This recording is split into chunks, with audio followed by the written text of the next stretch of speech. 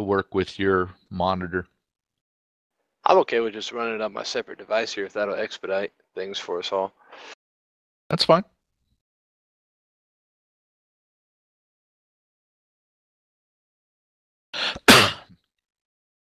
All right, I think we're going to get started here.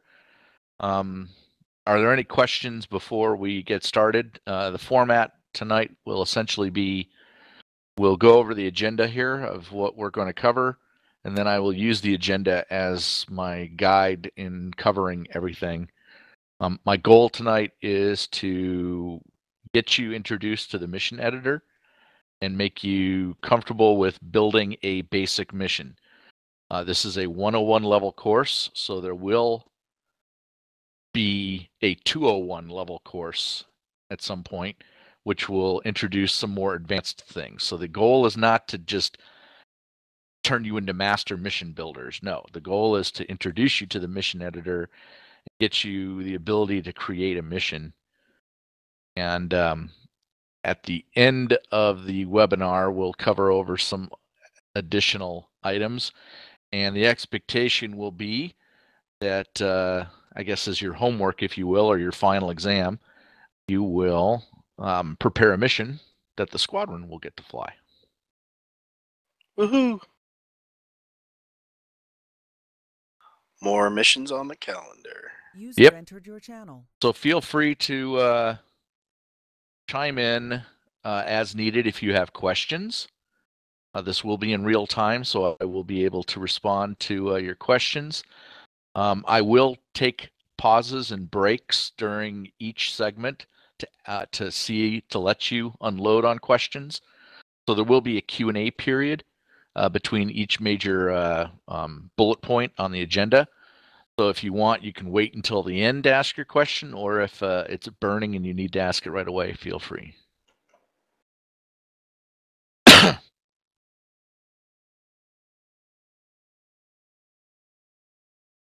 Flound Dog, we put all of the information that you'll need in a Hangouts, Google Hangouts IM.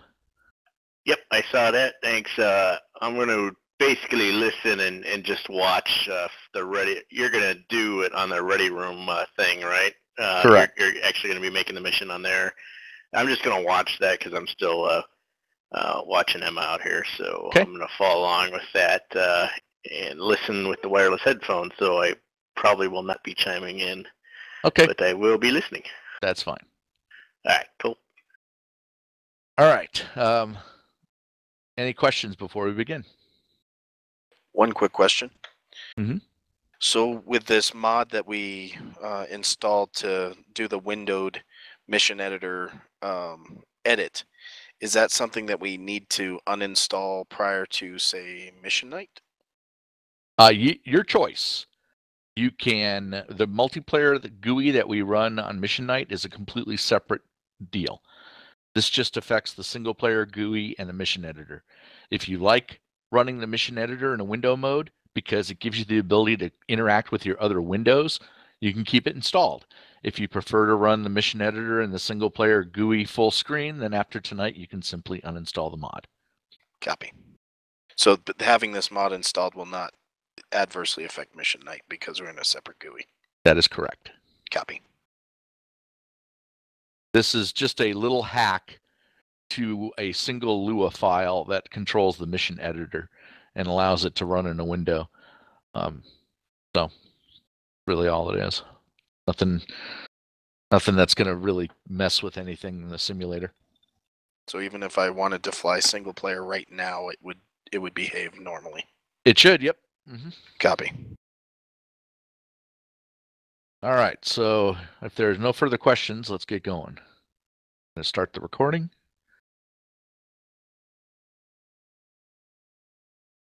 All right, thank you for joining us tonight.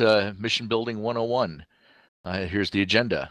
We will provide an overview of the mission editor interface. That includes all of the little toolbar icons to the left, as well as the menu options along the top of the interface. Then we will go into the steps needed to create a new mission. We will talk about the placement of multiple types of objects, ground, static, air, ship. We'll talk about how you can copy and paste things. We'll go into the details on what the air bases are like, how those work, spawning locations for aircraft. We'll talk about the advanced waypoint actions for units. And then we'll do a 101 level introduction into triggers. Triggers, you could spend an entire night talking about triggers. So this will be an introduction level to get you started. The 201 level course will go further into triggers. We will also cover mission weather and time of day, very important options when you're building a mission. Also the mission options, the general options for a mission and how to enforce them on the server. And then lastly, we'll cover a little bit about the reference library materials for mission builders that are out on our Dropbox, as well as the DCS manual that has a lot of information about the mission editor.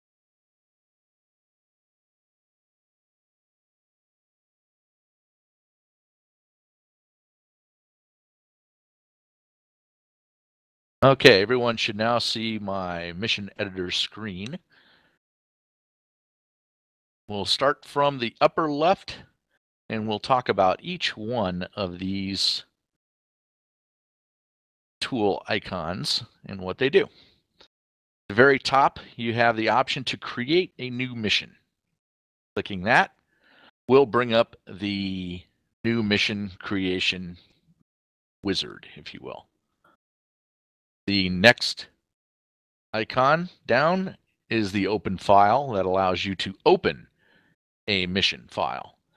By default, it will always take you into your saved games, yes folder, and the subfolder is missions, and all your missions will be in there.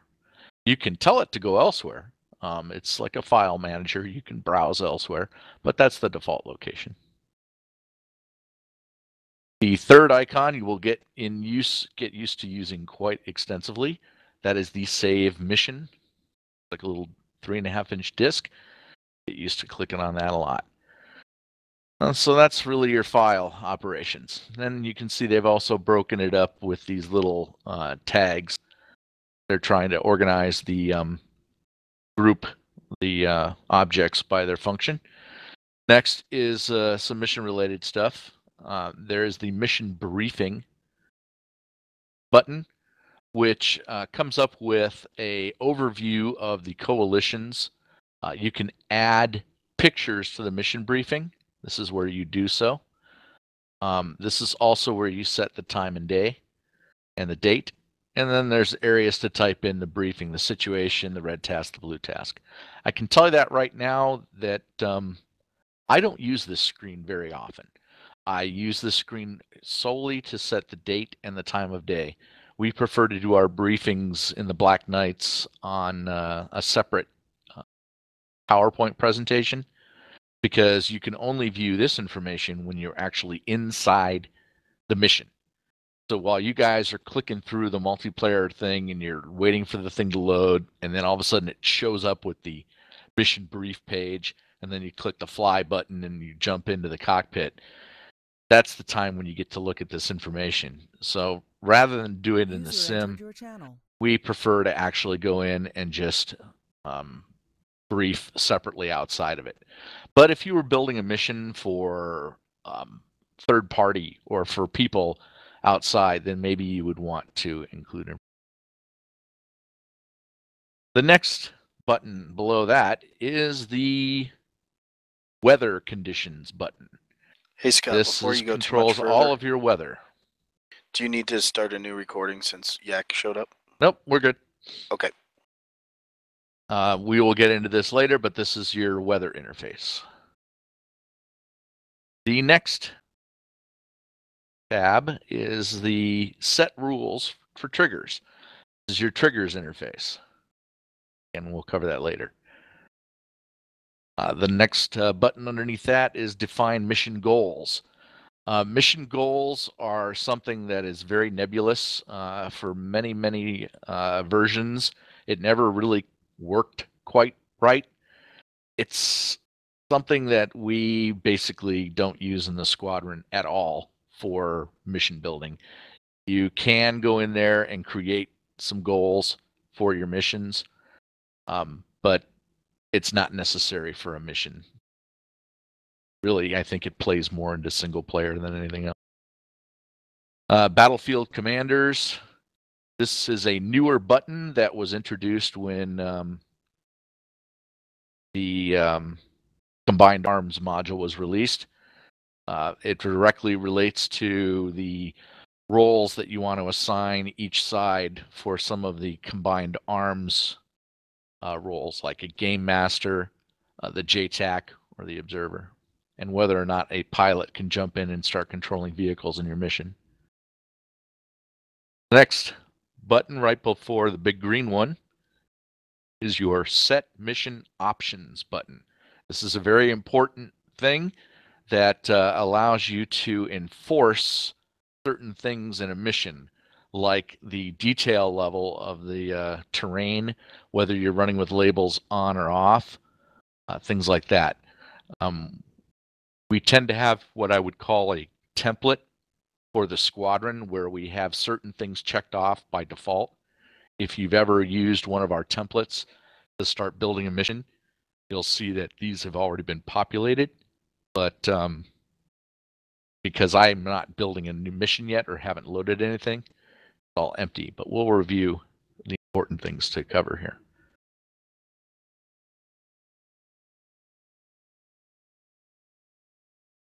All right, this big green button is the Fly Mission button. When you want to play test, that's what you would do.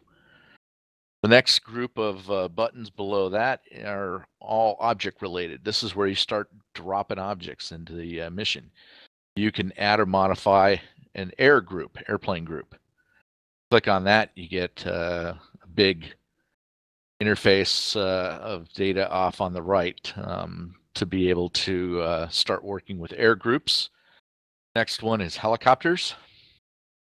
After that, ships. And finally, armor. They all have similar interfaces. The air units will look a little different than the ground and ship units because they have additional functions because they are air units. This thing that looks like a bridge, this is your static object. Much simpler because a static object is literally that. It's something that will never shoot at you. It will never do anything except sit there and look pretty in your mission.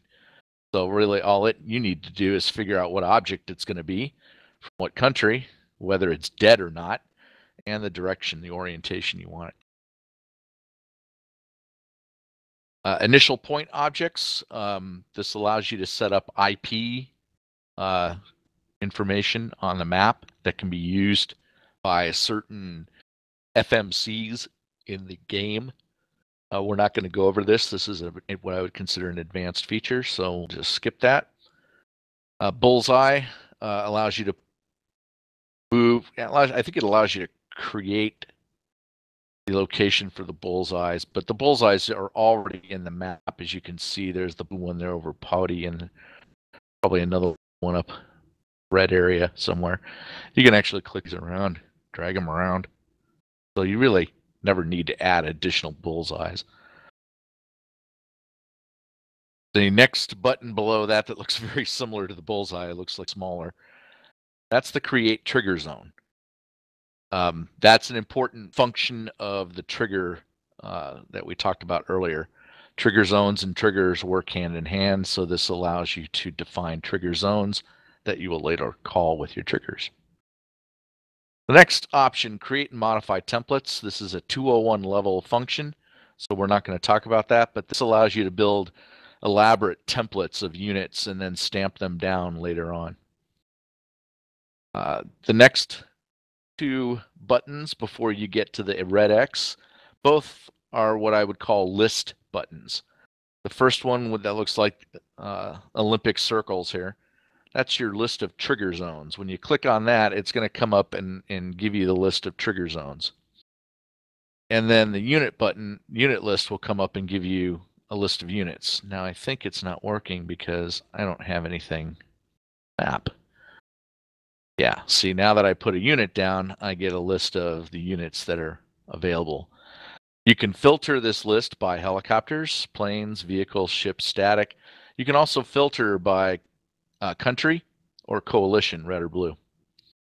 So if you're trying to find a specific unit in a mission that you've dropped 150 units in, it's actually pretty helpful to be able to turn on some of these filters, find the group that you want to work with, and the moment you click on it, it will highlight it, present its data tags off on the right data block there, all that information.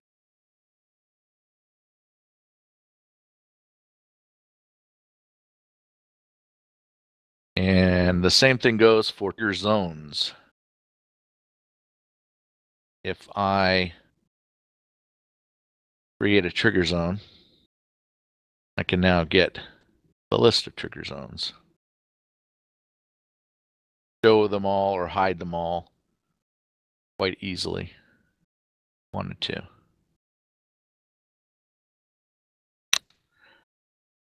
Okay, the red X.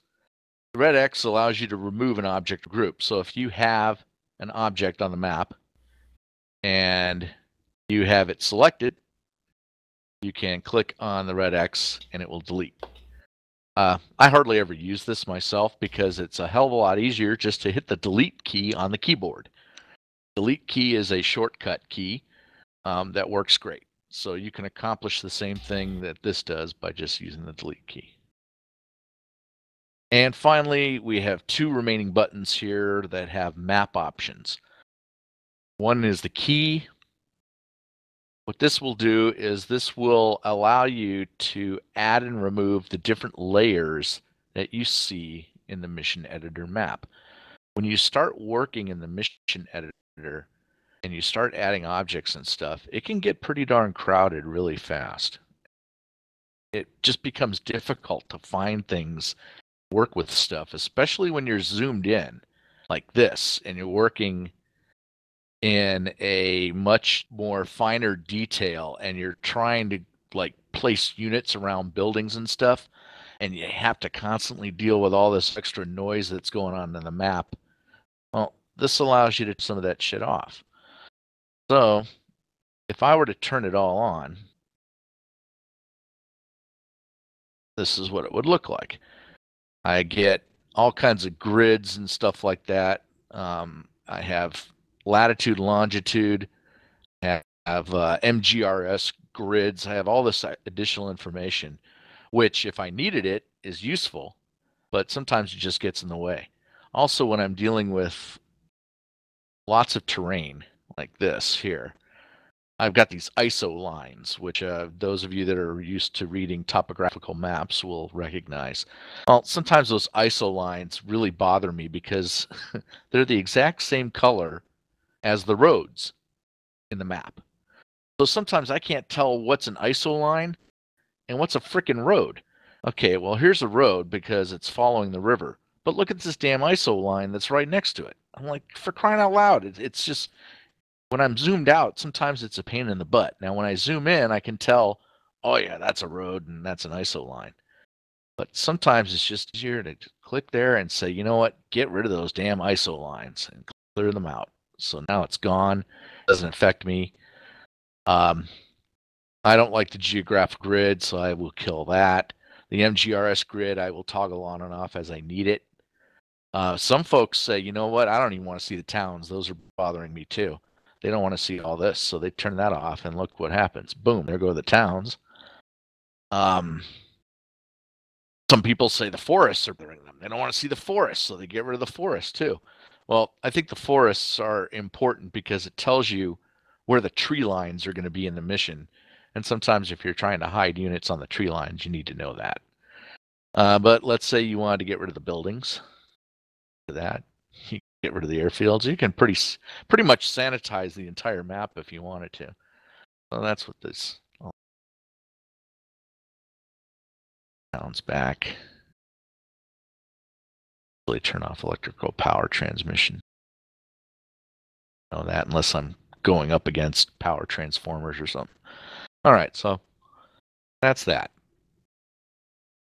And lastly, this final one down here is a ruler. One of the things that you'll start to learn to do, and this is probably something that would be covered in more detail at the 201 level, is sometimes you like to measure distances. You need to know how far it is from one location to another. Well, as long as I've got that tool clicked and it's highlighted, every time I left click on my mouse and move it, do a left click drag, I'm drawing a distance marker. Not only is it a distance marker, but notice the heading is changing too. So I'm getting distance and bearing from the point of origin by just moving around.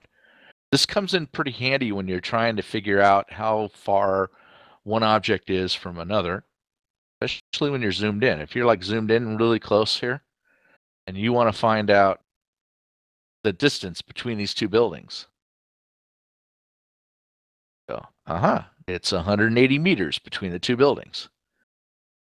Let's say you need to know the general heading that these buildings are facing. Well, I can draw my line and I can use it like a straight edge. I'll line it up with the building more or less and go, all right, looks like about 31 degrees, what the heading of those buildings are. So if I plop down additional buildings around here with the same heading, they'll all kind of look like they're all facing the same direction. So the user ruler is something that really, really comes in handy. You will use this a lot.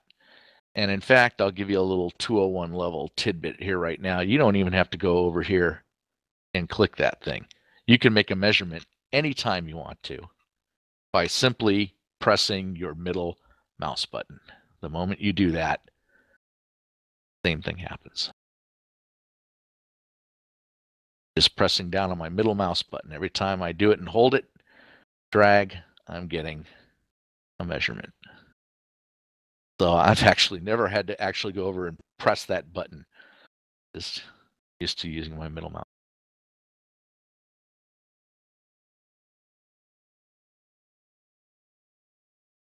Okay, there's a button down here at the very bottom, which is exit the mission editor.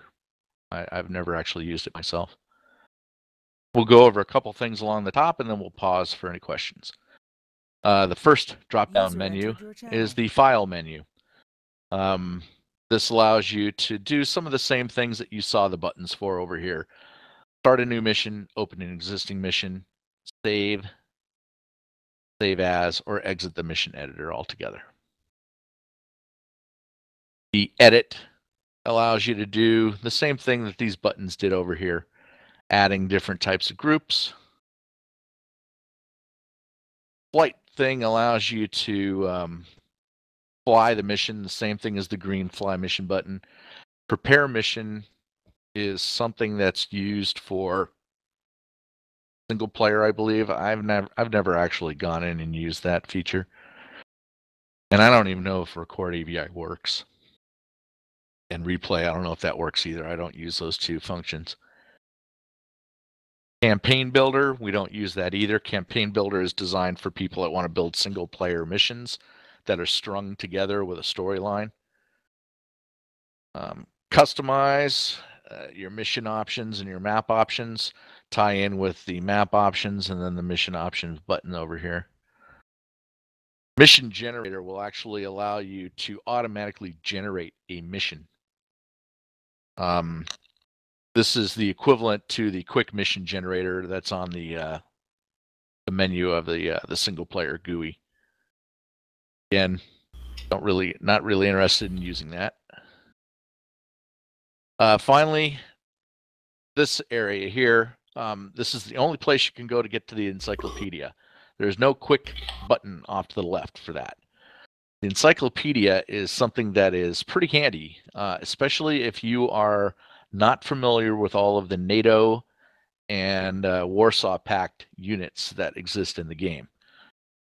It's all organized by airplanes, helicopters, ships, vehicles, weapons, and even all the buildings. And it's a complete inventory of most of the objects in the sim. It provides you with some details, some more than others. armaments, things like that. When you get into the vehicles, it does a pretty good job of explaining what the vehicle's purpose is for. In some cases, and like for the BMDs or the BMPs, it'll go into all kinds of detail on its armament. Weapons, if you want to find out what a specific weapon is, you can look it up. Here's our AGM-65 Delta. You can get TNT equivalent, which is your warhead strength. You can get some range information here. So it's a useful useful tool to kind of refer to. I use it a lot for the buildings when I'm trying to find a specific building I'm looking for. I get a picture of it at least. So that's the encyclopedia, only available from the miscellaneous option. Almost all the other things that are up here on the top are available from the little quick buttons on the left. Okay. Any questions about the overview of the mission editor interface?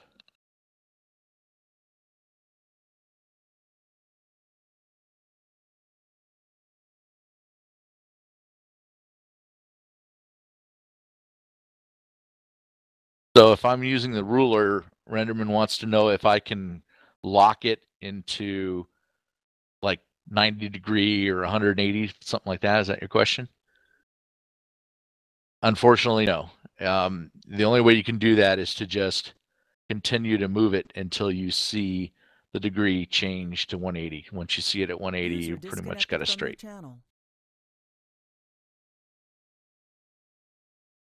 User entered your channel.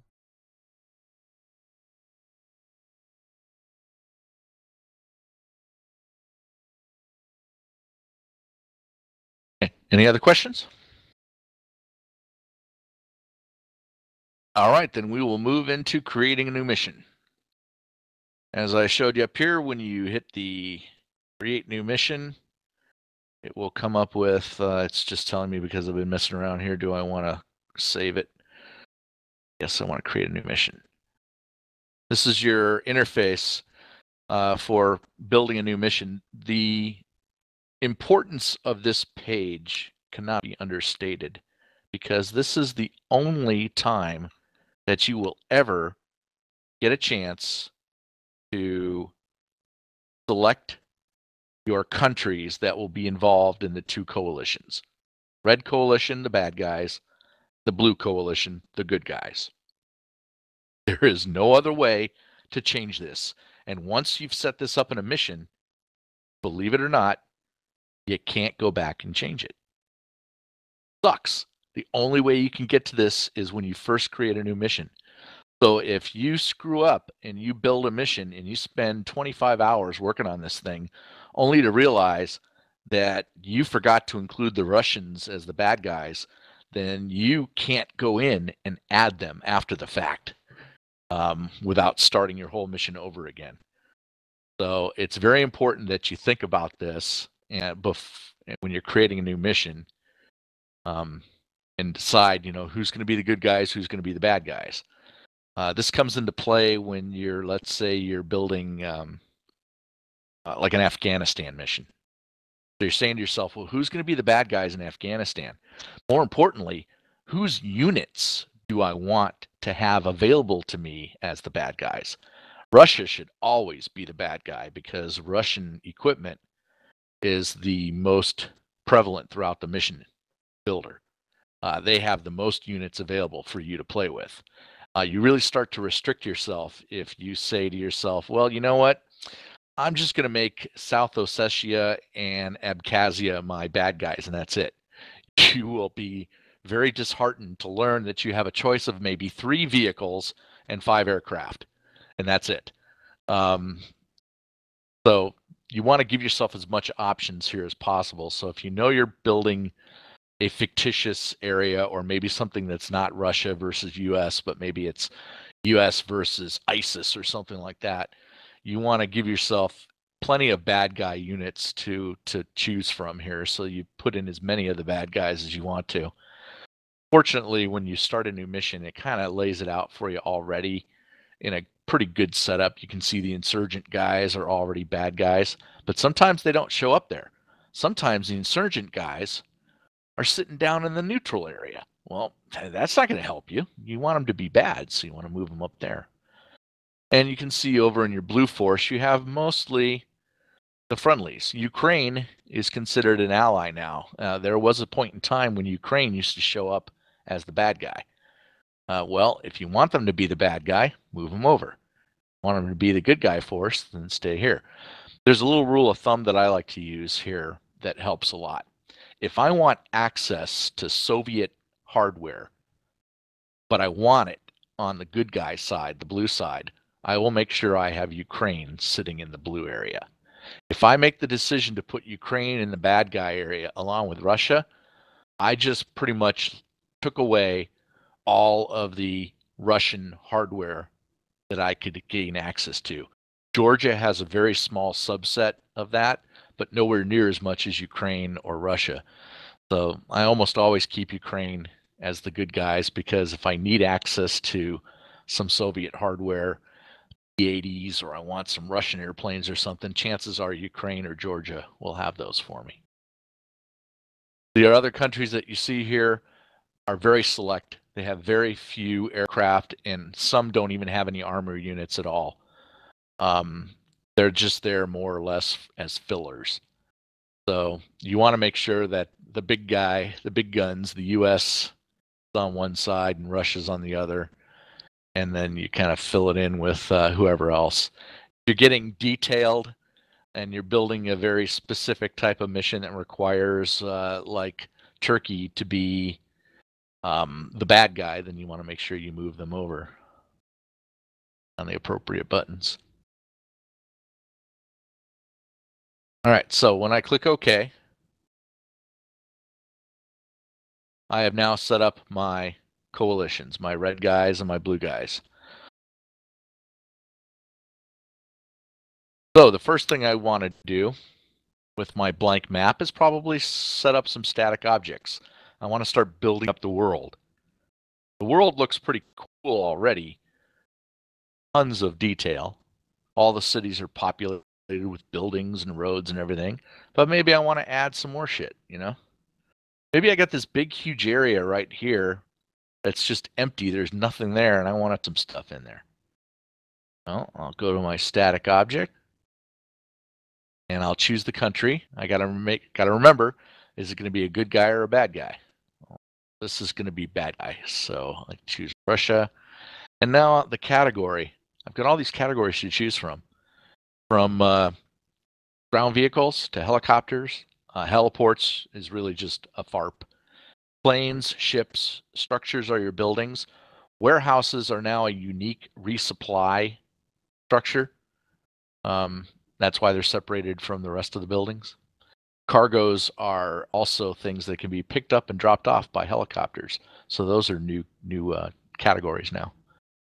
Let's say I want to put a building down, and I got all these buildings to choose from. That's a huge list. Well, how do I find out what the hell all this shit looks like? That's when you go and refer to the encyclopedia. Find out what subsidiary structure number 1 looks like versus subsidiary structure number 3. The naming convention used by Eagle Dynamics just sucks ass. It's terrible.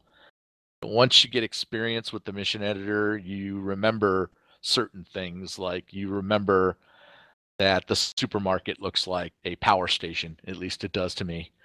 And you'll remember that the warehouse, you'll remember that the hangar for airports is actually called a repair workshop. So you remember some of these things after a while and can refer to them. But as you're learning, you'll be referring to the mission encyclopedia quite a bit. Or you'll be referring to a document we have on our reference library, which is a complete pictorial guide. It's like an encyclopedia in the form of a PDF. That comes in handy because you can refer to that outside the mission editor. I'm going to go ahead and put some structures down. I'm going to put down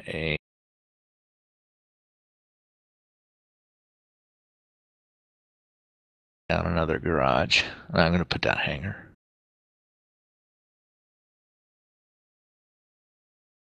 Okay. Notice that the item is highlighted yellow when I have it selected. It goes back to its, I'm sorry, highlighted white when I select it, and then it goes back to its default red, which is its coalition color when it's not highlighted.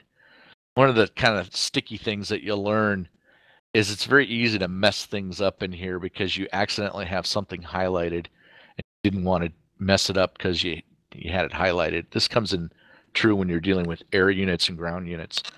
So one of the things you'll get used to doing, clicking off to the side.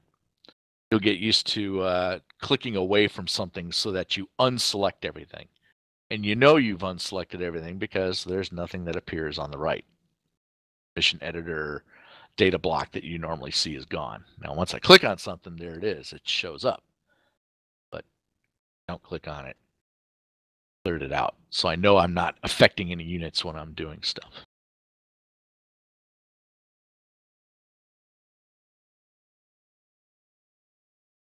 Now, remember how I told you about the facing of units? Well, notice when I stamp them down, these structures are all heading straight up 0 degrees. Their orientation. Well, if I look at the rest of the map here, that's not going to fly. Having a building that is facing this way is not going to look the same as all the other buildings, which appear to be facing about 20 degrees.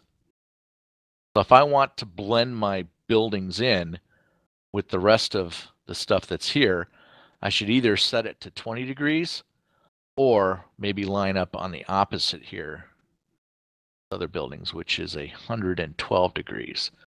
I can go in here and highlight this guy, click in the heading area and type in the number 20. Like this guy and type in. I could also have just as easily dragged this little compass rose around too, but I find it's easier to type the number in.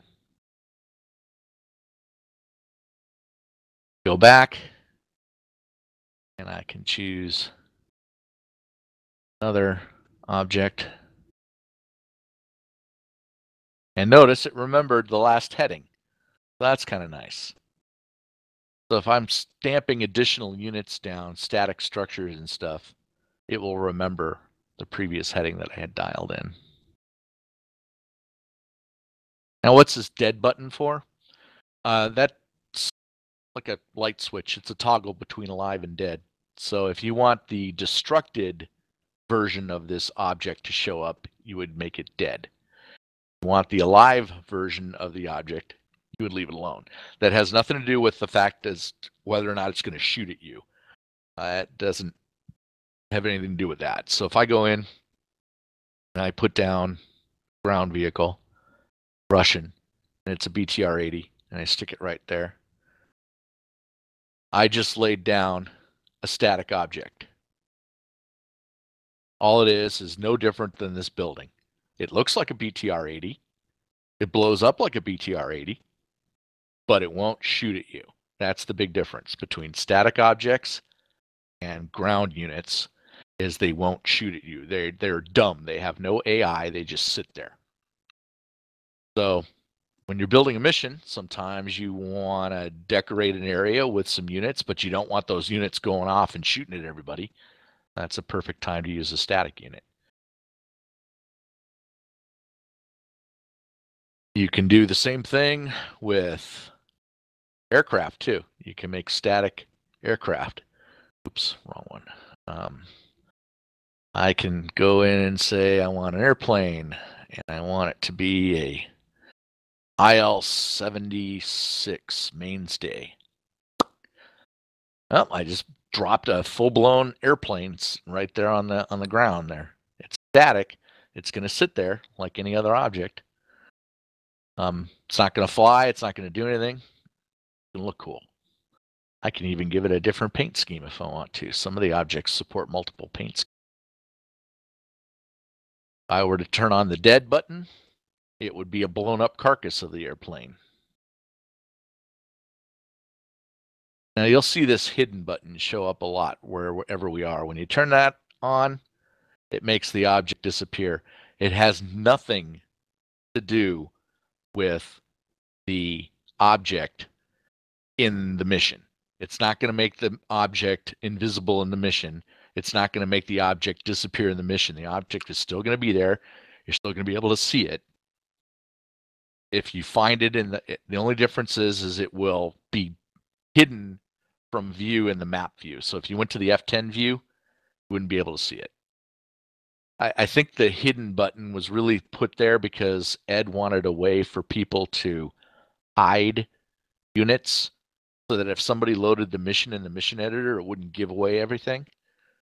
But it's such a pain in the ass to have to toggle and untoggle things at the unit level to hide stuff that I just stopped doing it after a while. I don't bother unless there's a specific need to hide something.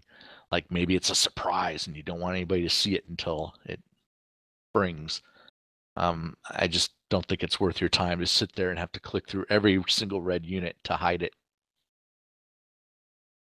All right, so now that we've got a few objects on the map here, we can go to the unit list and we can view it and we can see that I have 5 static objects for a total of 5 objects.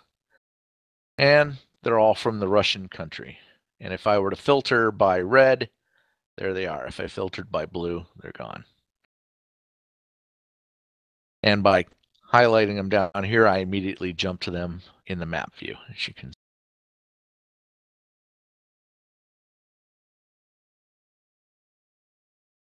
All right, so other things about static objects, you can zoom in the maximum zoom level that you have.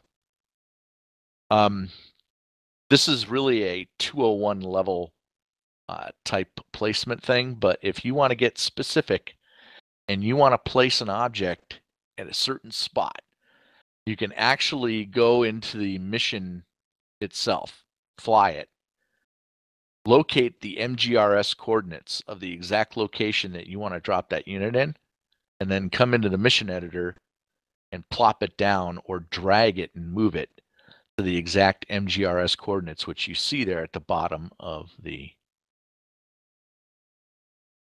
In fact, I should probably take this time to point out what all this information is down here at the bottom. Got your zoom level, which is 1/1000. You have the altitude, the current altitude of where the object is, or your mouse cursor. Then you got the MGRS coordinates. Notice how the MGRS coordinates are changing as I'm moving my mouse cursor around. And so is the altitude. Altitude is changing too. So I'm constantly being told what the altitude is above sea level, MGRS coordinates. Now that altitude is in meters. Unless you went in and changed your, in the mission options, you have the ability to go in and change the measurements from imperial to metric back. If you set your measurements in the options screen under the main GUI to imperial, then it would be showing you feet down here, not meters. I would recommend you don't do that because there's too many things in this sim that are metric. You're just better off sticking with the metric system the whole time.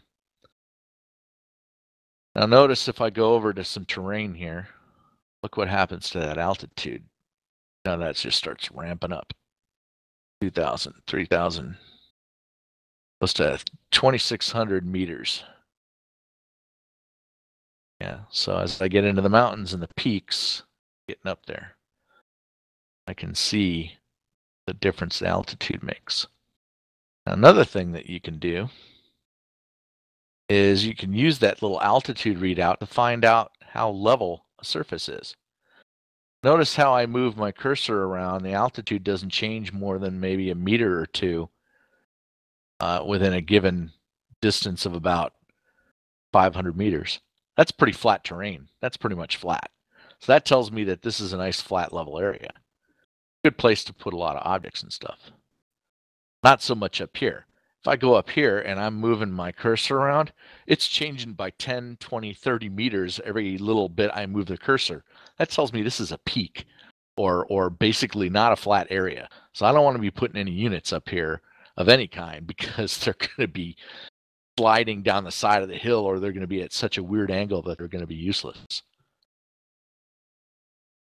So this readout of altitude is a great way, along with your mouse cursor, kind of do what I would call a site survey when you're looking to build a base or build an enemy encampment, or maybe just place some units down. Say, aha, I found a nice level area. This is a spot I can work with this.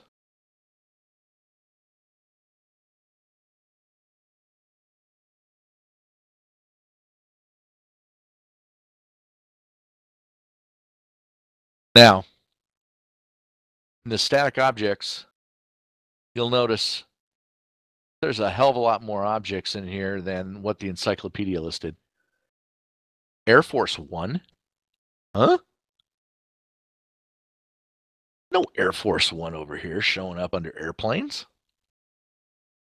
I don't see anything listed here. Well, that's because we're using a object pack that adds additional objects to the sim. So we've got a mod installed that's giving us a bunch of extra stuff. So that's why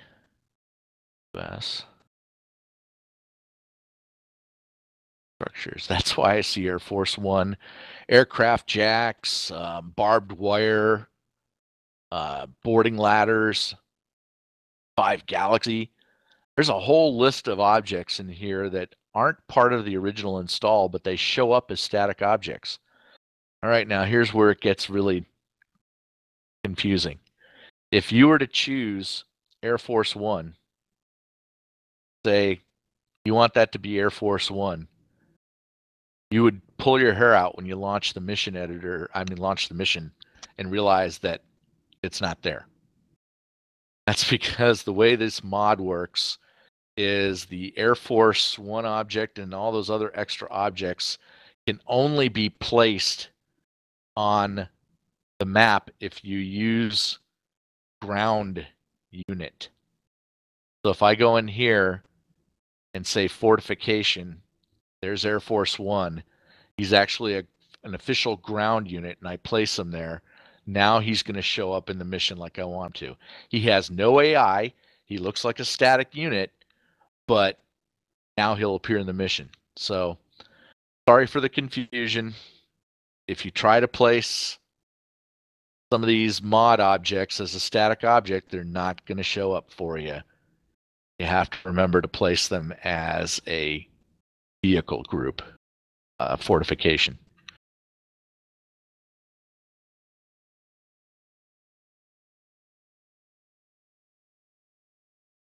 Now notice I can click and relocate these objects as needed. Change their heading. Can't put them on water though. Notice what happens when I try to cross a river. You get stuck. Won't go any further. And then jumps over to the other side. That's the mission editor basically telling you, hey, you can't place that shit on water. The mission editor is very anal about that. It will not let you place any objects on water. That goes for rivers, lakes, oceans, everything. If you try to get cute and do something like that, and try to stamp something down, let's say I want bunker, I'm just going to get a warning message telling me you can't do that. You got to place them on land. All right.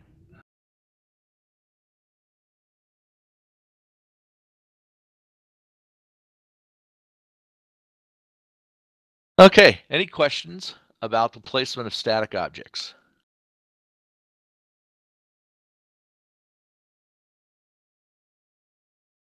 All right, we'll continue. Let's start adding ground units. Fun begin. Go over to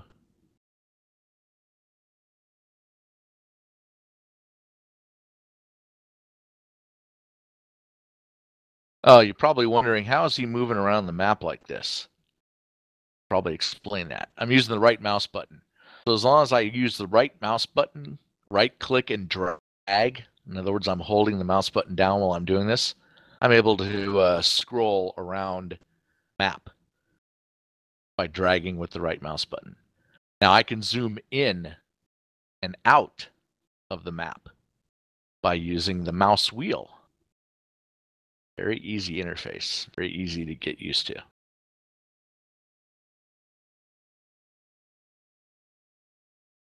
There we go.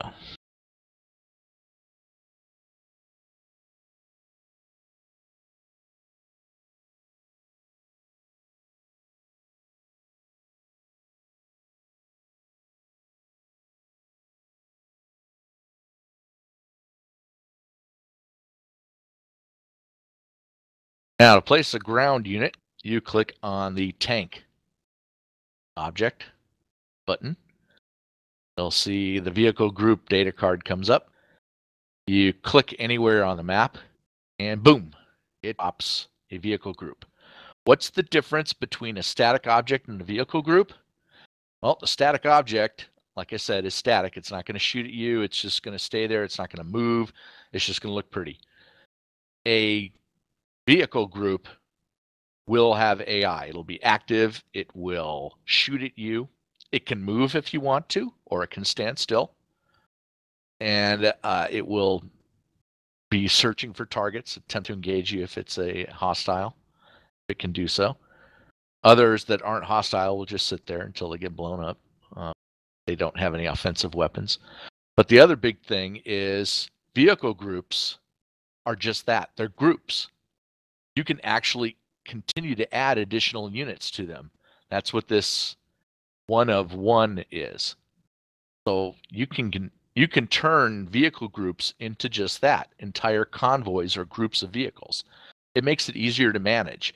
Unlike static objects, which are all on the map as individual objects, like up here, each one of these is its own little object that I have to deal with. Well, with groups, I can lay down 20 or 30 vehicles and easily manipulate them all just by clicking on the master and dragging all the groups around. So let's say I want to create an enemy group. So I'm going to choose Russia. Notice I can change its country allegiance at any time.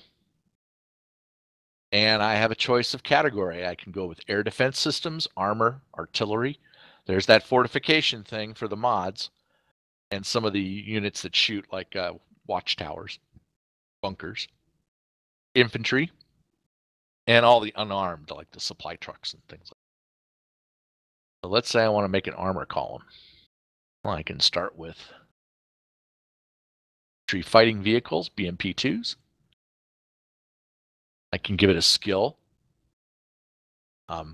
Excellent means this thing's going to be lethal. It's going to be able to detect you at its maximum range, begin attacking you, and its aim will be very good. And it goes downhill from there, high to good to average. Believe it or not, a lot of times I recommend you set enemy units at average, because sometimes they're just way too hard at excellent. They behave a little more realistically at average. They're slower to react. They're less accurate with their fire. So sometimes good to do that, unless you want to like have a combination group. You want to have some bad guys that are slow to shoot and some others that are really fast at locking on and shooting.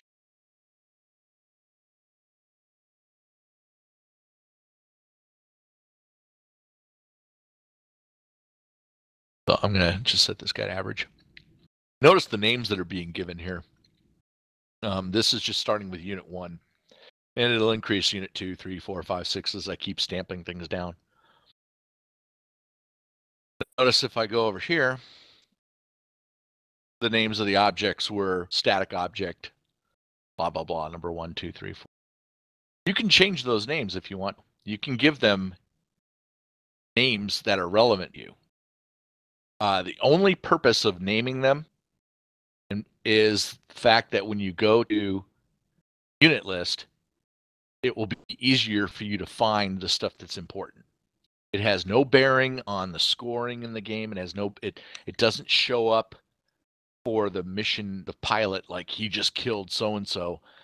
It doesn't show up that way. These are really just for mission editors' own purpose to be able to name stuff. I encourage you to give names to those objects that you're trying to keep track of that are relevant.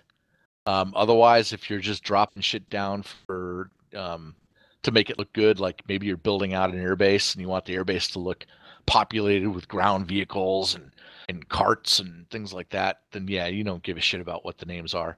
But my new vehicle unit that I just dropped down, well, maybe he is my maybe he's my my primary target. Maybe he's the guy that's the big leader. So maybe I want to give him a relevant name. Bad Guy 1. I want to do that. So I just named the entire group that. If I wanted to go in and name the individual units, I could as well. Let's say that I had a group, an air defense group. Let's say I had missile battery, and I had all my different missiles launchers, and then I had the radar. Well, maybe I want to keep track of the radar, so I might name the radar something different. That's where the naming stuff comes in for ground units. It's just for your own purpose, just to track things. So let's say I want to add some more units. I just click over here on the right, adding them. See how they start popping in? I can just keep clicking and clicking. Now, one thing I would advise you, be careful doing this next to a body of water, because you can end up running out of room to place the unit because it runs into the water. So if there was a lake down here, it would continue to add units until it hit the water, then you'd get an error message. You would have to literally relocate the entire group to be able to continue to add units, and sometimes even then that doesn't work. So be careful when you're creating new groups. Just remember that you can always relocate them. Now notice I clicked on the very first unit in the group. I dragged it by holding down the left mouse button. I'm able to move the whole thing around. All the other guys are basically in line here with it. So I've got 6 BMPs. Add a couple more. Okay, so I got 8 units now. Well, I don't want them to be all BMPs. I want 2 of them to be BMPs, and I want to mix it up. Well, I can individually select the units group, change them. So I'll select that one. I'll turn him into a BTR 80. So that's going to be where my troops are. And I'll click the 4th one, and I'll do this. Now I have 2 BMPs, 2 BTRs. Let's say I want some supply trucks. I'll click on the 5th guy. I can actually change category to unarmed. Transport.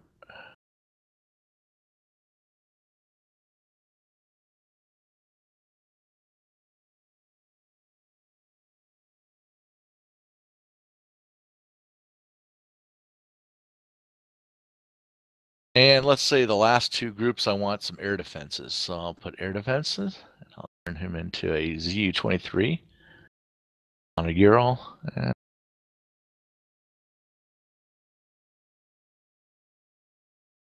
Okay, so you can see I was able to change all that up in that group.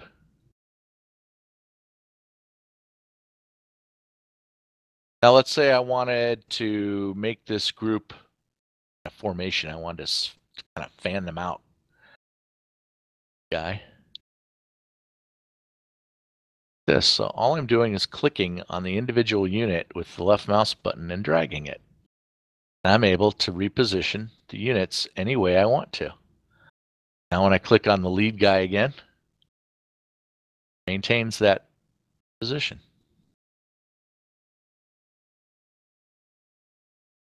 Now, as long as I haven't assigned these guys any waypoints, any pathing, they're just going to sit there. They're going to stay in position.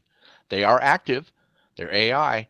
They'll look for you. They'll try to shoot at you, but they're not going to move anywhere unless they get attacked. If they get attacked, their default behavior will be to kind of like move a few meters away and kind of move around. spread out. Now notice as I point on each unit, it's still, each one, come on, is pointing at a heading of 0. So they're all facing north. Well, maybe I don't want that. Maybe I want these guys to be facing the ocean. Maybe I want them all looking that way. Well, measure. That's a heading of 248 degrees looking out that way. So I want these guys looking 248. So I type in 248 in heading. Which one? Or I can just quickly, I just want to be rough about it, just move the compass rose around, pointing them all in one direction. Oncoming threat direction, maybe. There they are. So now when the mission starts, they'll all be sitting there deployed along the tree line there. Because remember, this is a forest area. That's what that dark color means. And they'll all be heading and pointing out to sea there. Now, it's very simple, basic. I have just created a defensive position. These guys aren't going to go anywhere. They're not moving. But they're active, they're fixed, they're protecting that area. So if an enemy, if a blue unit flies into within these circles, they will be detected and then they will be engaged. I believe the outer circle is the detection range and the inner circle is the weapons range. I think that's what that means. So if I do a measurement on the ZU-23, you can see the inner ring goes to about 2.5 clicks. That's his range of his guns, 2.5 clicks. His detection range is 5 clicks. So when you fly within 5 clicks of him, he's going to swing his gun around and he's going to start tracking you until you get within his weapons range, and then he's going to up on you.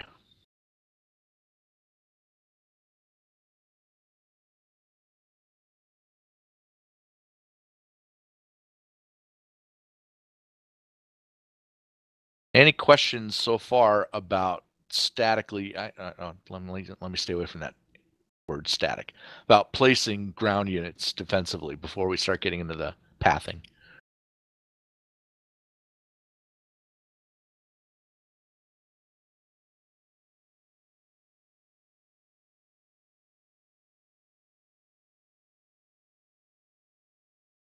Correct.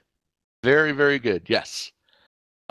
Very important that if you want to save yourself some trouble, as you continue to add units, they will inherit. So if I go to 9 units, look what that 9th unit just did.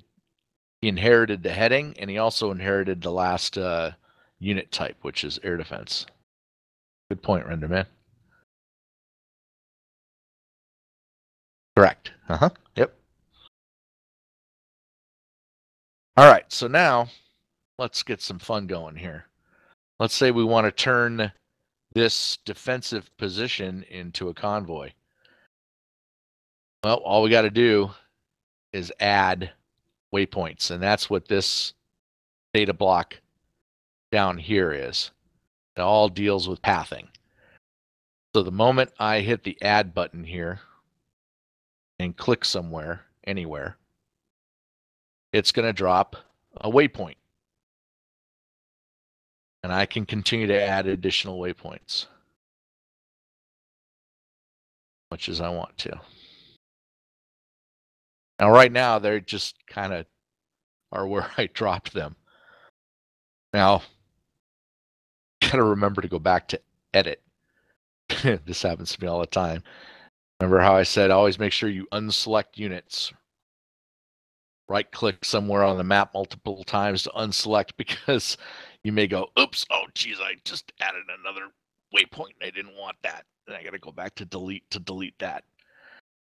So either unselecting or going back to edit, make sure that you're not going to continue to add more stuff down, more waypoints. Now, right now, they're just set to kind of go all over the damn place. right where I stamped them. That's because notice the type of waypoint that I stamped. It's off-road. So that means literally this entire group is going to follow the line as much as they can. Well, look where this line is going. It's going over water. So what's going to end up happening is the group's going to get to the river, and it's going to go, oh shit, we can't cross the water, and it's going to go, and it's going to try to follow over here, and it's going to get all lost, and it's going to get stuck in the buildings, and it's going to be ugly. So why don't we have these guys follow the road? So we're going to go ahead and turn the type of waypoint pathing to on-road. Well, look what happened. They just all got in a nice big formation line right on the road, except for the leader guy. He'll actually straighten out when I change. So I'm going to go to each waypoint, and I'm going to go on the road, and look what happened. The moment I did that, the line, the nice clean line, snapped to follow the road all the way.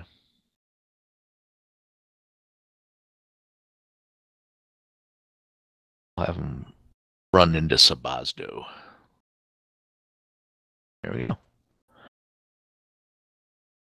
And why are you still doing that to me? Dude.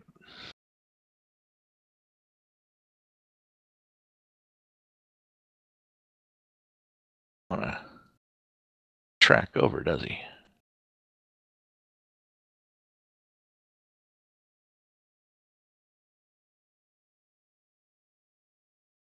There it goes. Now he finally locked in.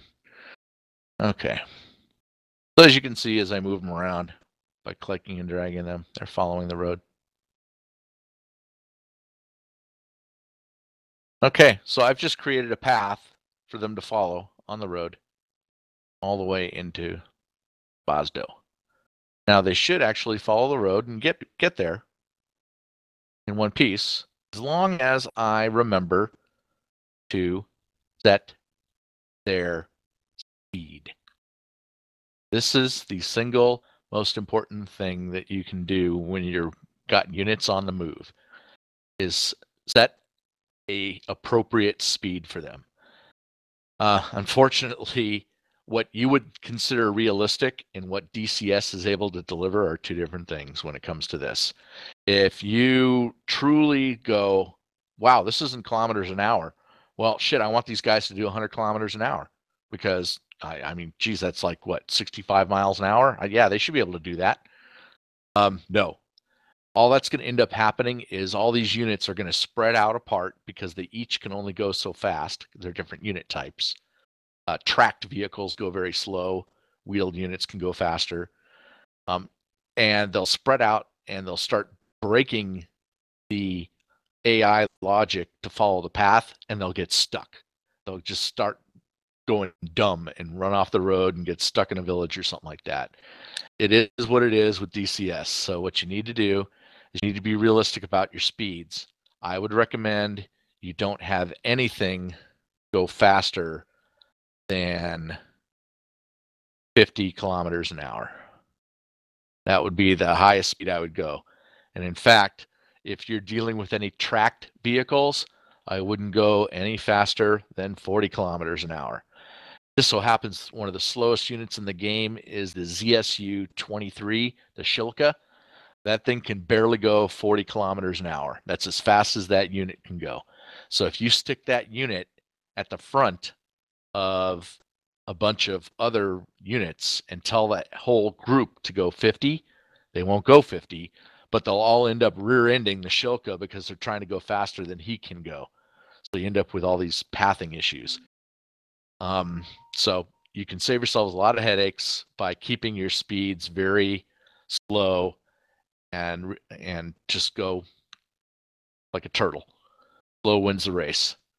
40 is great. If you're doing a lot of off-road stuff, slowing them down to 30 is probably even better.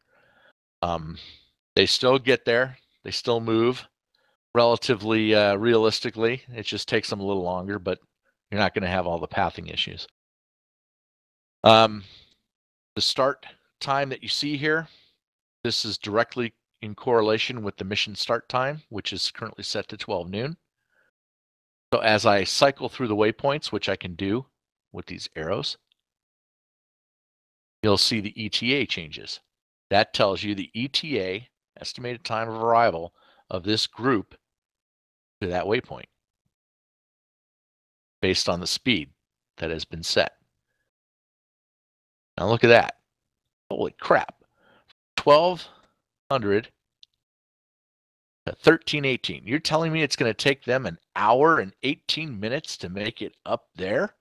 Well, yeah, because what did I forget to do? I forgot to change the speed for the other waypoints.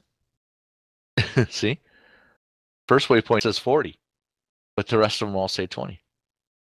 So I got to change that. Remember that little tip that Renderman pointed out about inheriting things? Guess what? It works for waypoints too. So what I'd recommend you do when you're laying down waypoints is set your speed first. Then all your subsequent waypoints will inherit that speed. Go in and edit it. Now look what that did for the ETA. On the final waypoint, the ETA is 12:39. So now it's going to take about 40 minutes for the group to travel all the way up over to its final destination up there. Now that ETA helps me for mission planning. If I know it's going to take the group 40 minutes to make it up there, maybe I want to plan my attack of my allied unit to attack it while it's down in the village of Poti. Well, that's about halfway there. So that means about 20 minutes into the mission, they're going to be in this area. So I would time my arrival of my allied flights to happen around the same time, and that's where the action will take place, where the ETA comes in handy. Now let's go over a couple of the other pathing choices that you have here. In addition to off-road or on-road, and by the way, sometimes it might be necessary to go off-road. In fact, sometimes it might be necessary to go off-road while you're on a road. You might have to draw some waypoints along an area here because you need the units to kind of more or less travel the road, but for whatever reason, it's not working when you have them on the road, so you can easily turn that to off-road too. The rest of these options have to do with formations. The groups can travel in specific formations if you want them to, all off-road. They can go in line abreast, cone, V, diamond, echelon, left, right, or custom. I'm not going to cover custom. That's a 201 level type deal. You can delete waypoints, add additional waypoints. We will discuss this entire topic of advanced waypoint actions later. We'll also discuss some of these options up here later too. These relate to triggers. That is essentially how you place a unit on a group of units on a map. Now,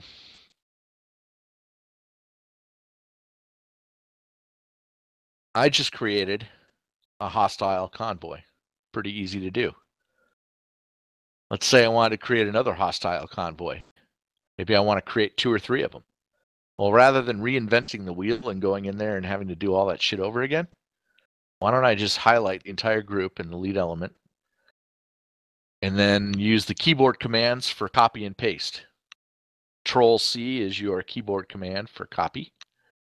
Control-V is your keyboard command for paste. So I'm going to do Control-C on this group while it's highlighted. And I'm going to go somewhere else. And I'm going to paste it down. Paste it over here. Right after that village. Right there. That's where I'm going to do it. So I just cursor where I want it.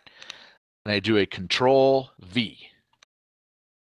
I just made an exact duplicate of that last group, complete with its waypoints and complete with its complement. Same type of units, same order.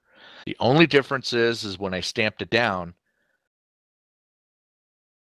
it hasn't snapped to the road yet. That's why it's kind of looking all goofy. The moment I just tell it to snap to the road, it will do so, like it did. So I have to kind of go in here again and just drag the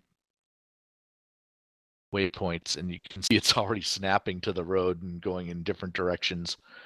Maybe I want it to go down here instead. See how easy that was? So in all of a minute, I've created a new threat, an additional group. So after maybe 5 minutes, you can populate an area with 3 or 4 convoys and get yourself a mission. They're moving, they're shaking, they're going to shoot at you. Good times. All right. Any questions on ground units? Notice that the name of the group was changed to Bad Guy 1 number 001. This is the mission editor automatically putting a suffix after the name if you don't give it a name. Well, if this is one of my targets that I kind of want to keep track of, maybe I'll just go in and call them Bad Guy 2.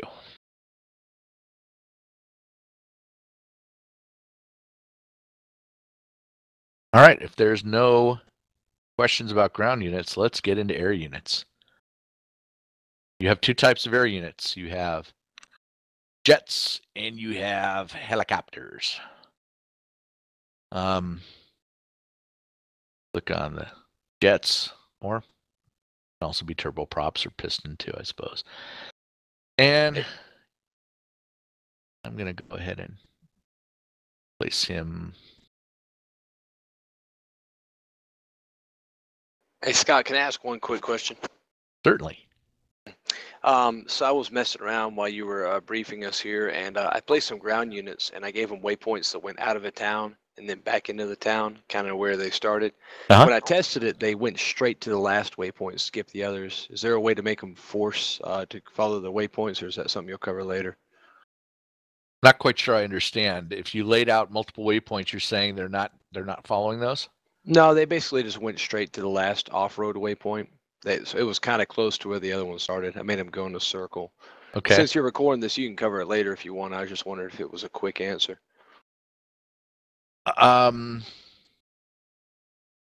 So in that situation, what I would probably do is I would click on the waypoint, and if it's off-road, I would just double check that it's off-road, and I would drag it to a different position and kind of just reposition the waypoint and then see if they actually track the way they're supposed to. Roger that.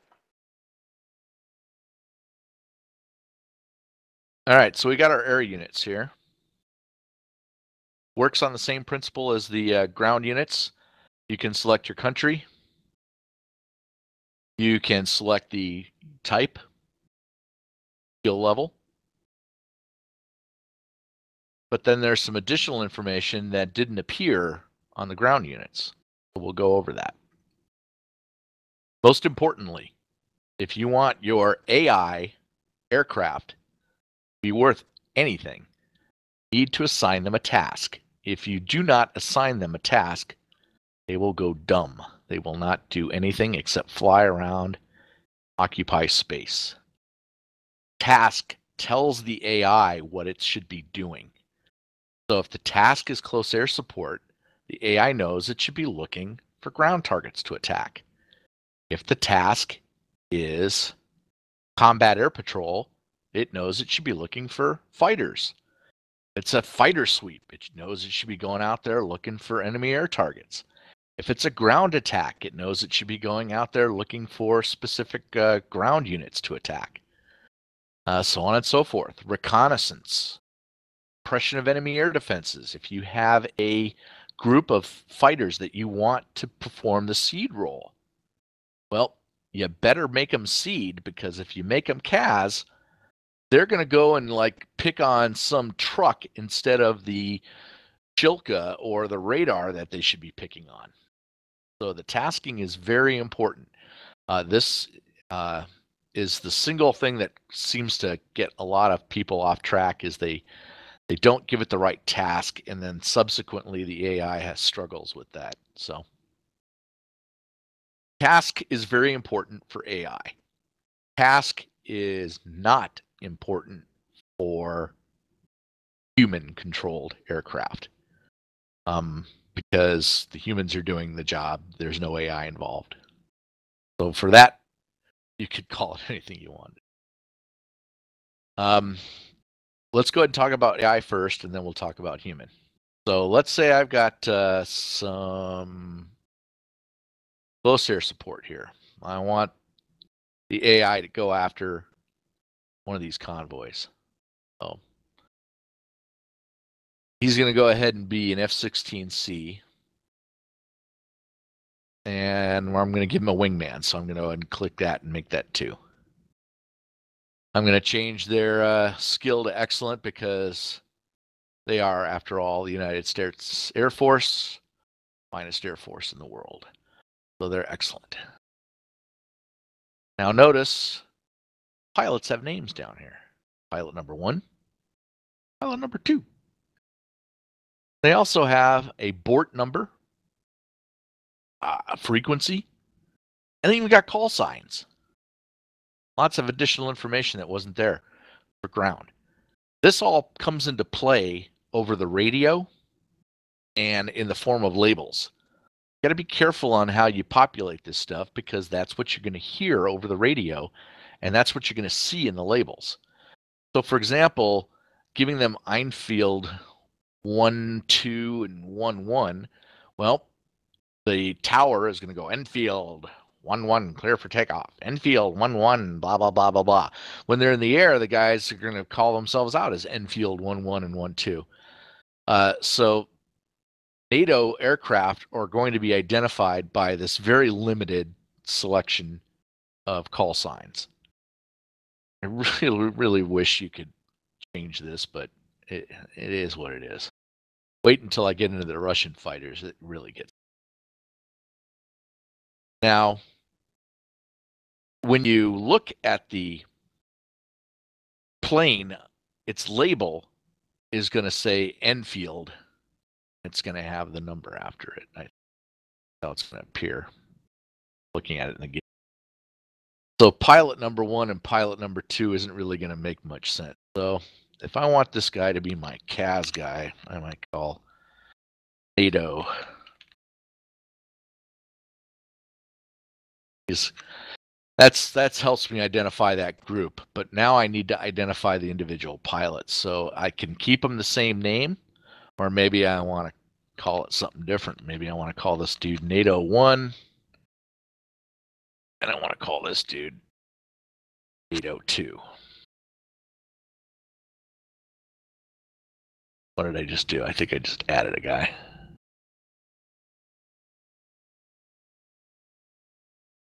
Okay. So now I can at least refer to kind of track who they are in the unit list. Again, going down here. Look how I can easily find this shit while you use some names.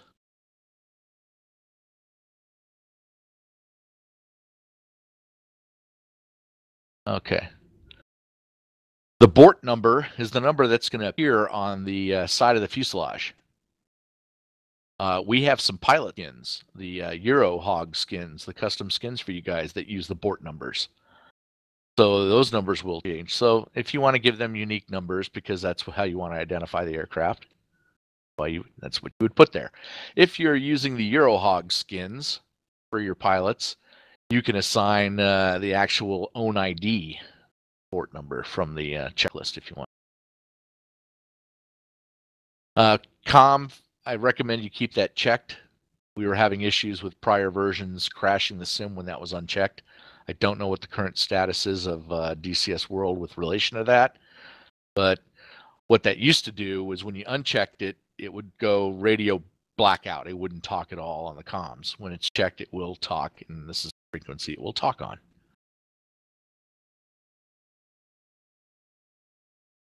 We'll cover this stuff hidden on map. We already talked about what that is, but we'll cover late activation when we talk about triggers. And we'll talk about advanced waypoints when we talk about triggers. Now, what's left? Well, we have this data block down here to work with. Again, waypoints. assign points.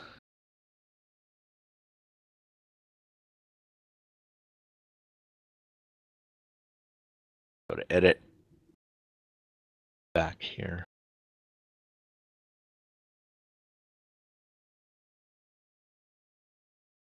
Okay, so he's gonna fly and he's gonna head towards these bad guys. And because he's already set up his close air support, he's gonna automatically attack those guys. I'll talk about that later. That's under advanced waypoint action. Now, what else do we have to do? We gave these guys a path to follow. Well, we got to give them altitude and speed. So you got to decide how high or low they're going to be, and what speed they're going to fly at. 500 kmh is typically a pretty good speed to give most aircraft that are jets. Altitude, you can decide by default it's above sea level, but you can also go to AGL. So if you want these guys to like be hugging the ground and you want them to be no higher up than 500 feet AGL or 500 meters AGL, well, you would set it to AGL. Change that to 500.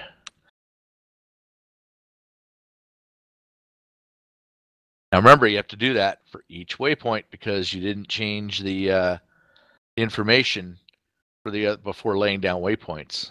So do that for the other ones.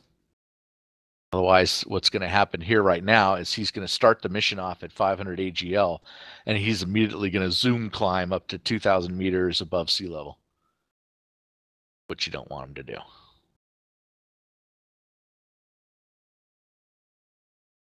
So different ways to control stuff.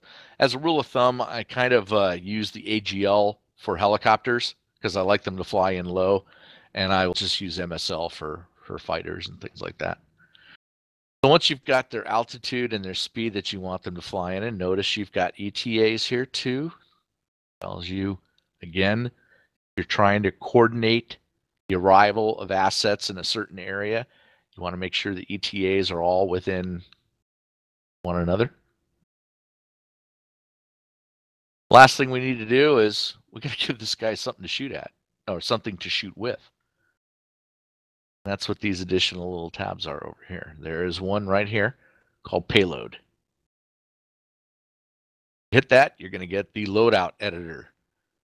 Because you chose close air support as the task, immediately provided typical close air support loadouts that have been set up for this aircraft type. Now, if you don't like any of these, you can change them. You can create a brand new one and go in, add whatever you want as the loadout. Keeping in mind that you want to try to be symmetrical. Try to keep the loadouts the same on both sides. So you can go and create your own, or you can use existing ones. But you want to assign it some weapons that it can use if you don't want to send it out empty. And you can control its fuel loadout, its chaff and flare loadout, its loadout for its gun. All that can be controlled here. And you can even pick the livery that it's going to use, the paint scheme. Now, let's say that this is an Aviano Air Base. So all done from there. So now when you start the sim, he'll be loaded out with the appropriate weapons.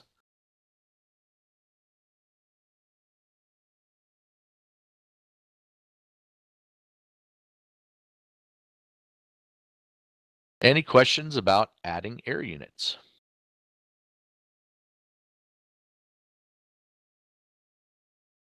All right, let's jump into ships. Just be careful about adding F-16s. They have a faulty texture to them. Hey. Yeah, I noticed that. Is that where the pods stick out all goofy? Yeah, so I know that's... Play ships on sea. Yes, you got to, don't you? Ships are really no different than ground units. Very simple. You choose the type of boat it's going to be, from the country that it's going to be from, and you give it a set of waypoints. I'm going to dial the speed in first, 20, make it like maybe, 30 knots. And then add. Same thing. And it's going to steam along that course. Give it its skill level. Give it a name if you want to. Pretty basic. If I did not put down a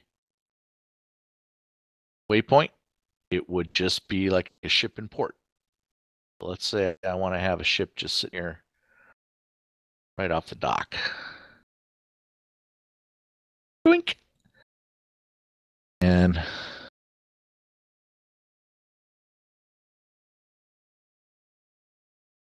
oops. 336. And because he has no waypoints, he will just be floating there at dock.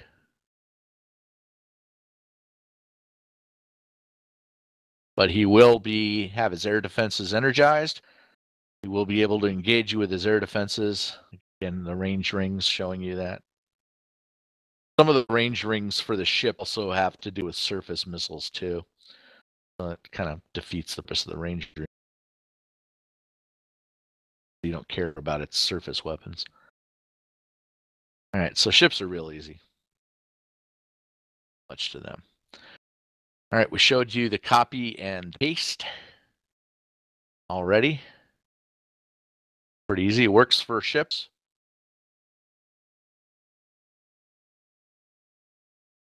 Like that. By the way, if you want to make a really cool formation of ships, let's say you're making a United States carrier battle group. Start out with the pride of the fleet, George Bush.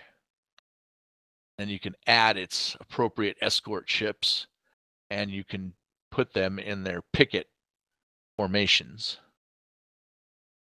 Side. Make one the Normandy, and the other Ticonderoga. I'm sorry, Oliver Hazard Perry class, and they will stay in that position and follow the same path. So basically, cruising in formation.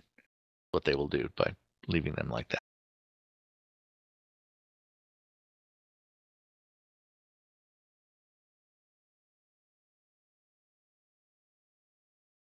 Okay, let's get back to our air unit. And let's talk about air bases. This is a perfect one, Cobaletti. Okay. Air bases themselves, when you click on it, it will show you the status of the air base. It'll show you the frequencies in use for the tower, its name, and its coalition that it belongs to. You can take ownership of an airbase per coalition by changing coalition, and it changes the text from blue to red.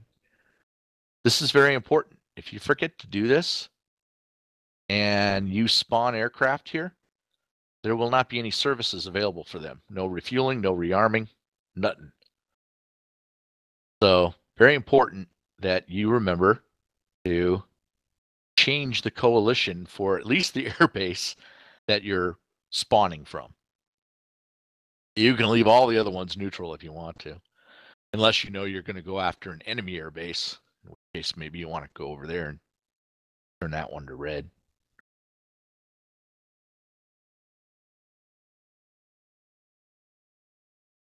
Yeah, they default to neutral.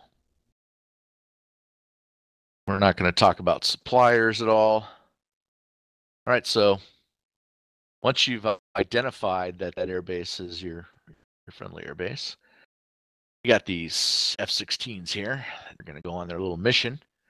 Well, maybe you don't want to start them in the air. What you just did here, this is an air start. The moment the mission starts, they're cruising along on their flight. Maybe you want to have them take off from Kobuleti first. Okay. How do you do that? Well, as long as they are within the vicinity of an airbase, we'll put them somewhere nearby like that. You go over to the type of waypoint. Now, for ground units, your waypoint type was off-road, on-road, and then there was formations. Well, for air units, it's a turning point, which means it's just like a steer point. A flyover point means that you're forcing the aircraft to actually fly right over that point before it makes a heading adjustment. Trust me, there are reasons sometimes that you'd want to do that, but mostly you're just doing steer points. But look at the last three choices that you have. Take off from the runway, take off from the ramp, and take off from parking hot. Those are exactly as they are described. Take off from the runway will have you start up at the runway. Unit will be there with its engines running. Pretty much it got takeoff clearance. So within 10 seconds, it's going to throttle up and begin its takeoff roll. Takeoff from the ramp is your cold and dark cockpit start. Finally, takeoff from parking hot is a newer feature that was added recently, which allows the aircraft to start up at the ramp with its engines running. Basically, it's like you just put the checklist away. Everything's online and running. You're ready to begin your taxi. So we usually like to do takeoff from the ramp, cold and dark. Notice when I did that, what just happened? The aircraft just jumped to the airfield, and not only did they do that, but they staked out a little parking spot for each of them. Look at that. Okay, well, how's that work? Well, when you click on these guys, notice the PRK is next to the type of waypoint. These are the parking positions for each airfield. And some airfields have more than others. But as you select the number, aircraft begins moving from parking spot to parking spot. This is how you assign individual aircraft their ramp position. Obviously, you want to have these guys kind of start next to each other, right? I did 2 and 3, and there they are. That's where they'll spawn. Cold and dark. Begin their startup, and they'll taxi to the active runway and take off. Some of the parking spots are different. If they're in a shelter, if they show up in a shelter, they will start up inside the shelter. If they're on the ramp, they'll be in the ramp. The bigger revetments here are also available. Now, depending on the size of the aircraft, some parking spots become no longer possible.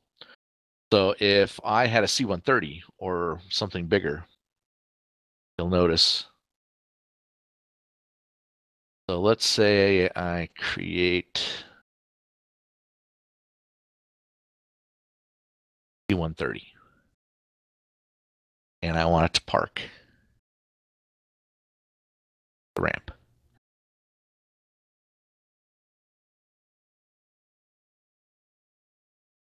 Notice my list of available parking spaces just got reduced pretty drastically. There's only a couple spots on the airport here that will actually fit my Hercules ass. So that's what some of the bigger revetments are for. All right. If I place a aircraft, like I just did the C-130, at an airfield and put it cold and dark, take off from the ramp, what do you guys think it's going to do the moment the mission starts? Start engines? Yep, it's going to start engines. It's going to off to the active runway. It's going to make it out to about maybe a click or two, and then it's going to say, okay, time to land, and it's going to come right back around and land. Taxi back to the ramp. Because you gave it no orders, you gave it no No waypoints, no nothing. That's what it's going to do. It's just going to make a big orbit and land. So if you want the aircraft to actually go somewhere and do something, you have to give it a task and you have to give it waypoints so that it'll go do it. If an aircraft reaches the end of its waypoints, like the F-16, and it just stopped. Notice I don't have any more waypoint for it. It will continue to carry out its mission until it's run out of ordnance, Winchester, or it becomes bingo fuel. And then it will immediately return to the nearest friendly airbase. So I did not have to go through the trouble of creating a bunch of additional waypoints telling it to come back and land at the airfield. It's going to do that automatically. It's just the default AI behavior. So I don't have to go through that level of granularity. I can if I want to, especially if I don't want him to come back there. Maybe I want him to fly and attack that group. Maybe I want him to go land all the way over in Gudada. Well, if that's the case, I want him to do that. Then I'm going to have to create more waypoints for that guy. So I got to add more waypoints. And then on that last waypoint that's by the airport, I have to turn that into a landing. And it'll immediately lock into that airfield like it did at Gudada up there. And we'll land. Now, you need to be careful between the last waypoint before the landing and the landing. You need to be careful about that. You want to make sure that that's not too far apart. Recommend you keep it within 20 clicks of the airfield, 20 to 30 clicks. The reason being is it will fly its normal routine all the way up until it hits the waypoint prior to landing. And then the behavior, the AI will kick in and go, oh, I'm in landing mode, go completely dumb, switch on all its lights, and begin landing. Once it's in landing mode, it's a sitting duck. So if you're trying to land AI traffic in a hostile environment, you don't want to have them go dumb 50 clicks away from the airfield. You want to kind of have them do that a little closer to where they're going to land.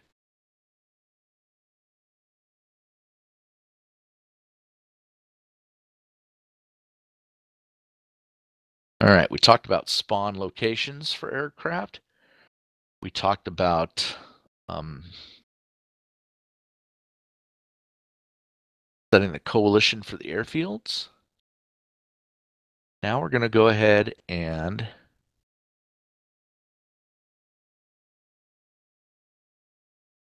talk about the advanced waypoint actions. I'm wondering if I should go over control. No, we'll save this for the trigger because it deals with triggers. For now, as I've shown you with these aircraft, by placing them on the ramp and saying take off from ramp, they're immediately going to begin their startup procedure, power up, and begin taxiing the moment the mission starts. But there is a cool way to have aircraft sit at the ramp, wait, triggered, wait to be brought alive, so to speak. They're sitting there at the ramp, they're waiting for orders to scramble. Maybe they're in an alert 5 group and they're just sitting there waiting, and then once the alert's given, they start firing up their engines and they head out. There's a way to do that in the mission that's very realistic, so you don't have to have all your planes taken off from the airport at the very beginning of the mission.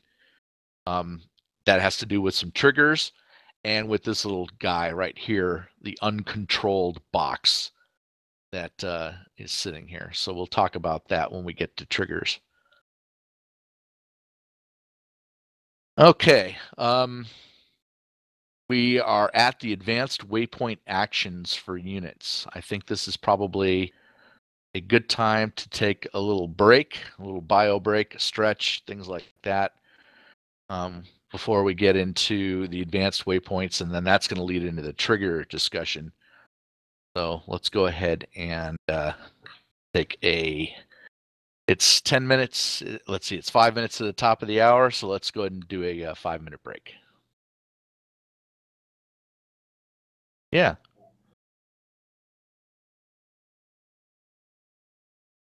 User disconnected from your channel.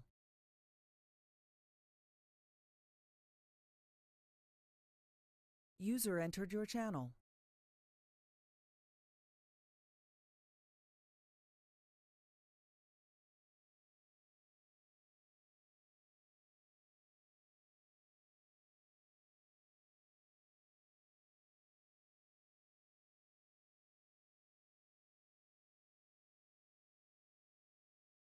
So you're talking about the ability to synchronize events so that everything arrives at a certain point at a certain time, right?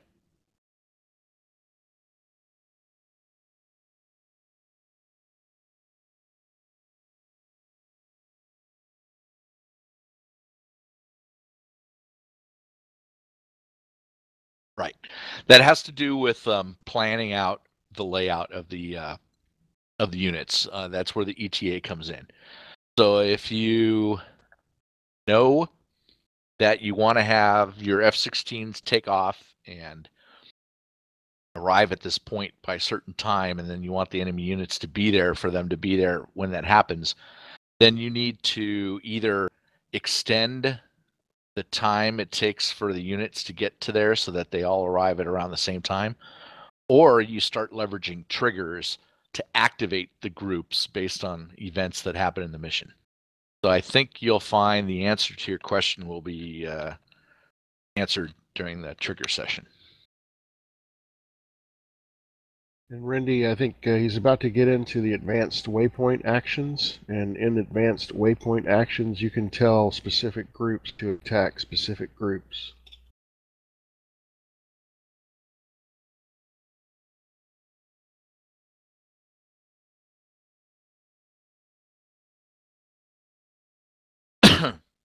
How am I doing so far? Am I going too slow for everybody? Am I going too fast? Is the pace about right?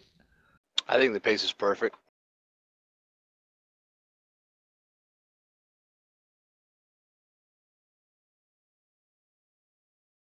Okay, cool.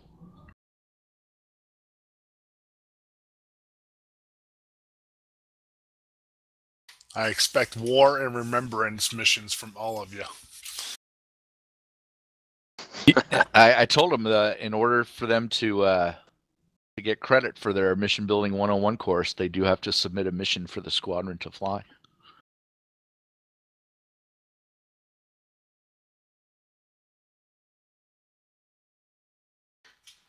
But there has to be a Japanese battleship in your mission, though.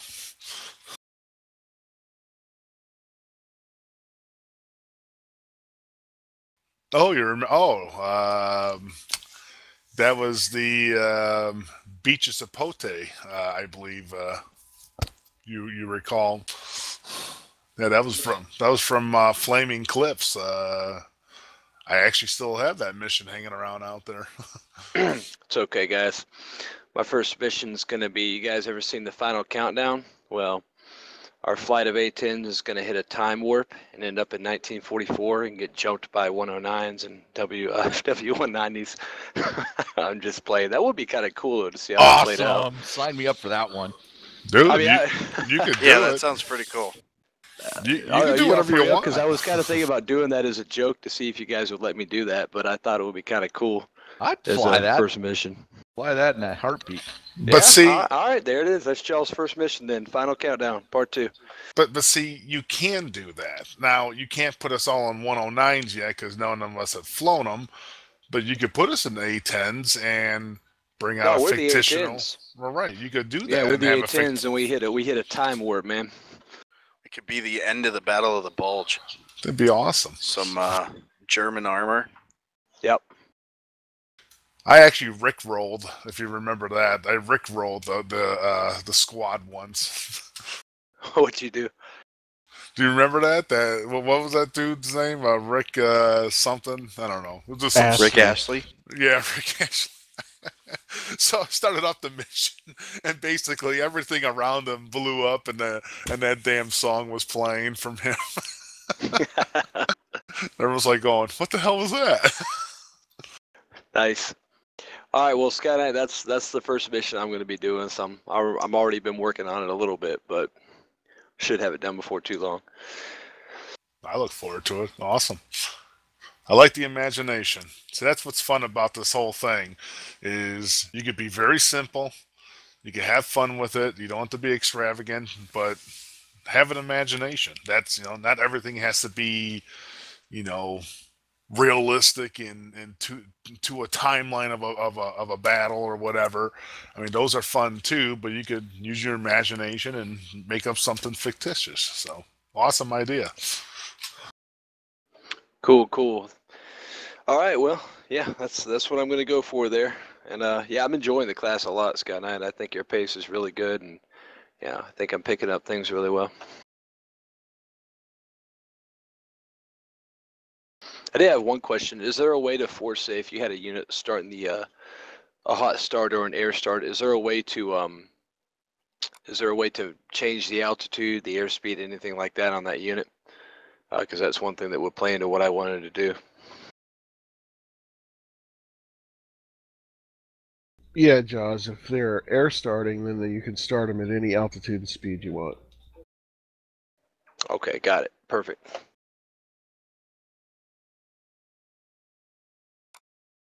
Does anyone know, actually, just TARS was notorious, I believe, that you could not do air starts. Can you do air starts with Ares? Yes. There you go. Awesome. At least in my experience, it's been working when I do single player testing, but I don't, yeah, I think SkyKnight's, Scott, I don't know if you've tested it multiplayer or not, but yeah, I think it should work from what I've seen. I don't see why not. The moment you unpause the sim, the radios are active, or I should say Ares is synced with the radio, so if they're powered on and running, Ares is running too. Cool. All right, it's top of the hour, so let's get started here with advanced waypoint actions.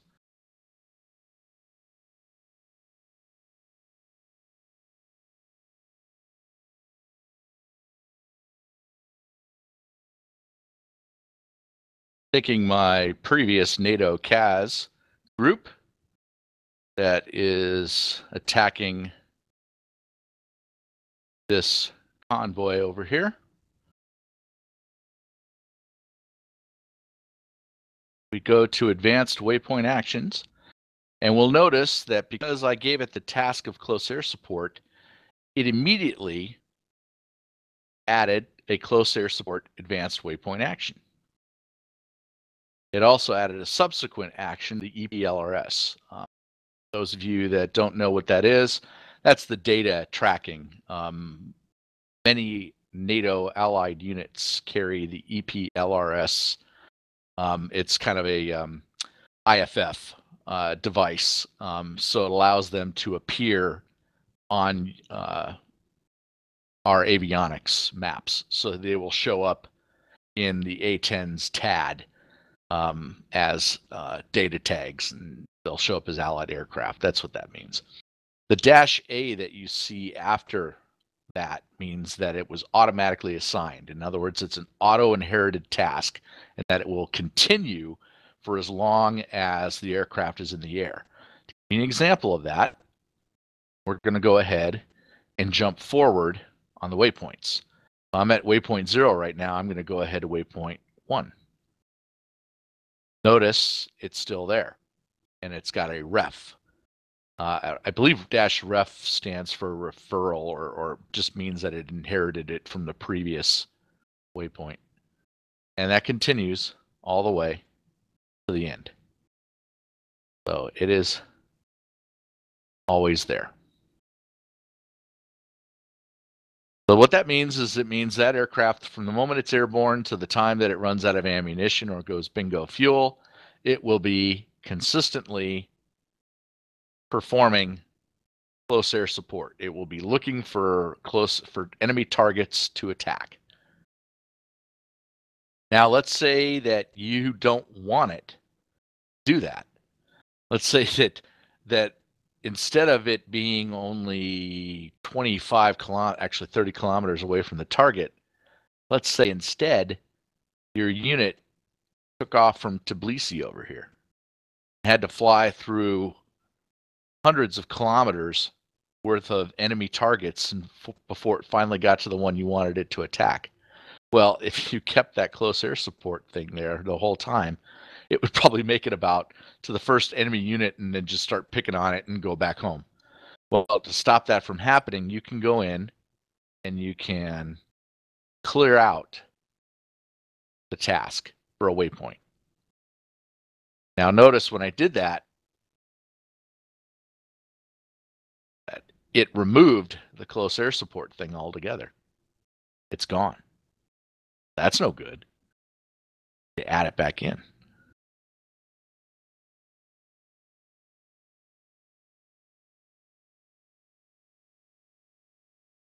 Okay. Now it's back in, but it's only, this was actually bad. Put it on waypoint 2. Add it there.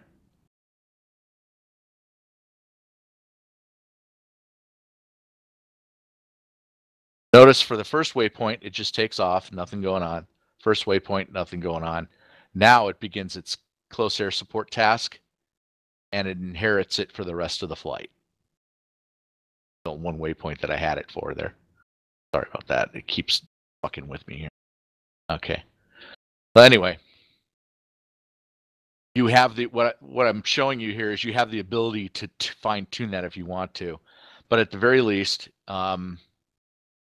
it will, if you followed my recommendation and assigned a correct task at the very beginning for your flight, it will automatically assign the close air support role and with a -A and then make it inherited for the rest of the flight. Okay. Notice that you can control the order of tasks, the up and down.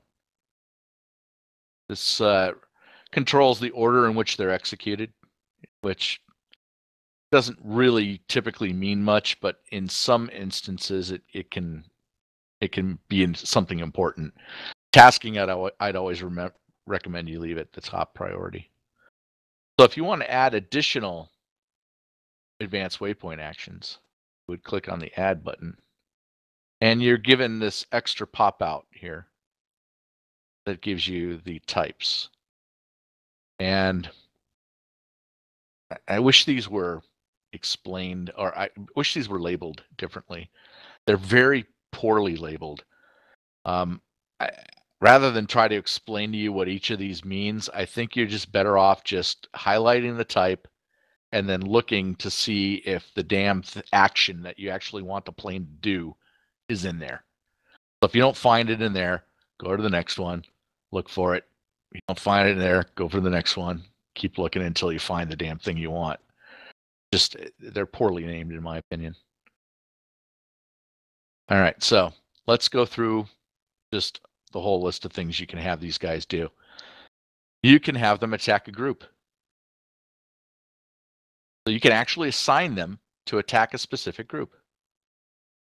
And look at where the naming convention starts to play off.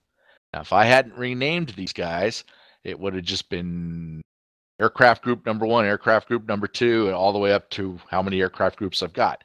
But because I named them, I know specifically which guy I want them to go after. So I chose bad guy 2.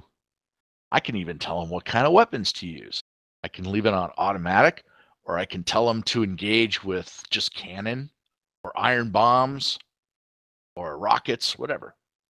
Have that ability to do so. I would recommend leaving it on auto, because let the AI decide how to kill it. If you start getting granular and force it to use specific types of bombs, my experience has been that sometimes the AI goes, well, fuck you. I don't want to attack it with that, so I'm just going to strafe it and then I'm going to go home. And it ends up dying. So you're better off with auto.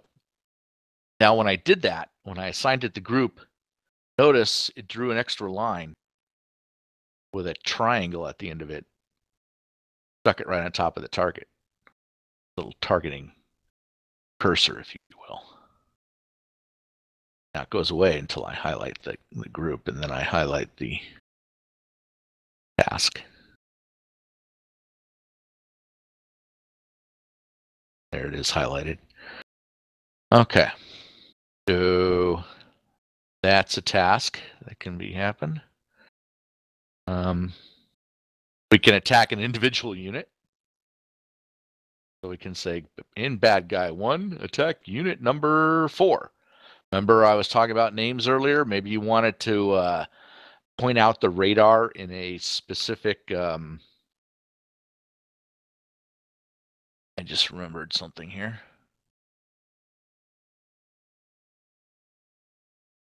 All right. I'd forgotten to resume the recording.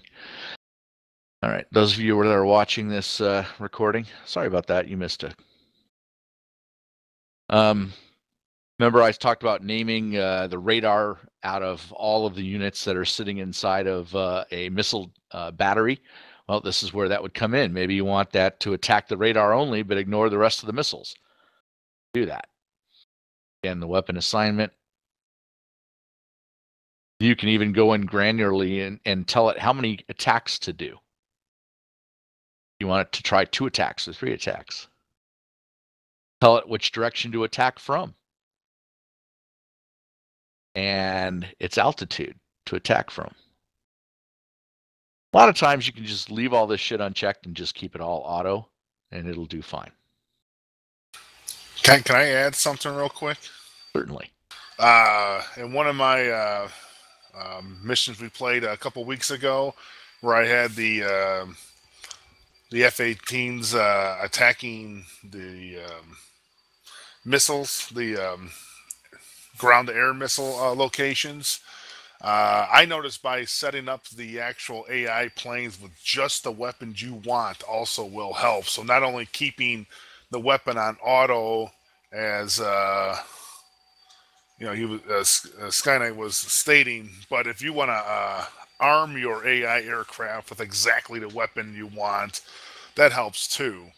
So in my case, I armed the FA-18s with just missiles that were just harms, so that I made sure that they did not go out and try to attack anything else on my map. They were only going to use one specific missile for one group. That seemed to kind of help me out too, if that makes any sense. It does. It does make sense that you can customize the behavior of a unit by the weapons it carries. So, for example, if you send this F-16 package out with a bunch of iron bombs and you tell it to do a suppression of enemy air defense, it's going to get its ass kicked. Now, if you send it out with Mavericks instead, it's going to kick ass. So that definitely controls how well it's going to respond to that tasking. Okay, you can orbit an area. This is a commonly used way of getting aircraft to station keeping, to wait for additional orders before continuing. So you can tell the aircraft to orbit. You can give it a racetrack or a circle. If you do circle, it's going to orbit that waypoint. So whatever waypoint you assigned it, do its task, it's going to do that. So let's say I told it to orbit at waypoint 1. I got waypoint 1 highlighted. I go to add, task is orbit, and I choose circle. It's going to orbit waypoint 1 in a circle around it. It's going to do so at that speed that I assign it and the altitude. So you want to be careful. If you told that thing to go in at 3,000 meters, you want to make sure that you're giving it altitude that it's going to circle at and orbit roughly the same.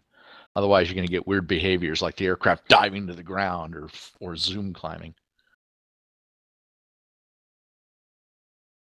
Now notice there are conditions to start the task and conditions to stop the task.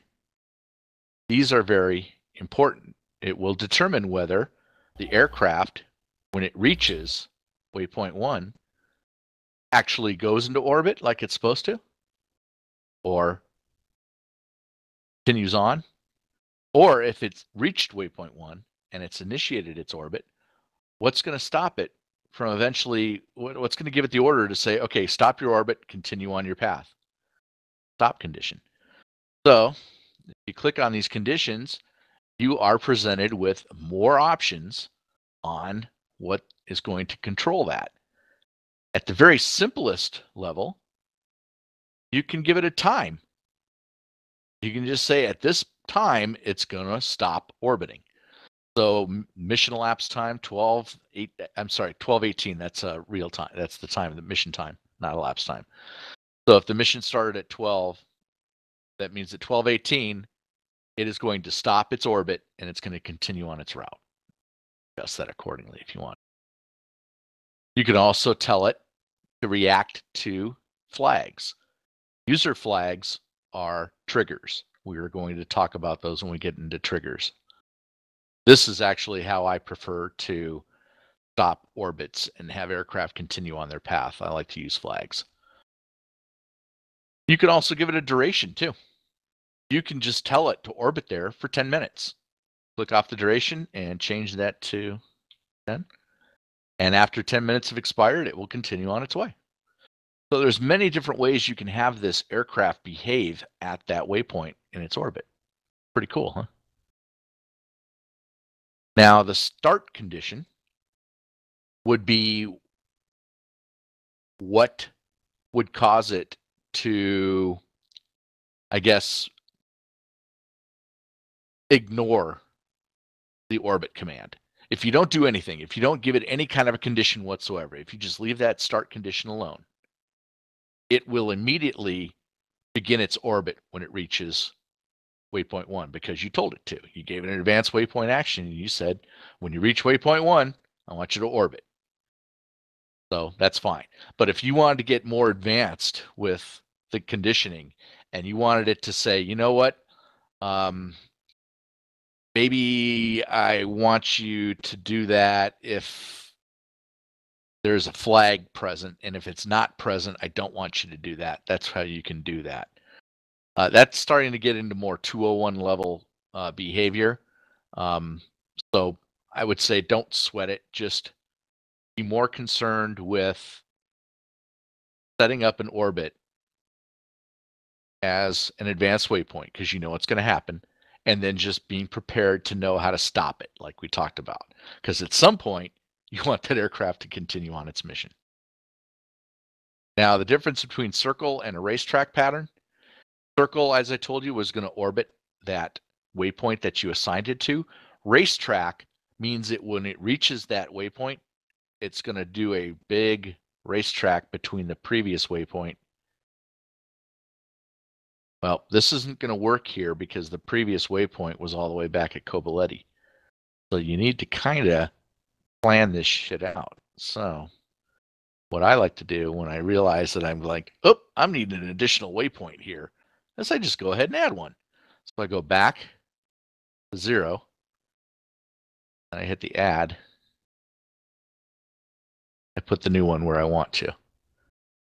Now I got to change the altitude. The altitude's all messed up. I want it to match the rest. Okay, so now when I click on here and click on my orbit task, notice I can edit existing tasks. Clicking on edit. I can give it a racetrack now, and what will happen is when it reaches 2, we'll go back to 1 and do a racetrack course between the 2. So that's your orbit command. Refueling, not really used by us. Follow. Follow is a relatively new command that was added in recent patch. I do not have too much experience with it, but if I understand it correctly, it is exactly what it says. It will follow the other group. So if you have another airplane group and you want this group to escort it, you would have it follow it. We'll follow it. This positioning stuff, I believe, is how close it actually follows in both altitude, slant range, and distance. All right, I think we covered everything that was under this first category, right? Yes, we did. So we'll move on to start en route task. Got some more stuff. Search, then engage. If you want the aircraft to reach a waypoint and then begin like doing a search and destroy type thing, this is how you do it. And you can filter out and tell it, I only want you to look for fortifications, or I only want you to look for armor. Tell it that. You can say that. You can even give it a distance, how far it's going to look. Like maybe you got a close area that all your threats are in. You don't want it to look further than 10-kilometer radius. Yeah. You can also assign a priority if you're giving multiple tasks. Search and engage is really only useful, I find, more with combat air patrols. I've never had really good success with it working well on ground targets. I prefer to just send them in with a close air support task and they'll do great. There are subsets of this. You can go in and choose search and engage within a specific zone. You can have it search and engage a specific group and even a unit. All right, continuing on. This is a lot of level 201 stuff here. But what I have found handy sometimes is maybe you need to make a unit invisible for a while. Maybe you need to get a unit from point A to point B unscathed before it's going to do attacking in point C. But you're worried that something's going to happen to that unit between point A and point B.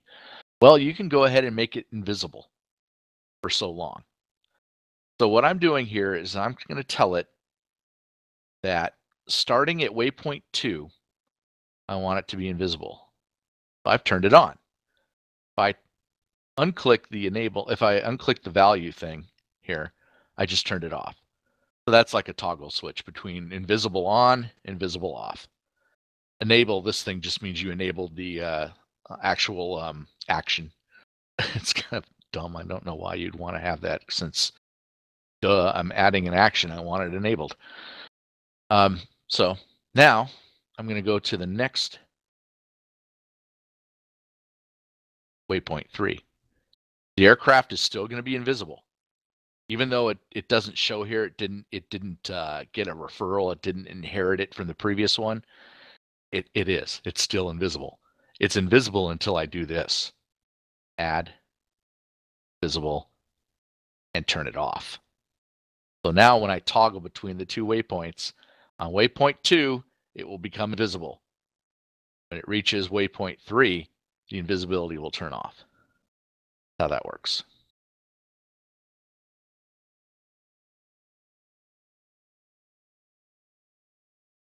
Edit that. Immortal is another thing. What's the difference between the two? If it's invisible, that means nobody can see it. That means the enemy doesn't even know it's there. It just ignores it. Immortal means that the thing can't be shot down. So the enemy's going to see it. The enemy's going to throw everything it can at it if it sees it and it's within its range of its weapons. But it can just shoot at it until, it's next week, and nothing's going to hurt it because it's immortal. And it behaves the same way as invisible with the on and off switch.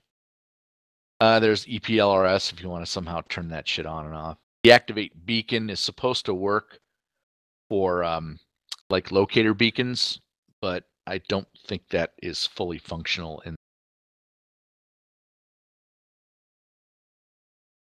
Okay, so that's all that. Now we just got one other category here of type. And this has got some interesting stuff in here. Like rules of engagement. You can assign rules of engagement for the unit. By default, if you don't do anything, it's weapons free. In other words, it's going to open fire if it is fired upon or if it finds its target it's supposed to. But in some circumstances, maybe you want to only have it return fire. Or maybe, more importantly, you want to do weapons hold. No matter what shoots at it, no matter what, you do not want it to expend its weapons. So if you need to do that for rules of engagement, there you go. This comes into play more for ground units than it does air. There are often times when I've had to do weapon hold for ground units because I do not want them to open up and attack. So I tell them to hold their fire. You can give it a behavior, how it's going to react to a threat. It can be passive defense. In other words, it will just keep flying on its way and try to passively defend against it, which is just a fancy way for saying that the aircraft will try to do evasive maneuvers. No reaction is just that. It's just going to fly right through the fire like it's not even there. It can fully evade fire. Evasive vertical maneuver, I think, is supposed to do some sort of a zoom climb. Some of these might not work fully yet. Ed has a habit of adding things to the mission editor, but not fully fleshing them out yet. And look at this interesting one, abort mission. I've never used it, but possible that maybe if it gets shot at, it'll just turn around and run home. Radar using. Let's say by default, the AI likes to light up the radars. That's one problem with the default AI in the game is the moment it's airborne, it just lights up the radars. It makes the AI very easy to find because guess what? They're showing up in your RWR and they're setting off your warning so you know where they are. Well, you can get clever. You can tell the oncoming bad guy maybe to never use his radar. You'll never know he was coming at you until he spots you and hopefully visually or with infrared and fires on you. So you have the ability to control how the AI uses its radar through the.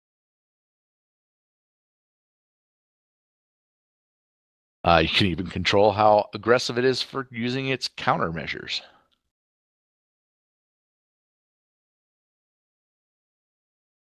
Those of you that are familiar with the AI aircraft know that it's very countermeasures heavy. It just starts going into an auto program mode and starts dispensing countermeasures when it's in a threat area. Well, maybe you want to tell it, I only want you to use your countermeasures if you are fired on by a missile. You can tell it that. Formation. You can set up your aircraft to fly specific formations. So once they take off, you can tell them to go fly a specific formation. If you don't give it a formation, they're still going to fly kind of a basic echelon or a wedge, but you can tell them to do something different if you want. You can even tell them to close it up tight or open it up. What side? This is a new one, RTB on bingo fuel. You can tell it, hey, once you reach bingo, you're out of there. You got to go home. Or Winchester. And which weapon do you want it to even be when he's out of? Maybe you don't want this guy to constantly fly over an area and continue to strafe ground targets when he's run out of all of his iron bombs. Maybe you just want to say, you know what, dude, when you're out of bombs, I want you to go home. I've used this one before. I use this one a lot. I call this the shut the fuck up button. This shuts up all of the chatty AI that might be on your side.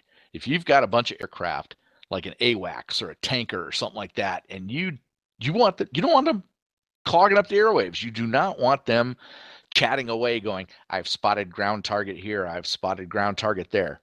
You can give them the silent treatment and say, you will be quiet after this waypoint. And they zip it.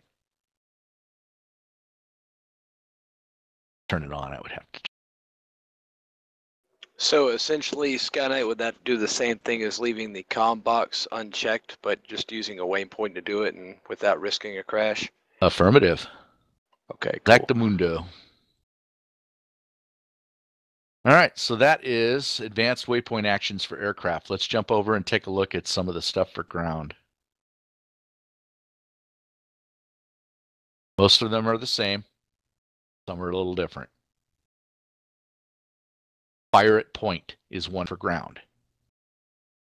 You can tell your ground units fire at a specific point.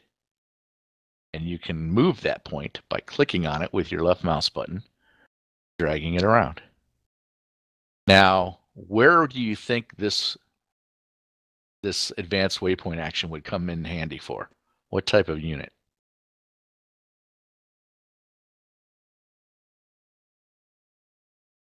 Bueller?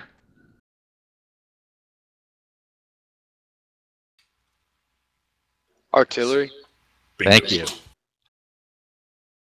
I was about to just go in there and place one down. Let's go ahead and give it a mortar team. All right, I got a mortar team there. Highlighted it. Go to advanced waypoint action. Add. Give it a fire at point. And I want it to fire at this point right in the forest. That's where I want it to attack. So that means that the moment it comes online, it will begin firing at that specific point. So fire at point, very, very useful for artillery, any artillery piece. Highly recommend it.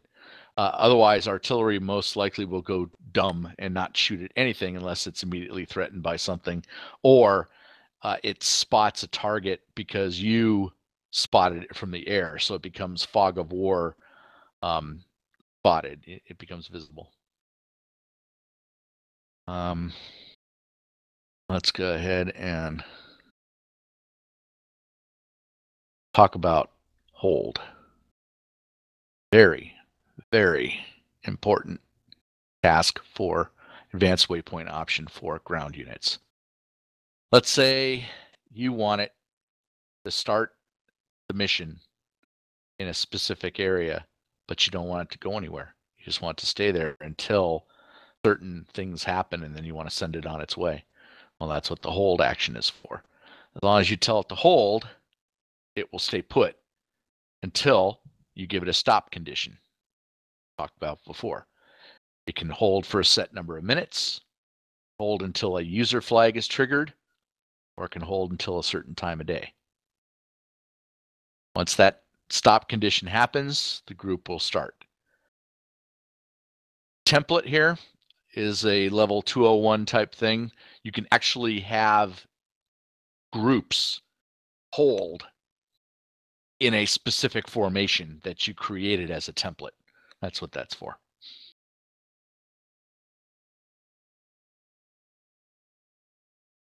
Now there's another way to accommodate a hold of a unit, and that is through the late activation. We'll talk about that when we get to triggers.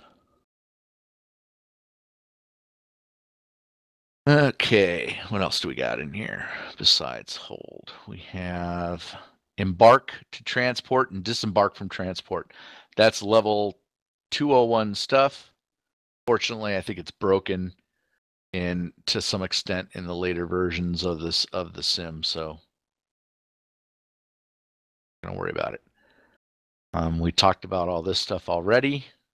Basically invisible and immortal, they work the same. Rules of engagement. For ground units, this can come in handy. Weapons free, return fire, or weapons hold. Dispersal under fire. I use this a lot. Let's say you want a static group or even a convoy that react being attacked. Now, normally they will react a little bit. They'll kind of move a little bit. But let's say you want them to really just go, holy shit, we're getting attacked, and just scatter. Well, you can tell them to do so, and I believe the greater this number, more radical their reaction will be. So that's something that you can set at a specific waypoint, and they will inherit that for all subsequent waypoints as well. It won't say it on there, but they will act that way until you tell it to turn off. And finally, there's alarm state.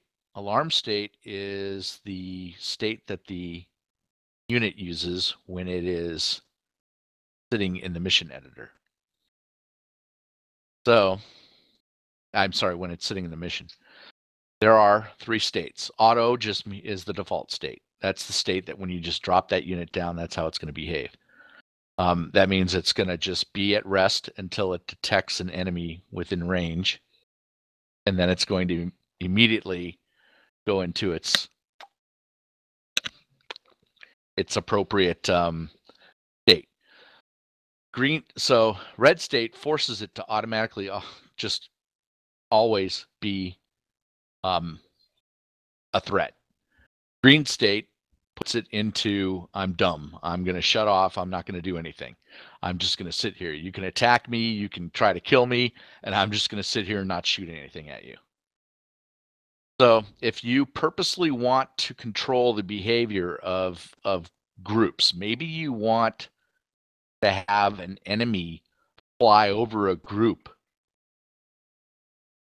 on their ingress to target and not be attacked, but you want them on their egress to get attacked. You can go ahead and start them at a green state and say, okay, you're going to be there at green until one of these things happens, and then you're going to go ahead and switch to a red state. Now, you can also add both.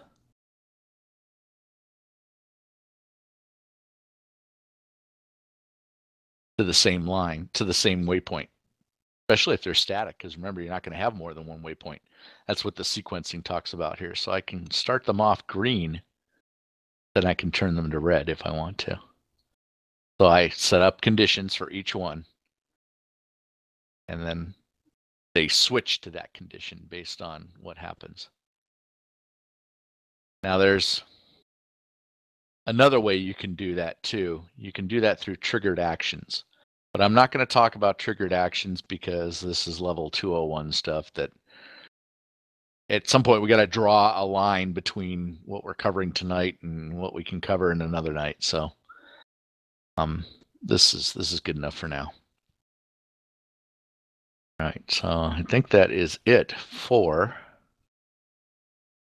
your advanced waypoint actions. So in summary, advanced waypoint actions, lots of behaviors that can be introduced on a per waypoint basis and can be changed and turned off at the subsequent waypoint along the route.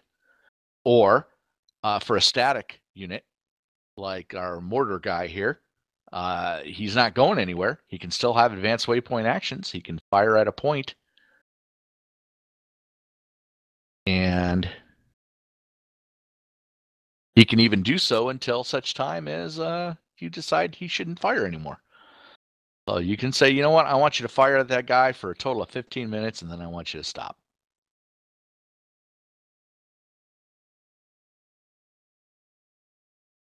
Any questions about advanced waypoint actions?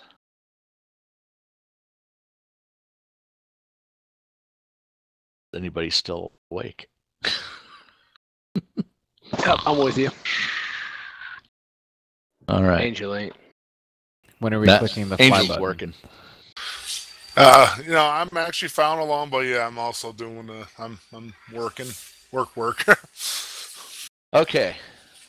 So now we're going to talk about triggers. Hey, before you jump into triggers, will you just briefly hit the triggered action tab next to the waypoint action tab?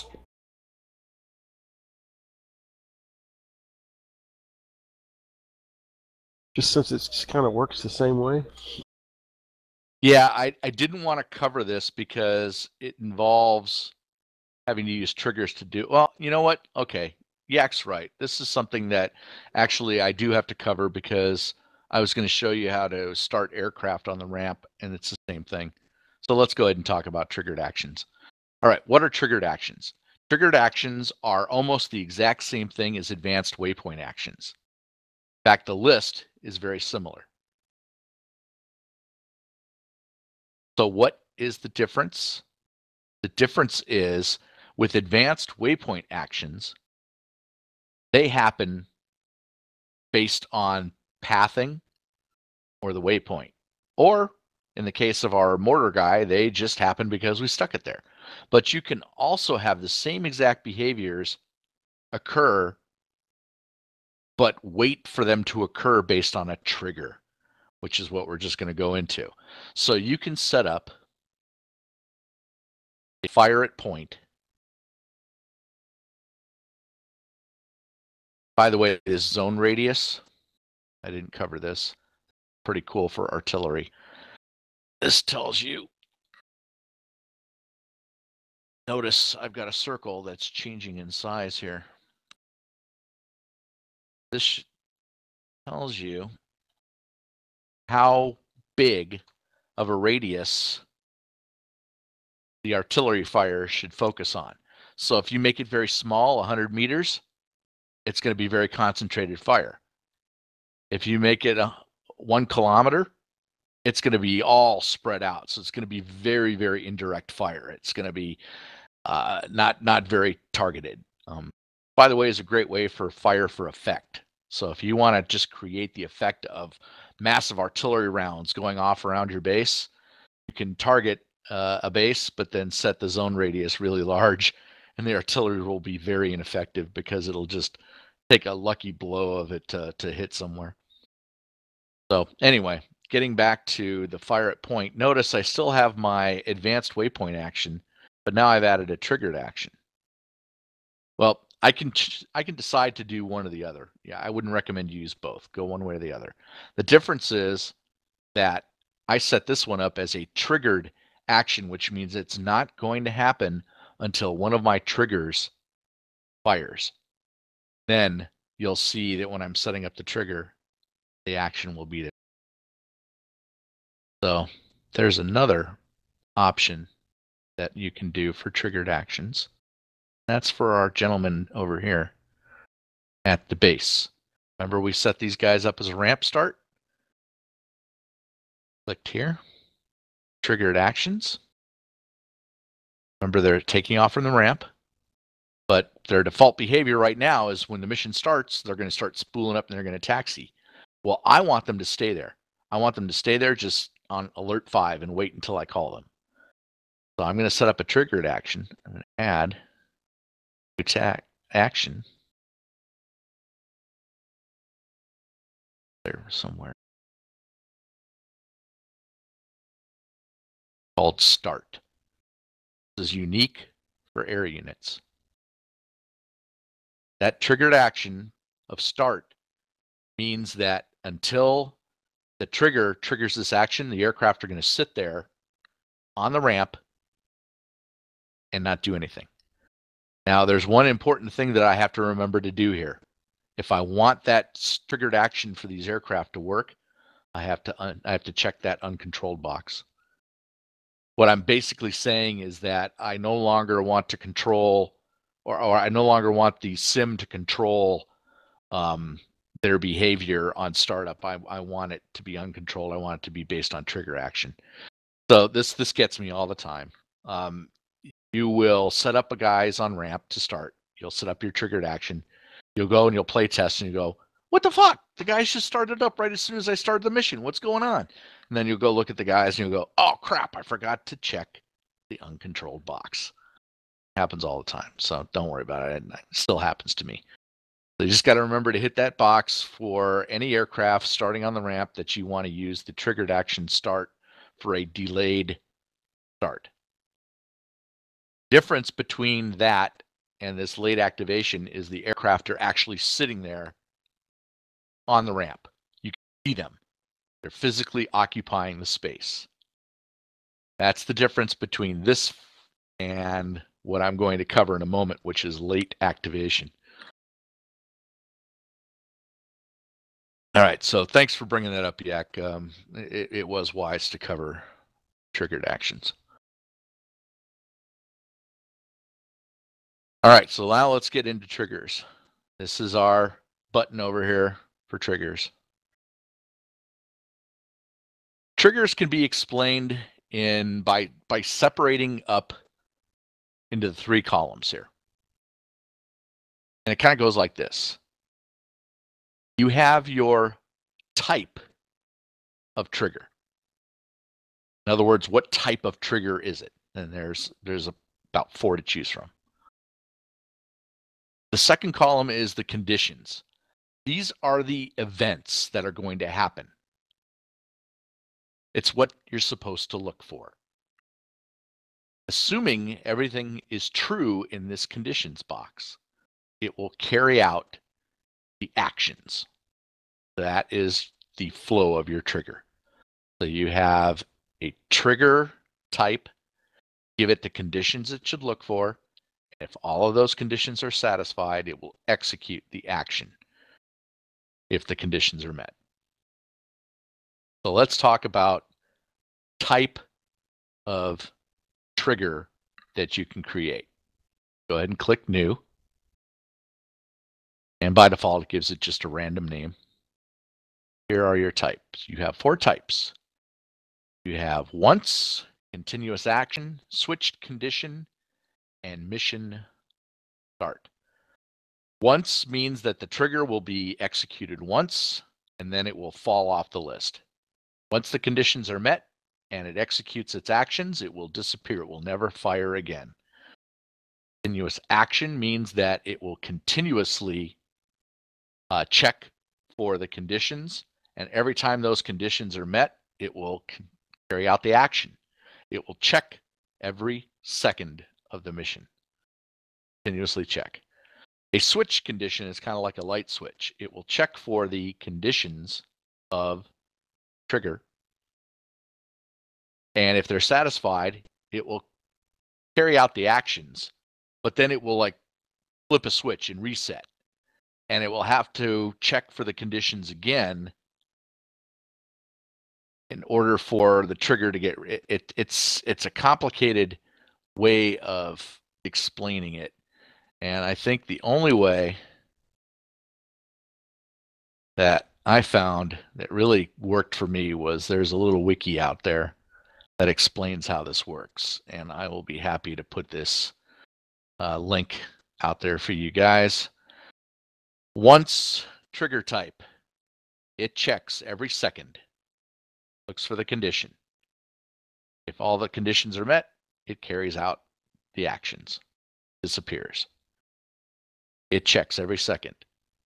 Conditions are not correct, goes back and continues the cycle, checking every second. So that's your once. Here's your continuous condition. It's constantly checking. If it's true, it's going to fire off the action. If it's false, it's just going to keep checking. So every time it's true, it's going to continue to do the action. So technically, you could set yourself up in an infinite loop. Every second, it would execute your action over and over and over again. Let's say you could play a ding sound. Every second, it would go ding, ding, ding, ding, ding, ding. Every time it meets the conditions are true. So continuous trigger types are very, you should be very careful with those. You want to be very careful. I would recommend as starting mission builders that you focus on all of your triggers being once. Those are very simple triggers. They happen once, and then once the conditions are met and the action happens, they never happen again. You don't get into these infinite loop situations that can happen with this or the switched condition. You want a headache? Take a look at this baby. Every time it checks for the condition, if it's false, it goes back and checks again. If the condition is true, it will carry out the action. But then it's going to go ahead and check for the condition again after the fact. And if it's true, it's going to like just reset the whole switch all over again. It won't carry out the action. It's like a flip of a switch. And this is a complicated one to get your head around. That's why I also recommend you stick with just once.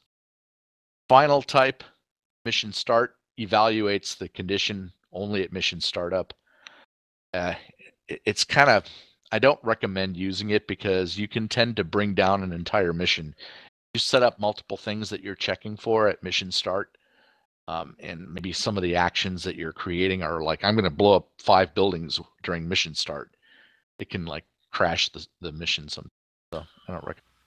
Did you want to give a quick example of why you would use I believe the switch condition, like if you wanted a unit to fire off a flare every time you got into a particular zone? Okay, certainly. All right, so We talked about the zones. We didn't explain how they work, but we just mentioned that you can lay down zones. They look like circles. They're part of the trigger system. When an aircraft enters a zone, that can be a condition that you can check for. Well, in the terms of this switched condition, when an aircraft enters a zone, it would switch the condition to true, and your action could be fire off a flare. But as long as that aircraft is sitting inside that zone, it will not repeat the condition. The moment the aircraft leaves the zone, it will immediately reset the switch. In other words, you turn the switch off. So what the end result is you reset the switch. So the next time the aircraft turns around and flies into that trigger zone again, it's going to fire off that flare again because it became true. And then as long as it stays in the zone, it's not going to fire off the action anymore until it leaves the zone. Then it's going to reset the condition. And then when it enters the zone again, it will fire off the flare. That's probably the simplest use of a switch condition. Yeah, real quick, I actually had a mission where I actually had a vehicle triggered to set off a flare when he got into the LZ. So we were flying Hueys into the LZ, and that flare showed where the LZ was.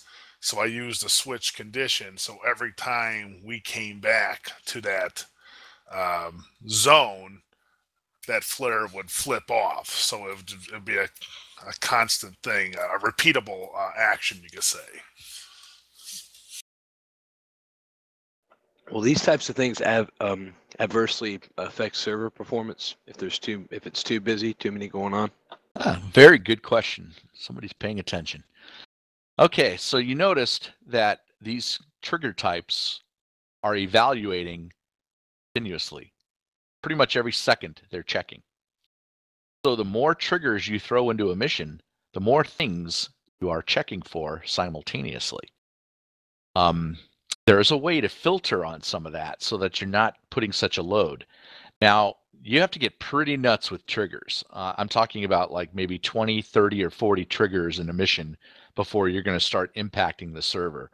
So this is not something you really have to worry about, but it's just good mission building etiquette to kind of use the event filter on your conditions, on your trigger types rather, so that you're not flooding the server with all these checks. And that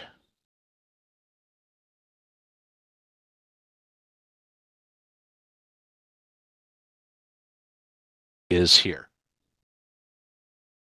So after choosing my trigger type once, I can have it select a specific event filter on which to check on. So if I leave it by default, no event, then this is the default action. Every second, it's checking whether that trigger is true or not.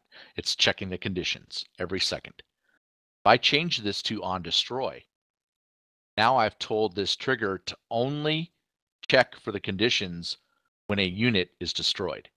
So instead of checking every second, now the trigger is only checking when a unit blows up on the map. So that lowers the checking time a lot. Notice the other filters: on shot, when you shoot something; on crash, when something crashes; when a pilot ejects; pilot is dead; a couple of these other things. On failure does not work in multiplayer, so ignore it. So there are some ways to filter your trigger types so that they're not checking every second. But I would caution you to be very careful about this, because if you set up a trigger that really needs to be checked all the time because an aircraft is going to fly into the zone and you want to catch it when it goes into that zone, if you got it set to on destroy, well, guess what? If nothing got blown up on the map while your aircraft flew through a zone, your trigger would fail. So I would caution against that. I would say to start out with, just leave it with no event. Just use the default behavior. Always check for the trigger. If you are specifically looking for objects on the map as to whether they're dead or not, then that's a great time to use an on-destroy event filter. All right, so to create a new trigger, you're going to hit new, and we're just going to accept the defaults, which is set up the way it is. We can give it a name. I would encourage you to give it a name, because as you start to add triggers, you need to remember what these triggers do. So give it some meaningful name that explains what it's doing. And now on the next column, we get to give it the conditions, what it's going to look for. There are a ton of things it can look for. Your list is pretty massive. Anything that starts with this X colon, ignore. Doesn't work in multiplayer.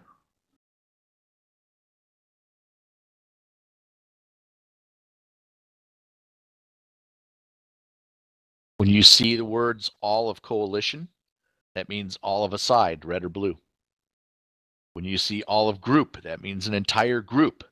It means my bad guy 1 or bad guy 2. In a zone or out of a zone. Here's all those flags that we talked about, and I'll explain those in a moment. Whether a group is alive or dead.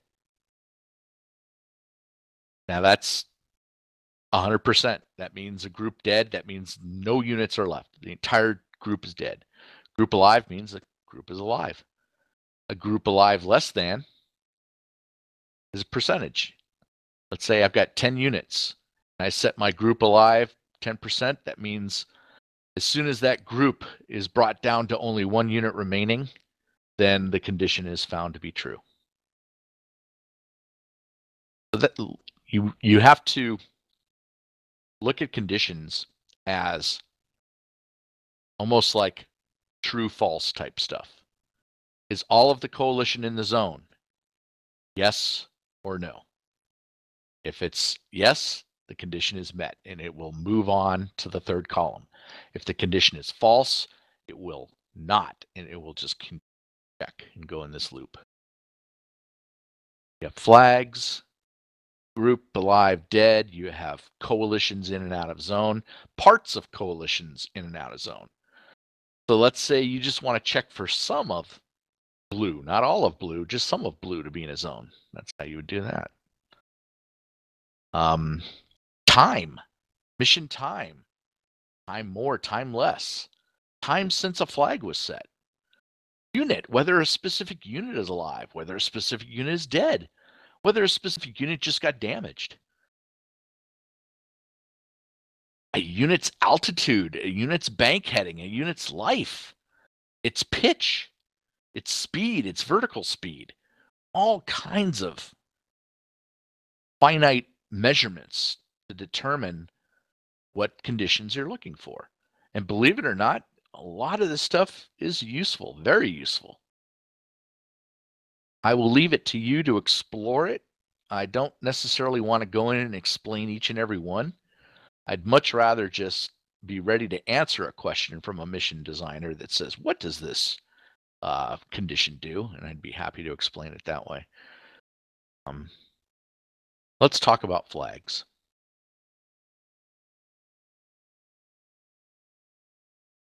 Flags are probably your best trigger type that you'll be using. Keeping track of flags will help you keep track of things. Flags are your way of tracking events in the sim. So you can have a unit blow up. Once that unit blows up, you can set a flag and say that flag is true now. When a unit is destroyed, let's say when a unit reaches a certain life, you can set a flag. Let's say when a unit enters a zone, you can have it set a flag. Flags are very, very important. So once you have a flag action happen, you can check on the condition. You can check on the flag. You can find out if the flag is true or false. So let's give you an example of such a thing. Let's go ahead and create a trigger zone. Talked about them earlier.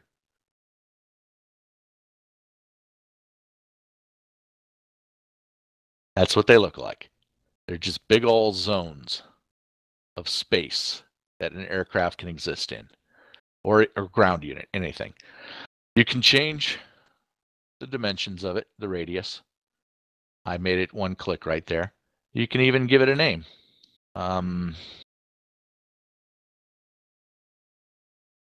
We call that the landing zone. Okay, so now that I've created a little trigger zone, this is how I'm going to interact with it in the triggers. I'm going to create a new trigger. I'm going to say when a group enters the zone.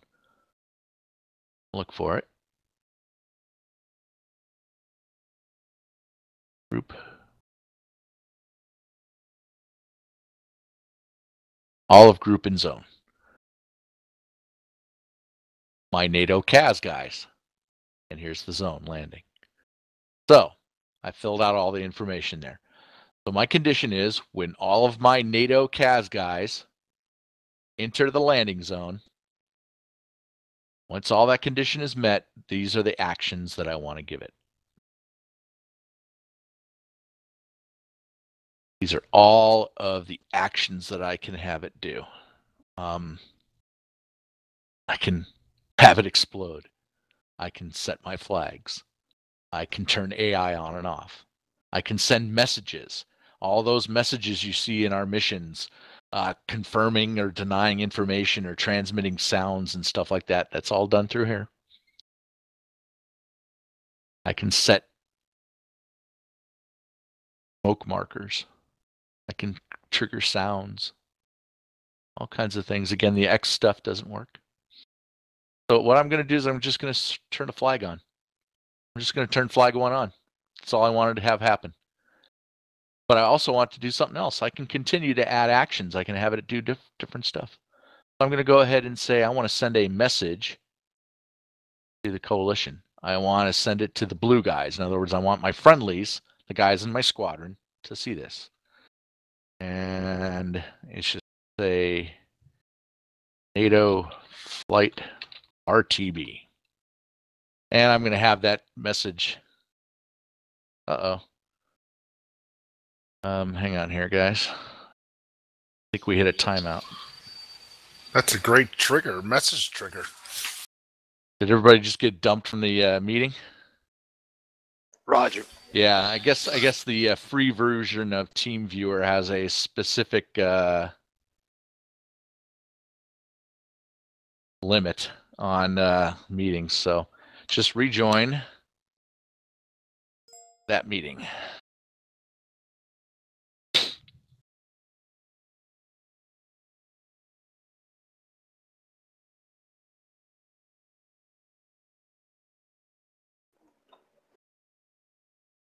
User disconnected from your channel.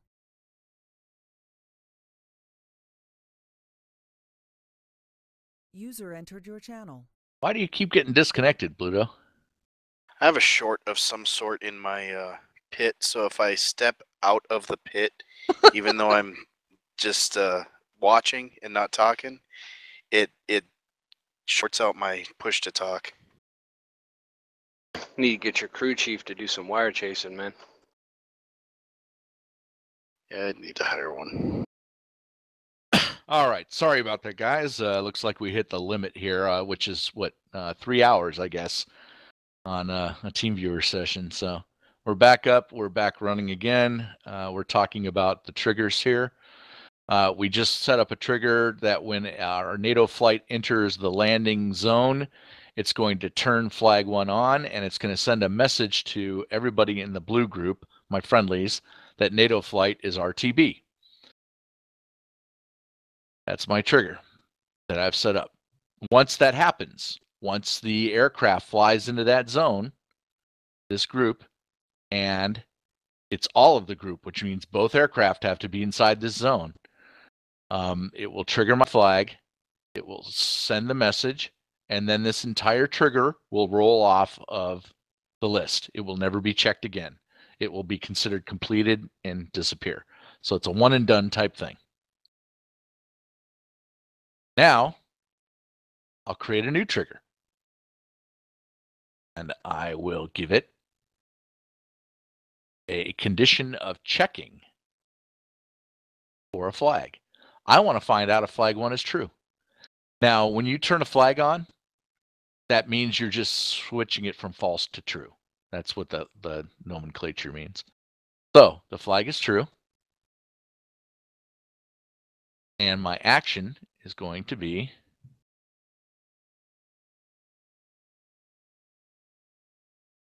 say I send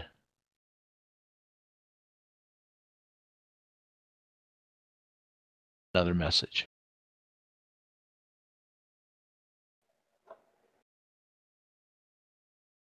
I call it knock it off. So what's going to happen is once this flag is set to true, it's going to send out the message, NATO flight RTB. The very following flag then will send out a new message, knock it off, because the flag is true. That's an example of how flags work. Now, there's one little thing that I did on purpose here because I wanted to show you how to manipulate flags even better. This is going to happen simultaneously. The moment the group enters the zone and turns flag 1 on, it's going to broadcast this message for 10 seconds. In other words, NATO flight RTB will appear in text on the screen for 10 seconds.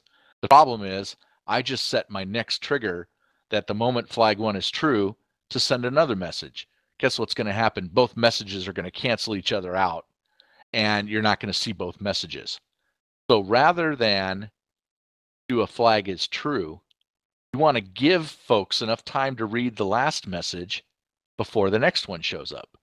So instead of doing a flag is true, what you do is time since flag. So time since flag 1 set to 20 seconds. Now what I've done is the behavior will be our NATO flight will enter the landing trigger zone. It will automatically turn flag 1 to true. It will send the text message NATO flight RTB to everybody on the blue side for 10 seconds. And then exactly 10 seconds later after that, 20 seconds will have elapsed since that flag was switched to true. My new message will pop up saying, all pilots, knock it off, knock it off, knock it off. That's how you use flags to keep track of things. Now you can use flags to keep track of units destroyed. I can go in and I can say I've got a unit here and I'm going to do an on destroy because I want them to blow up. Let's say I'm going to wait until the unit is dead. It's going to be my one here. He dies. I want to set a flag through, and it's going to be flag number 2. Always want to increment your flags. Never use the same flags. Always create new ones here to keep track of things. So flag 2 will get turned on when unit 1 is dead. So maybe unit 1 and a couple other units are part of my mission objective. Okay, so now I'm going to go in, I'm going to add additional conditions here. Add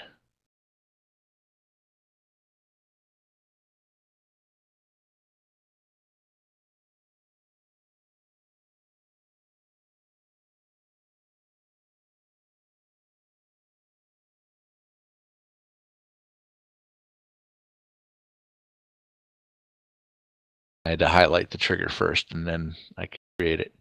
So now I'm going to add a new condition. I'm going to say that not only does unit number 1 need to be dead, but the entire bad guy 2 group has to be dead too.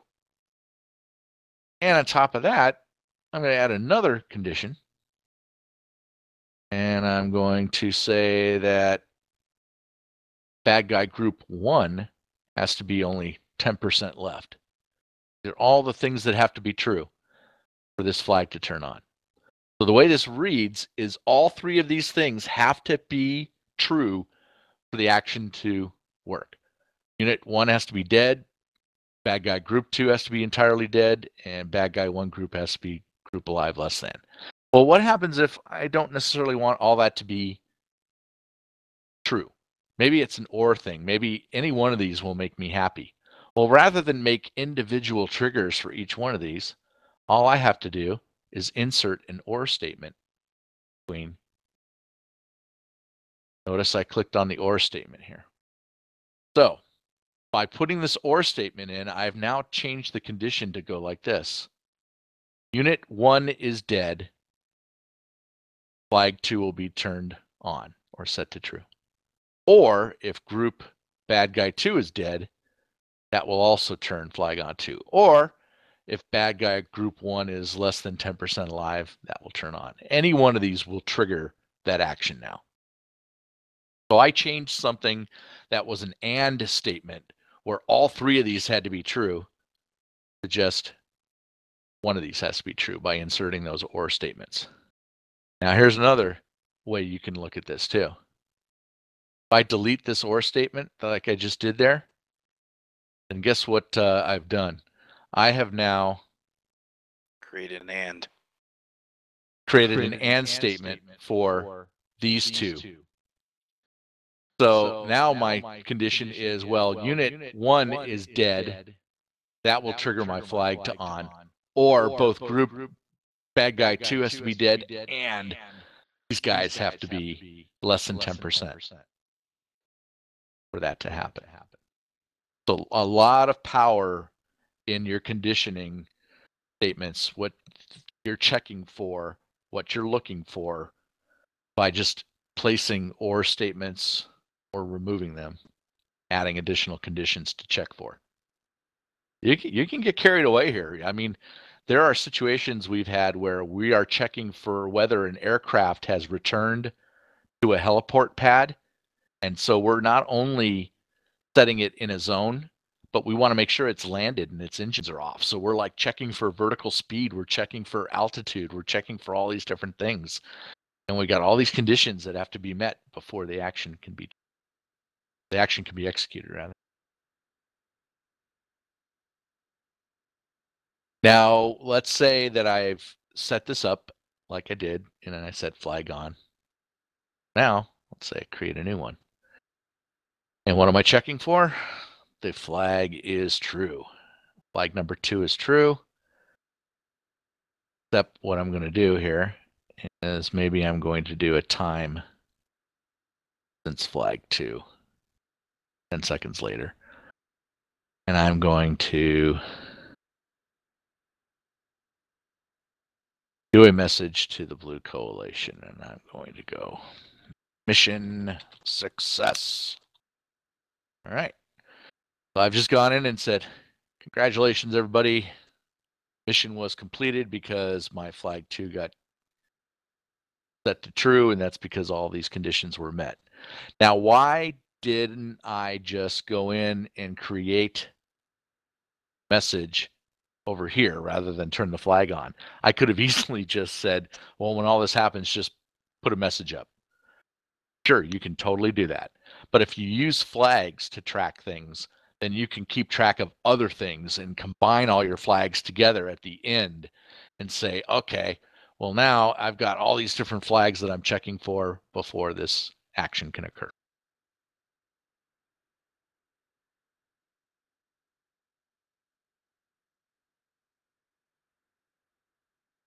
Yep. It's also about combining things into a more logical process. So you have this one trigger that you call your mission success trigger, and you can give it that name too. You can call it success. And that's my mission success trigger. And all of my mission success parameters, my conditions are going to be in here. Everything that I require for mission success. It can be flags, it can be types of groups destroyed, and then ultimately what the action will be, which is my mission success banner. I can even add a sound. I can go and say, well, in addition to publishing message, I would like to play a little triumphant sound effect. I can say, send a sound to the coalition. And I will get an open where I can go in and I can pick my sound file. And I can even play it here.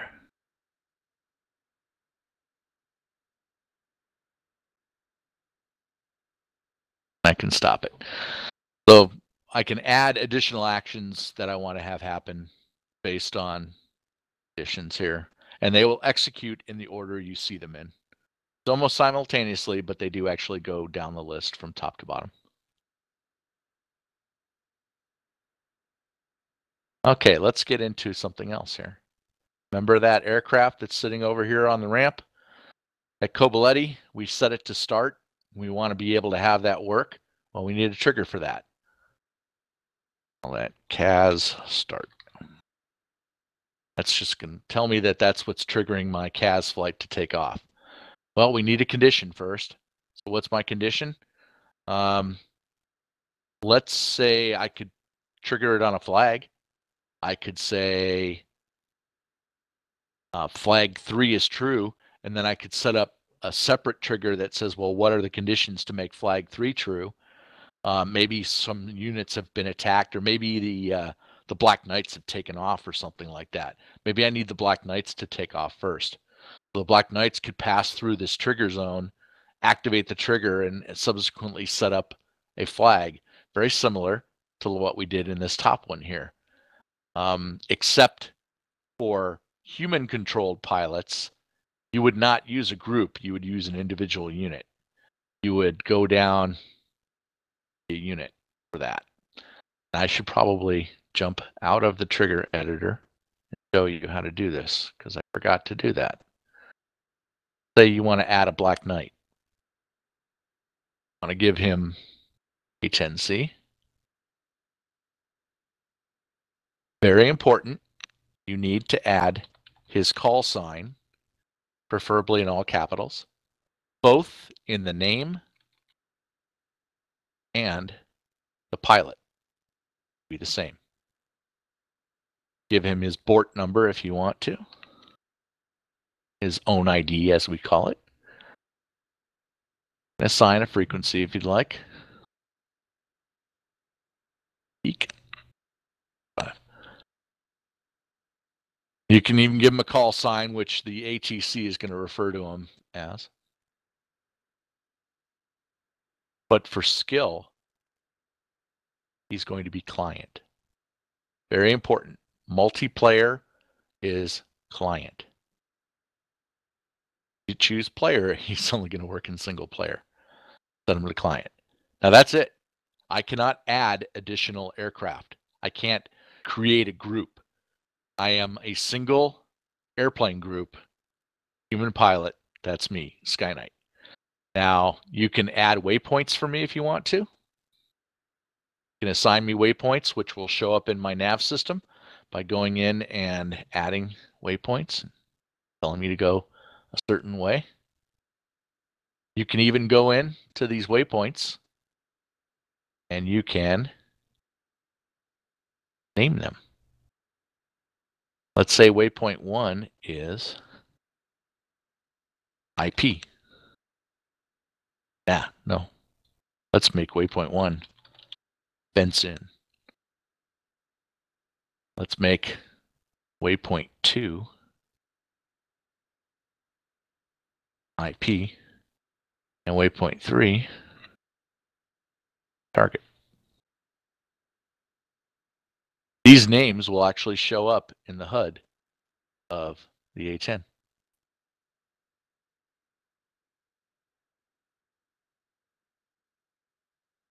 Yep.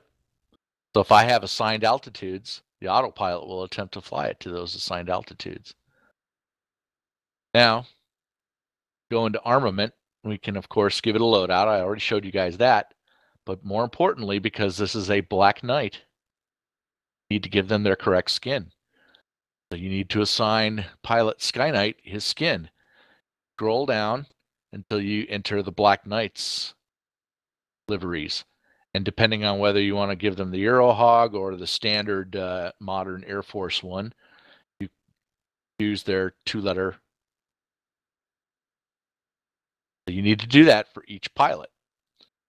Now, the cool thing is, once you've got one pilot all set up the way you want to, and you've got him set up so that he is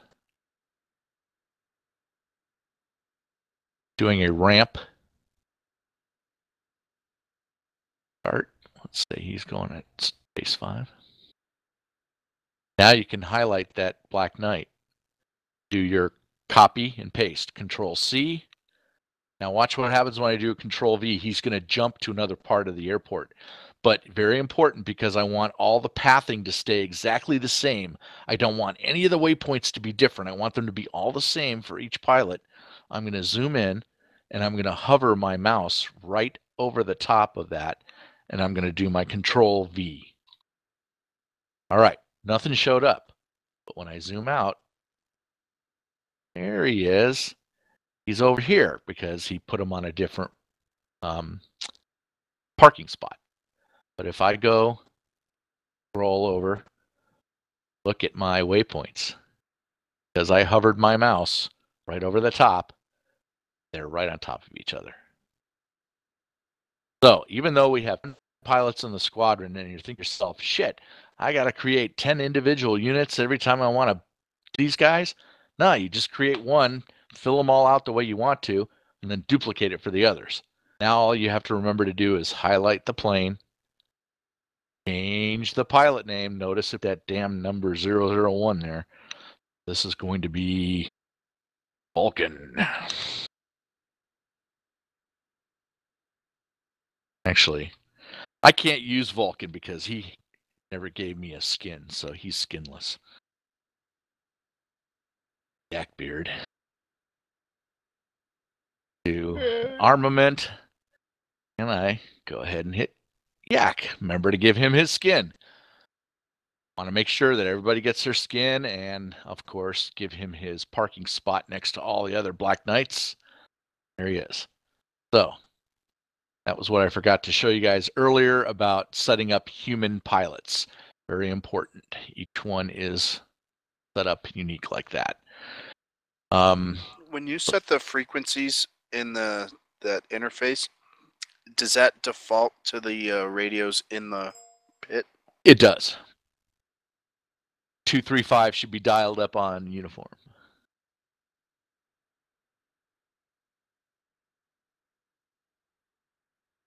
Okay, so now we've got our NATO CAS flight that we wanted to spawn off with a trigger here. We go back to triggers. We got to create a new trigger, right? Call it start CAS. Conditions are going to be, well, flag is true, sure. Time more. It's up to you. What conditions do you want? Well, let's just say that we're going to have those guys take off after the rest of us. We want to leave first before they go. So in order for that to happen, I want to have a unit inside a zone. That unit is going to be one of the Black Knights, the Yakbeard, inside that zone landing. So the moment Yak passes through that zone, my conditions are going to be met, and my action is going to be to start my NATO CAS. Notice it was the very first action. Those are your triggered actions. Remember that bad guy we set up, fire at point? He had a triggered action there. Well, there it is too. We can trigger him to do something, his action. But that's how you start the AI aircraft on the ramp, cold, sitting there waiting for something to happen before they turn over their engines.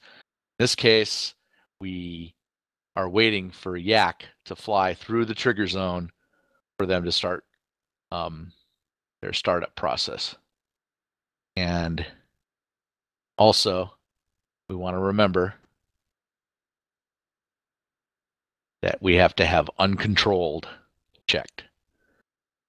If memory serves me correctly, this can get a little problematic, especially if the guy who the trigger's dependent on falls out of the mission for some reason. Okay, so how would you handle that, Pluto? I'd probably use oars. There you go. So instead of just relying on Yak, you would clone that trigger and just change the pilot to SkyKnight. You would add or in there. So now I'm checking for either Yak or SkyKnight to fly through there. Trigger it. And I could add all the Black Knights in there if I keep putting oars in between each.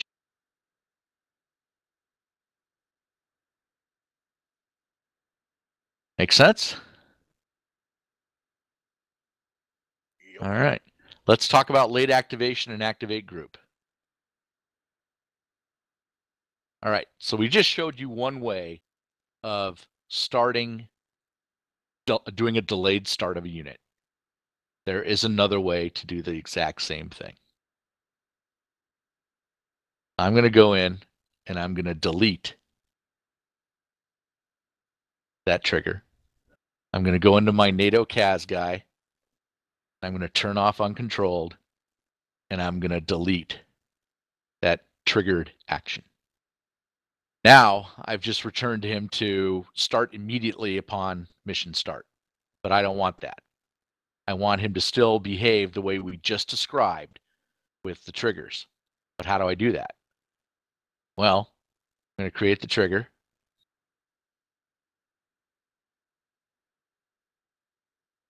Conditions are going to be unit inside the zone, SkyKnight, or Yak. I'm going to add my or statement. Got to move it up. There we go. That's what these buttons are for. I can remove things around. Now my action is going to be, instead of that other one, I'm going to do what's called a group activate. And the group activate will be my NATO CAS guys. Now the last thing that I need to make this all work is I have to go over here, highlight him, and I have to turn on late activation.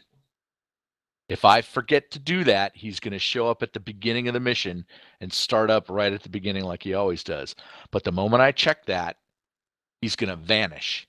He's going to disappear. He's not going to be in the mission until this trigger fires.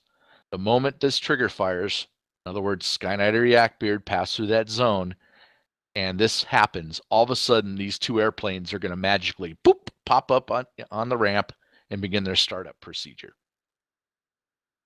So it's another way of doing the same thing. Now, the former way that I showed you with the triggered actions and the start thing, that's more realistic because the aircraft are actually sitting on the ramp. They're there. They look real. You pass by them on the taxiway and then they start up and they take off. But maybe you don't need that level of authenticity. Maybe you are spawning enemy fighters at an airbase clear across the map. You could give a shit about when or where they are or who sees them. So in that case, what I just showed you, the late activation thing, that works fine. You don't care if they pop in. Now that late activation, that works great for air starts too. They don't have to be on the ramp. I can set up a bad aircraft over here, back over here. I can put them on Russia, and I can make them a cap, and I can just rain fire and hell upon us by making him an Su-27. I can go in and give him badass missile loadout. Uses one of many skins for him. I can give him a path. Notice the cap is automatically assigned in the advanced waypoint action. All I really got to do is just send him our direction and say, uh-oh, look out, dude. But I'm going to check off late activation, and then I'm going to go ahead and go over here, my triggers, and I'm going to add a new group activate. I'm just going to clone this one. And that's going to be the new, I think it's new airplane group 1. I didn't give him a name. So now what I've done with this trigger is not only have I activated the friendly guy down here, our NATO CAS guy, but at the same time I've activated our threat out here who's airborne, traveling at 500 kilometers at 2,000 meters, heading our direction on combat air patrol. Again, because he's out of sight, away from the action, we don't care if he just pops in magically at the specified time that he needs to. And it can be based on trigger actions, trigger zones, even be based on time. Let's say that I want it to happen regardless. Let's say that after 300 seconds, which is 5 minutes, I want this to happen.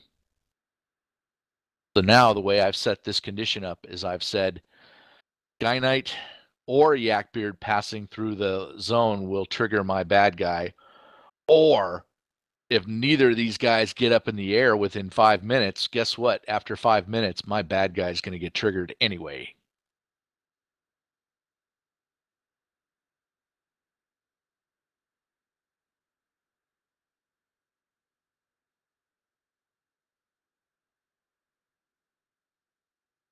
Well, do that. Use your example. If I remove that and that or, this condition becomes that I have to pass through the landing zone and the mission elapsed time has to be at least 5 minutes. That's how that's read. Yeah.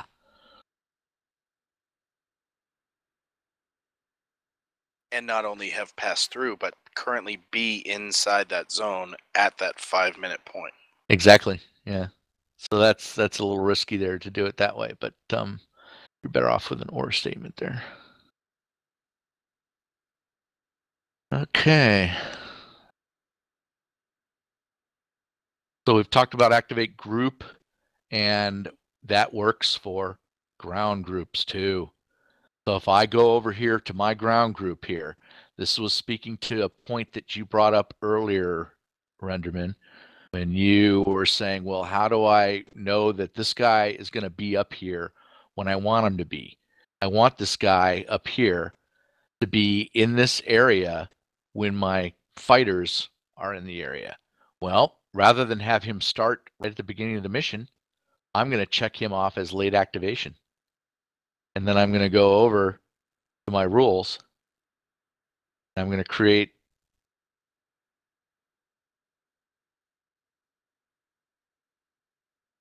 a group activate for bad guy 2.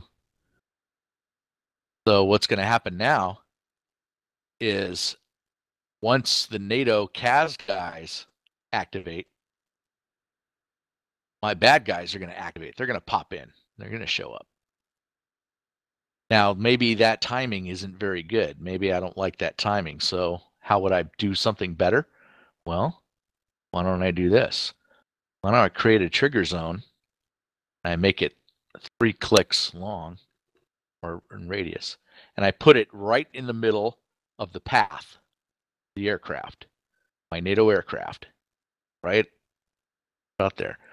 And I do a little quick measurement and I say, well, that's 13 clicks. Now I want it about 15 clicks away.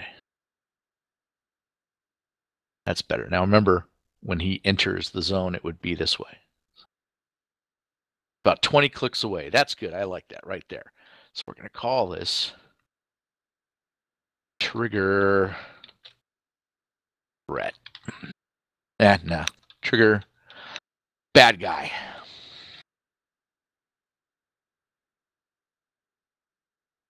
And this is bad guy 2, I believe.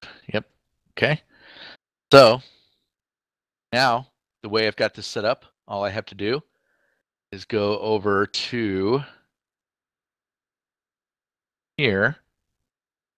And I'm just going to create I'm going to get rid of this guy altogether.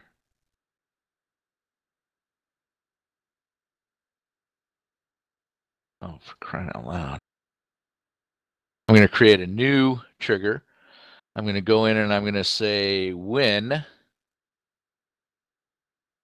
part of group is in the zone and the NATO CAS. So that means either one of those flights, flight 1 or flight 2, pilot 1 or pilot 2 can enter my trigger bad guy zone.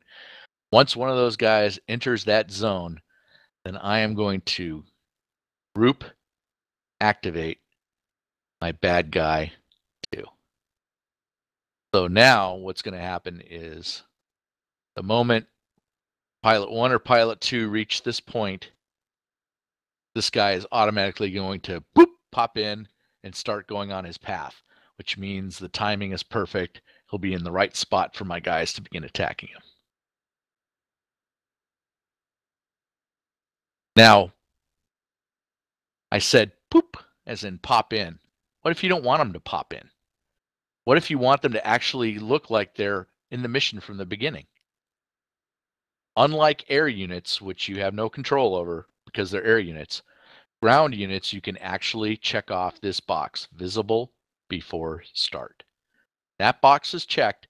That means these guys are going to be sitting here right at this location, all lined up, just not moving, just sitting there, not doing a thing, not even reacting to fire. They're just going to sit there and wait until they get activated, and then they'll start along their path. Their AI will wake up. They'll start to look for threats, and they'll be alive. But they actually will still be visible in the mission from the beginning. So you can control that with that extra box there. It's unique to ground units. Air units don't have that. If you want that to happen for an air unit, if it's in the air, if it's an air start, can't help it. It's just going to go pop. It's just going to show up. If it's a ramp start, you can have the thing be visible before it's actually active by going through the triggered action approach, setting up the triggered action for start, putting it on the ramp, and then it will actually, and then marking the uncontrolled box, and it will behave that way then. All right, any questions about triggered triggers? We have just a couple more minutes to go over a few more options and we're done. All right, mission weather, time of day. Why did I save this for the last? Because while you're doing all of this, while you're putting your units in, you have to save the mission all the time. You got to go in there and save it. You want to be saving it. Don't forget to keep saving it, because you may have a system crash and then you lose all your work. So you want to keep saving the mission. But while you're working on it, you're going to probably want to go in at some point and play test it. You're actually going to want to fly it. And that'll launch the mission in the simulator, and you can look around and see how things look and where your placement of objects are and how things are working with all that. It helps to be able to do that when the time is, time of day is noon and there's no clouds in the sky, because you can see everything. It's very easy to see it all. So that's why I save weather for last. Because damned if it isn't impossible to debug and troubleshoot and play test a mission when it's all cloudy and it's raining and it's nightfall. You can't see shit. So you save the weather stuff for last. Weather is pretty simple. You just choose the time of season that you want. There are 4 to choose from. Dial in the temperature. You can dial in a cloud deck, the base, how thick it is. Density, there are multiple densities from 1 through 10, 10 being complete overcast. 9 through 3 being some levels of scattered through broken. 2 and 1 are pretty much clear sky. Precip, depending on if you have enough cloud level, you can add precip. The rain will either be in, the precip will either be in rain or snow, depending on the temperature. And usually QNH, that's your altimeter setting. 760 is 29 or 9 or 2. You want to mess with that and change that pressure setting, you can do so. Your wind speeds. This is going to just frustrate the hell out of you. I wish they would fix this. Wind is always measured from the direction it's coming from. Well, not in Russia, apparently.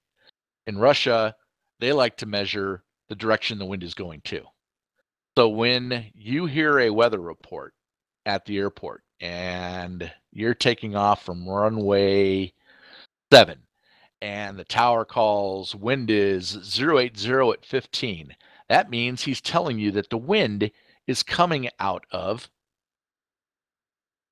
the east from 080. It's blowing from there. Well, that's not the way this damn weather wind system works. You actually, if you want the wind to be 080, you got to point it in the opposite direction. You got to point it 180 degrees opposite of that. So that would be 260.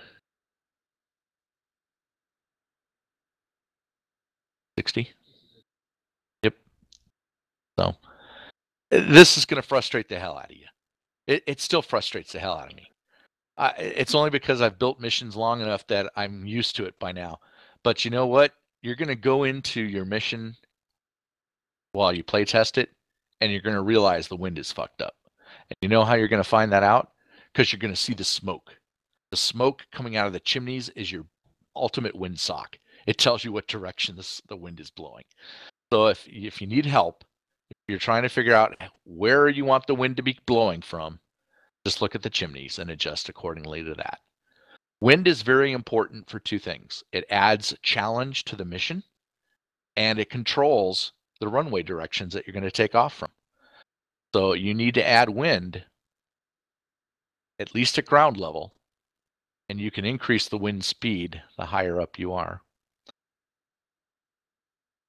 You need to add some wind to be able to tell the traffic which way to go on the runways. Throwing in a nice crosswind is always fun for pilots. You throw in a nice crosswind, you'll have pilots fighting it on landing. You can also add turbulence. You can crank that turbulence up way up. Now, if you go over 30, it's going to be a bumpy ride down low. I've been known to throw 35 to 45 in the turbulence area sometimes. That makes for a nice bumpy, rocky ride on the final 1,000 feet before touchdown. But it also affects weapons accuracy and stuff like that, so you might want to dial it back a little bit. Fog. Fog is fun to play with. Feel free to change the visibility settings. Think of this as the distance,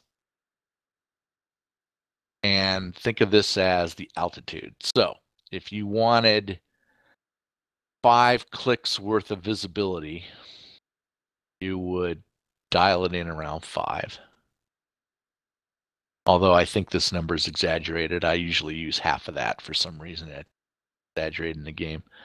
And let's say you want to break out of the fog after about 300 meters. Get up to 300.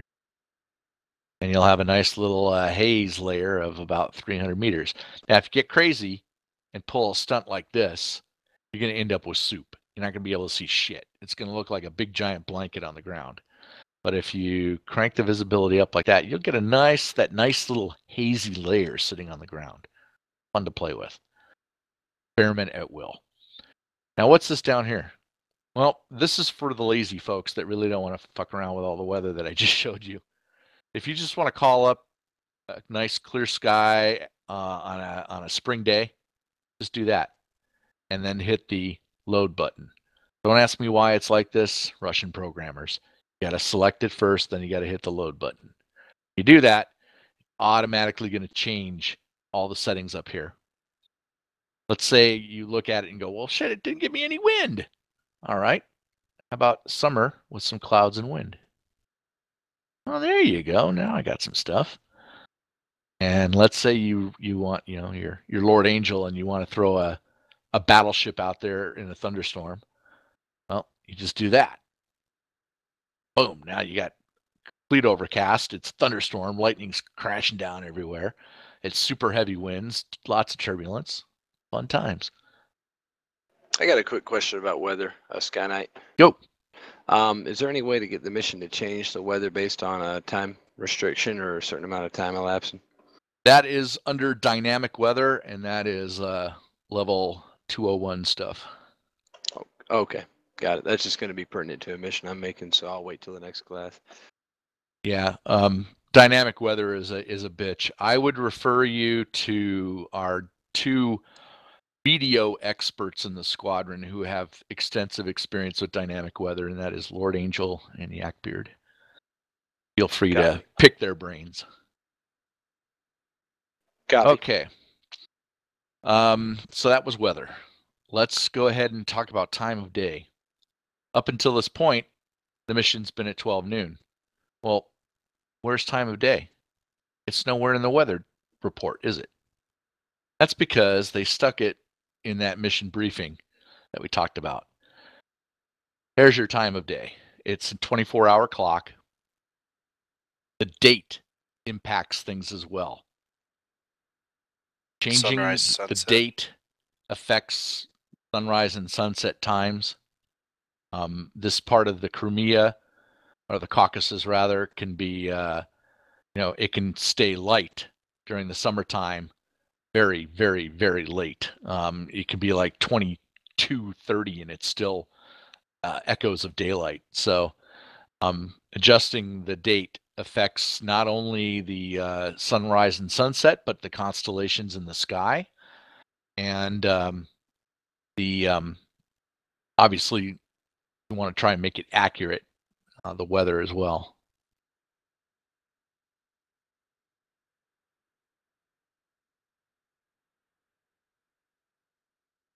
Okay, mission options.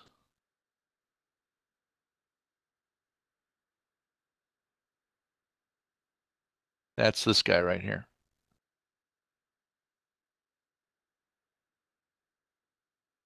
I'm going to go ahead and set up what is considered the squadron default for mission options.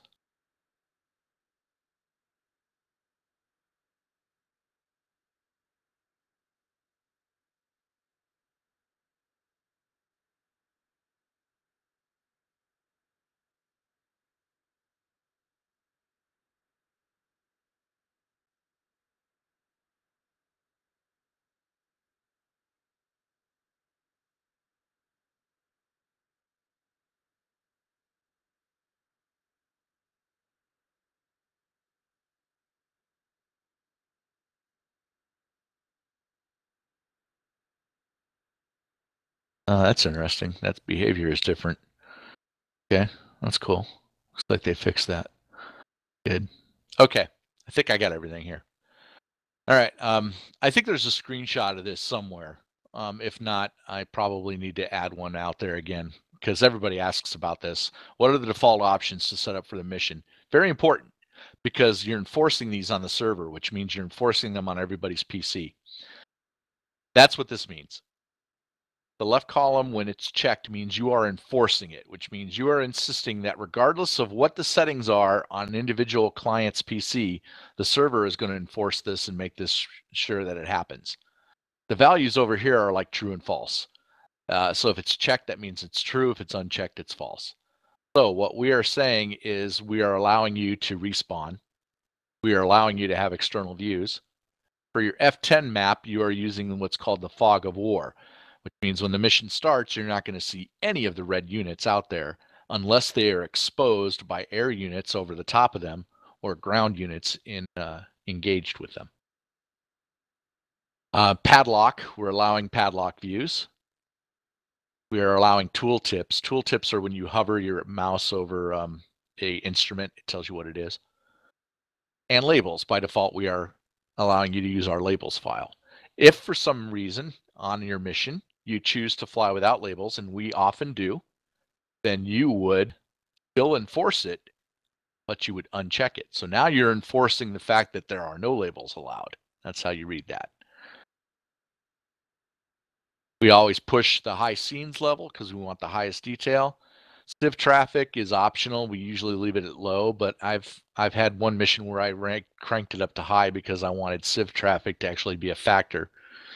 GFX, we always want to push simulation, so we're forcing full GFX. The other things that are unchecked means that we're not enforcing them at the server level. Okay, radio assists, that's why. All right, radio assists are one of the things you have to enforce off. You have to clear that checkbox. Here's the reason why. If you do not enforce radio assists off, you will end up with a mission where you will fly, and for whatever reason, DCS decides in that mission that Bitching Betty is going to go missile, missile, missile, or enemy 12 o'clock below. And she just starts talking nonstop about all the threats. That's that damn radio assist thing. For some reason, it gets triggered on certain modules, and there's no way to turn it on or off from the server unless you specifically enforce saying, no, don't run that damn thing.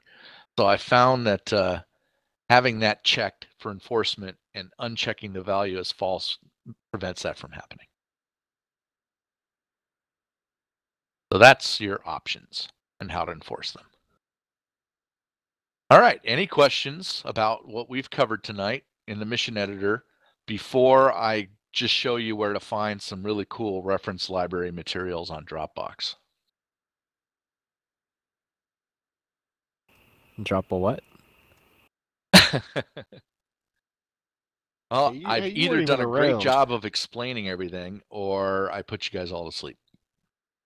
No, it's been very thorough, Scott. Appreciate it. Yeah, it really has. You've answered every question before I've asked it.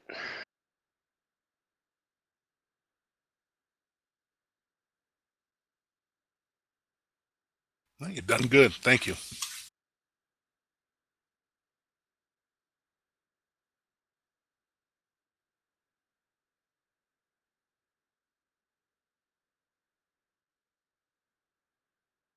Oh, thank you, gentlemen. All right, Dropbox.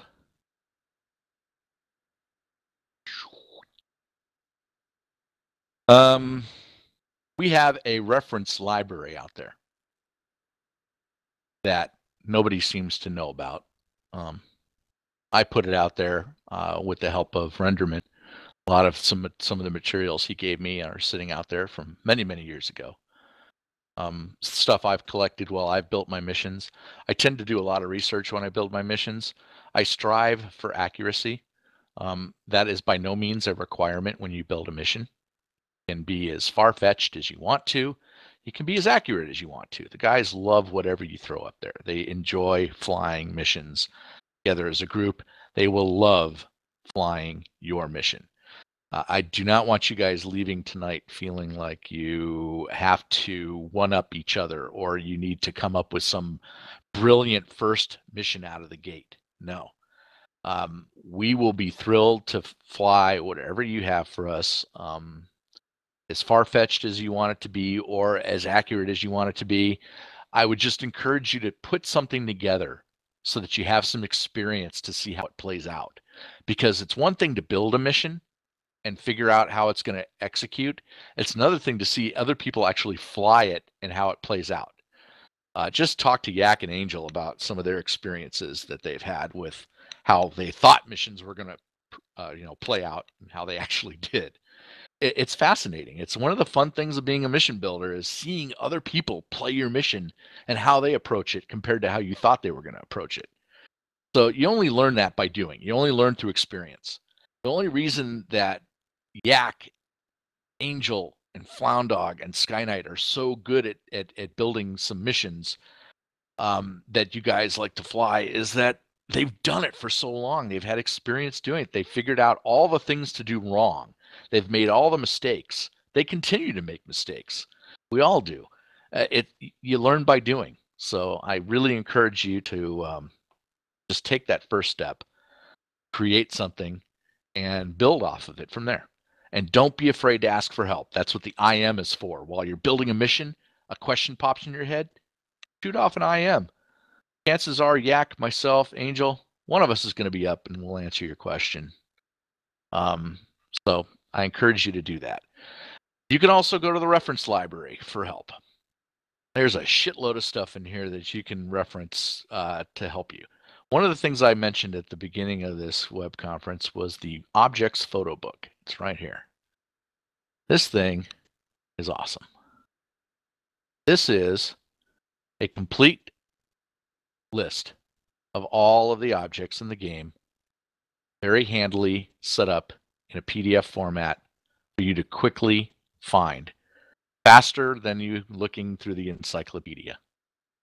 So if you are very in a rush, find a certain structure, I have often referred to this to find my structure, especially when I'm trying to figure out what the difference is between a small warehouse 1 and a small warehouse number 4, which I still can't remember to this day. So it's all here. So I have this handy sometimes when I'm building missions. very easy to find objects you're looking for that are included with the game.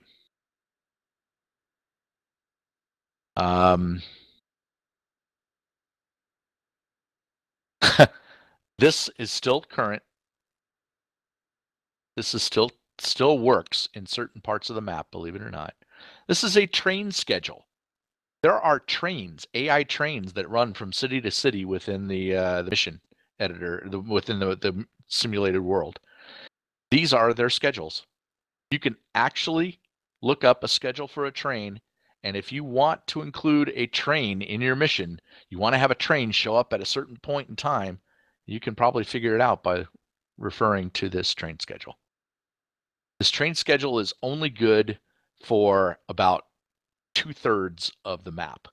The whole area of the map that was added recently around Georgia, Tbilisi, and all that stuff doesn't have the train schedules, but this covers the older part of the map.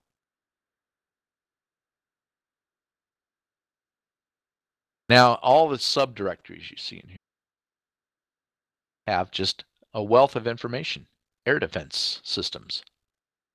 Let's say you want to know what a typical Soviet-Russian SAM site configuration would look like. Well, you can call it up. You can get the exact complement of what a Soviet S-300 SAM battery would include. You can go down and you can find pictures of how they would be laid out. You can find typical deployment or non-deployment when they're in storage. I like this one a lot. You can find out all the different vehicles that are part of a typical battery. All kinds of information in there. I think this is even more review on air defense systems, different air defense systems, and how they are deployed. What units consist of a SAM battery? Airfields. Remember I talked about all those parking positions out there for those airfields? Well, check this out. We have an airbase that diagrams that include all the parking positions. So when you're dealing with a airbase like Vaziani, which is what this is, which is huge, tons of shelters, you can look up exactly the parking number for the shelter that you want to put your aircraft in. All right there.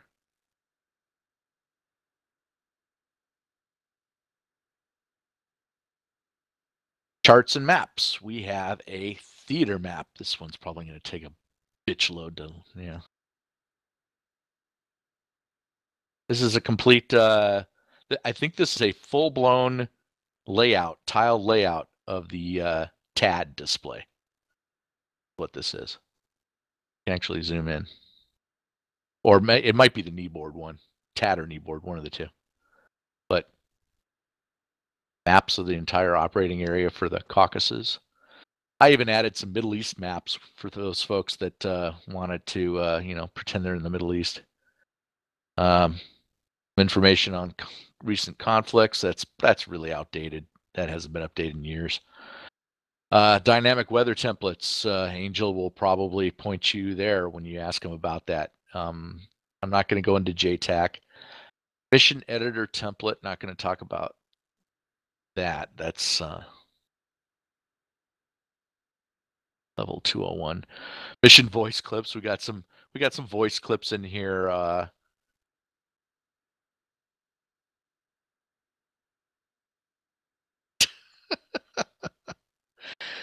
Yeah, I got some kind of shit in here. Real world operations and tactics, Taliban tactics, insurgent tactics, all kinds of stuff in here about deployments and things like that. Unit formations. This is a good one. Complete Warsaw Pact order of battle. Shows you the names of the tank regiments, the numbers of units within.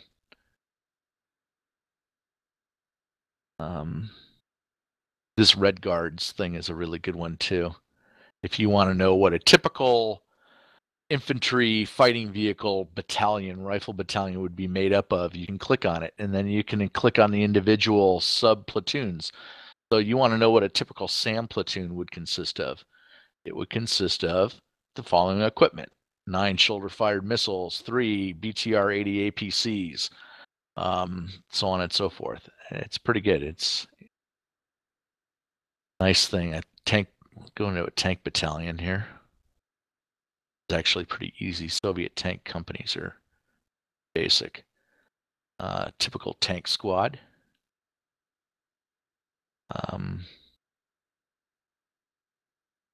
This one does, I think, okay. 13 T-80s. So that weapons. Everybody always asks, I don't know what all the weapons do. Well, this is a start here. Kind of give you an overview of what each weapon system is capable of doing, what it does.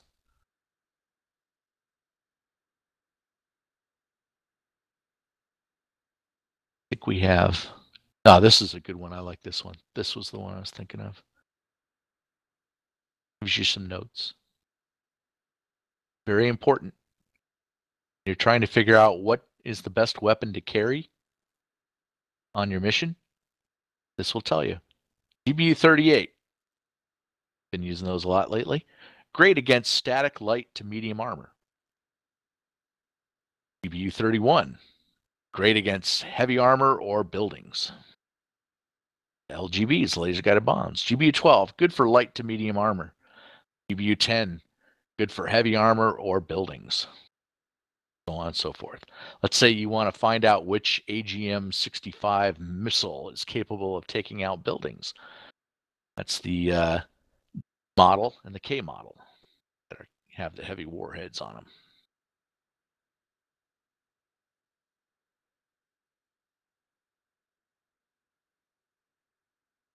And finally, in the docs,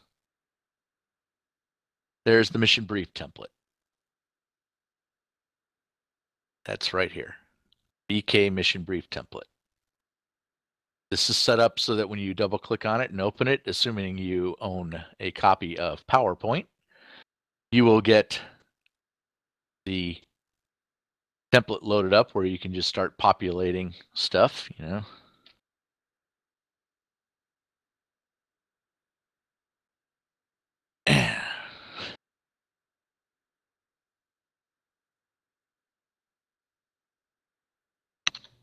That kind of stuff there. And when you want to add a new slide, you can choose from all the different types that include content, or one that is set up for content with a picture.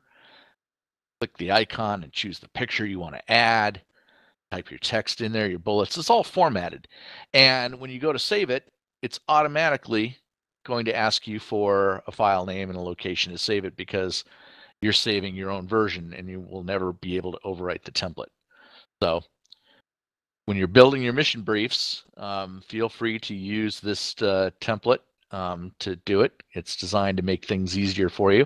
You're also welcome to use one of the existing ones that's in there already. I mean, we're all about reuse here. Don't be afraid to take ideas or borrow from other mission designers. Nobody will ever fault you for that. So you can go into the missions folder, go in to one of the many folders, and usually there is a PowerPoint version of the briefing. So here's one that's got a cool map with all kinds of icons and stuff on it for moving around. Like that was because that was the battle map.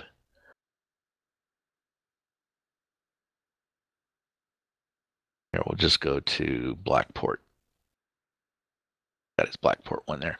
So he's got something all filled out already, and he's kind of got, like, this is a popular one that we all like to reuse from each other, the threat assessment that's got everything.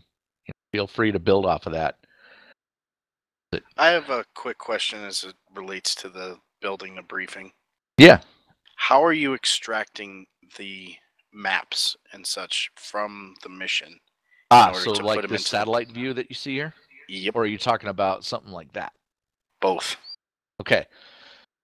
For things like this, what's typically happening is we are in the mission itself. We've loaded the mission, and we are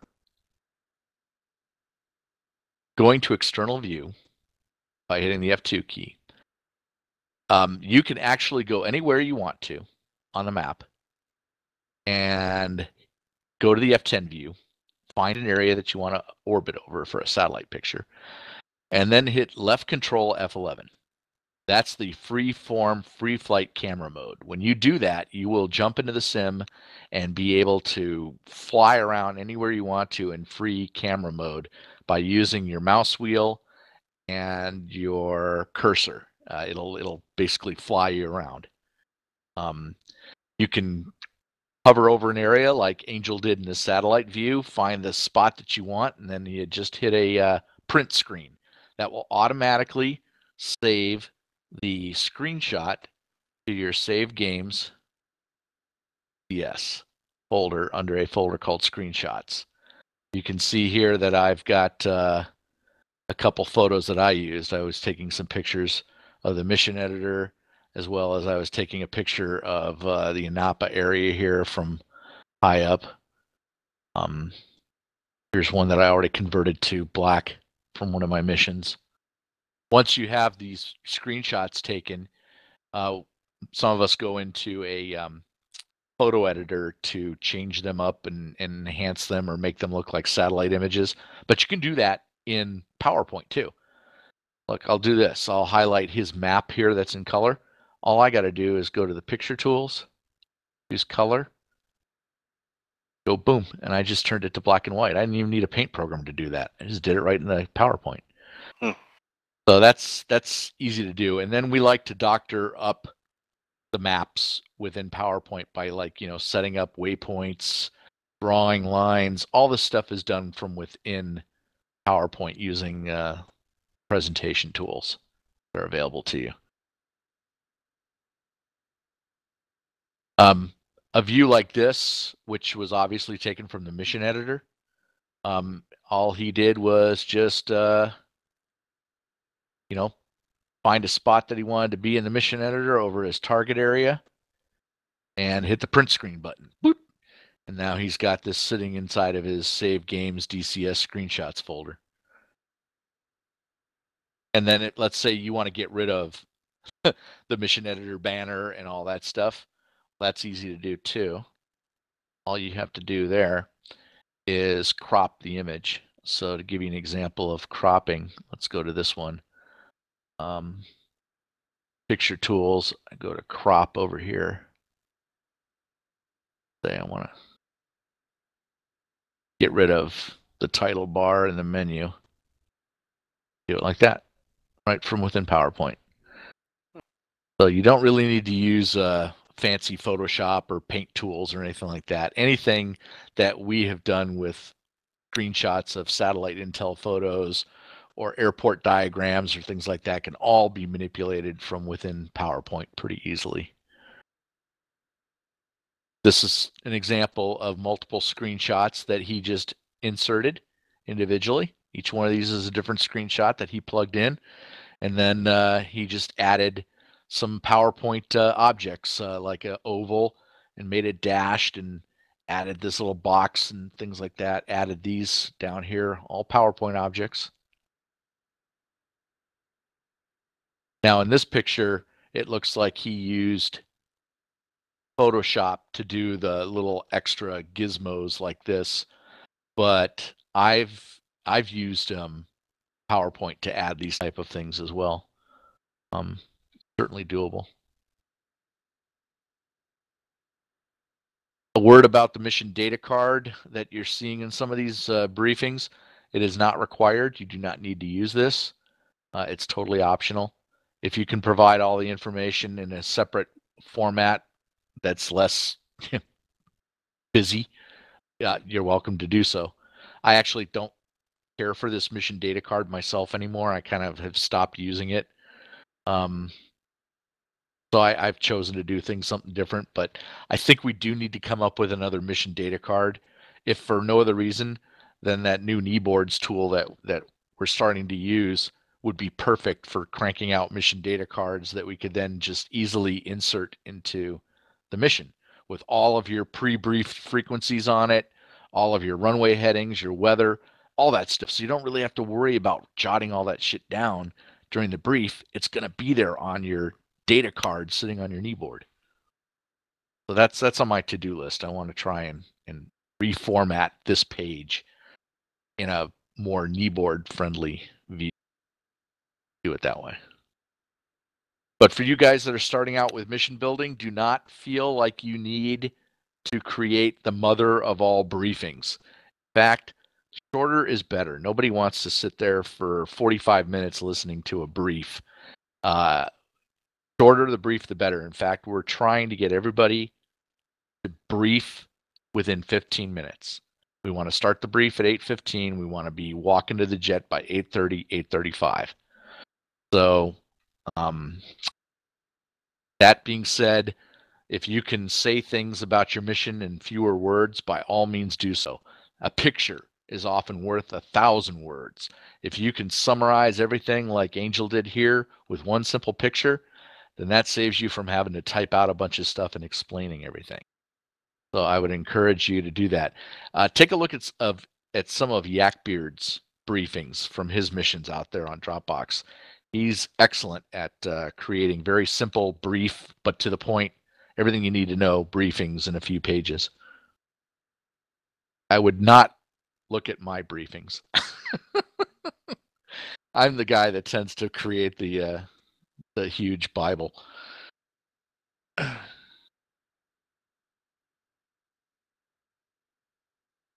All right. We ran about half an hour later than I wanted to, but we covered it all, which is awesome. And now it's the ball's in your court, guys. Head back to your mission editors. Start coming up with ideas. All good missions start with an idea. Jaws already has his idea. And you work from there. If you're having trouble brainstorming ideas, ask the guys in the squadron. Some guys are full of ideas. Some guys are like, "Oh man, I would do this, I would do that," but they just don't have the time to make it happen. So here's your chance to find out if somebody else has a good idea for mission. Here's an example. Bluto threw out some forum post over a year ago with an idea for a mission, and I ended up taking that idea, and it ultimately grew into this gigantic campaign about Operation Anaconda. And I had a blast putting it together and making it happen. And it all started from a simple forum post that Bluto threw out there saying, well, yeah, it'd be great if we had a mission about, what went on during this time frame. And I was involved with a pilot that died. Not a pilot, a Air Force JTAC or something that died. He's a PJ. PJ, that's right. So,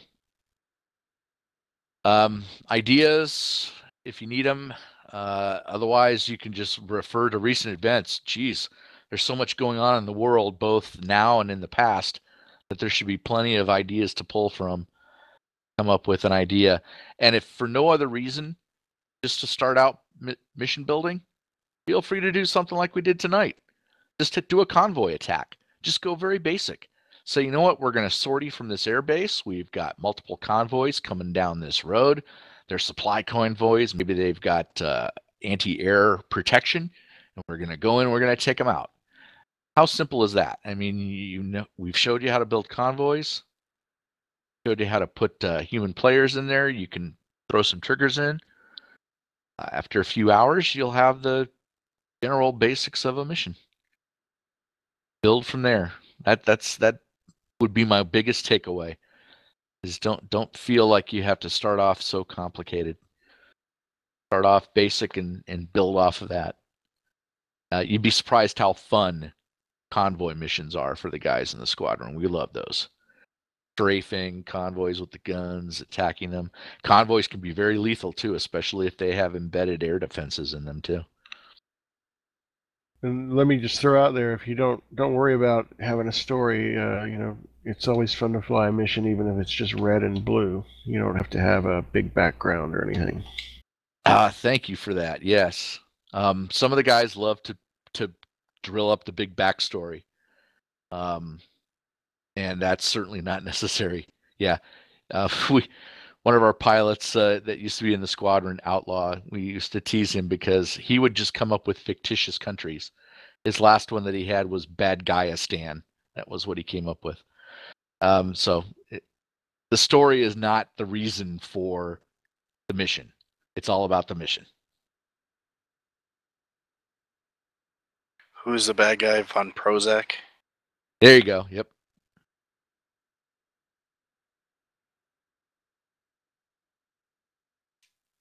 There are also mission archives out on Dropbox, and there may even be some more that SkyKnight has archived offline that you might be able to go out and use as templates. I believe there's a Halo template that we made about 16 missions or so that basically populated an area. You could use that, and then you could delete all the things you don't want in there. Maybe you just wanted the airport out of it. Hellhawks, which is what I've been using the last couple weeks. I'm not sure if that's out there, but I have it archived.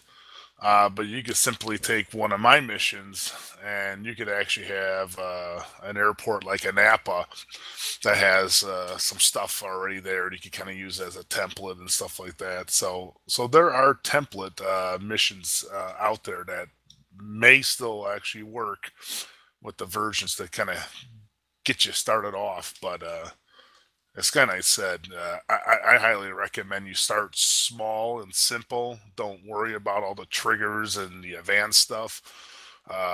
Just sort of pick at it, and then as you start small, you could then start adding and playing around and seeing what works and what doesn't.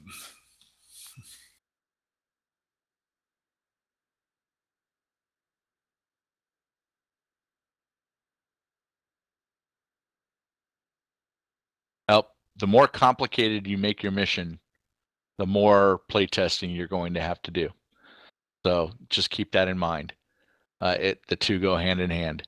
The simple mission that we made tonight with several convoys on the road, maybe an enemy air unit, maybe a AI seed element, maybe of course the Black Knights in there. You can probably playtest that and run through that whole scenario in a couple runs of the mission. You can load it up. One nice feature of playtesting in the mission editor is it launches the single player version of the sim and then comes up with a menu and allows you to pick the aircraft you want to test. So you can play as any one of the aircraft that you've got in the game that are set as client. And then you can fast forward. Both the time increase and time decrease functions, time advance and time slow down, work in the mission editor playtesting mode. So unlike multiplayer where you are unable to do time advance and time slow down, you do so in that. So that you can skip ahead by speeding up the time to a certain event that you want to test really quick.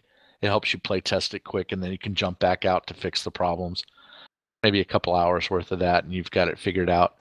I would caution against too much playtesting because there's something to be said about the mission editor also being able to, the mission designer also being able to enjoy the mission. So if you know everything that's going to happen at every single point, then there's no fun in it for you probably, except enjoying to see how other people play the mission. But as long as you check your triggers, I would encourage you always play test your triggers, make sure your triggers work, make sure your convoys spawn the way they're supposed to, make sure they go along their path. What ultimately ends up happening with the AI flight and it's attacking your column, or what ultimately ends up happening with ground troops and how they interact with the humans, that's all going to be a surprise to you, and you won't find that out until you fly the mission with the guys. Well, I really appreciate you taking the time to share all this with us, SkyKnight. I learned a hell of a lot, and unfortunately, I do need to bounce. We're done, so thank you for sticking around. Let me say one real quick thing. It is a known fact that the mission will at times react differently in single player mode versus multiplayer mode, even to the point where the mission in multiplayer being played off of your machine will act differently than multiplayer being played off the server.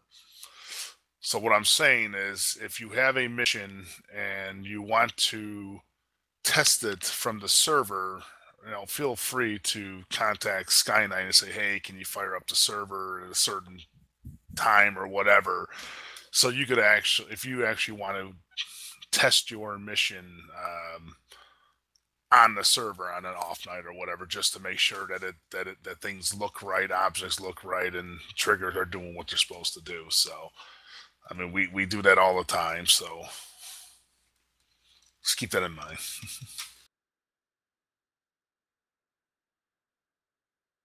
And that comes into play with the more advanced stuff you do. Is the more advanced things you get into, the more you're going to want to test it out like that. If you keep it basic, I don't think you would need a server test for something like we created tonight. Well, thanks, fellas. We'll see you Monday. All right, Bluto. Thanks for joining us. See ya.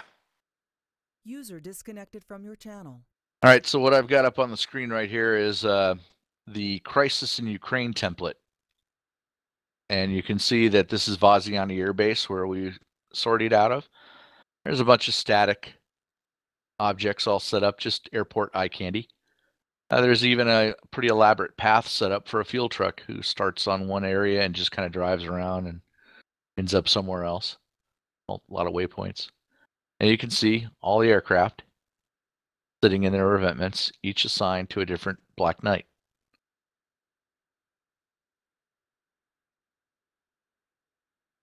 Right now, they're set up as the Su-25, but there's no reason why you can't go in there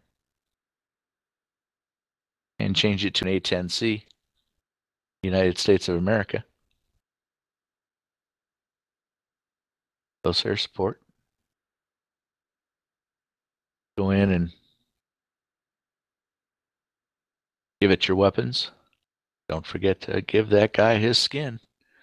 That's Floundog. Yeah, so, I mean, if you're looking for a place where you can easily have an airbase that's already set up and ready to roll that you can launch a mission from, we have several templates out there. We have the Hellhawks one that Angel referred to, where I think Anapa is pretty populated. There's this one where Vaziani is pretty populated. There's even AI air traffic in the area. This particular template even has the training zones, including the ATR, the target range objects and stuff like that. So that's all out there. Feel free to use it. Just remember, when you go in and modify this shit, the very first thing you should do is do a file save as. I neglected to point this out, that if you click save button, default behavior is always going to be to overwrite.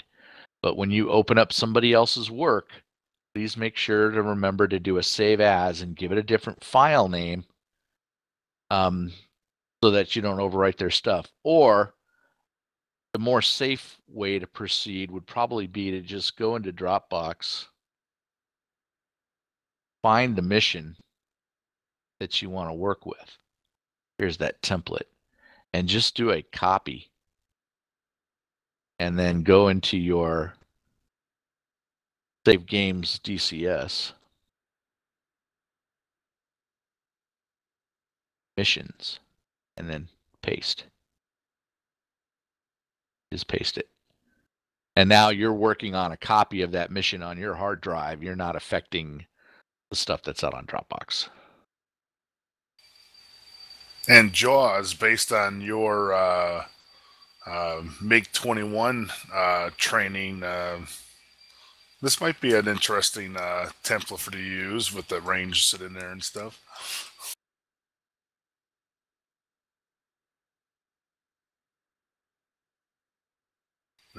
Maybe JAWS is not there. I'm here. Can you guys hear me? We can now.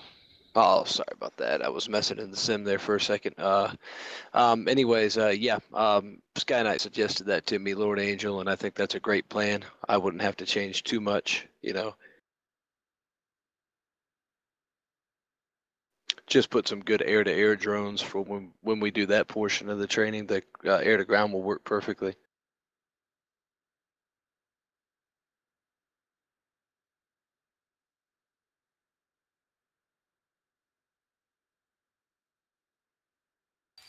So I will say that reuse is something we do we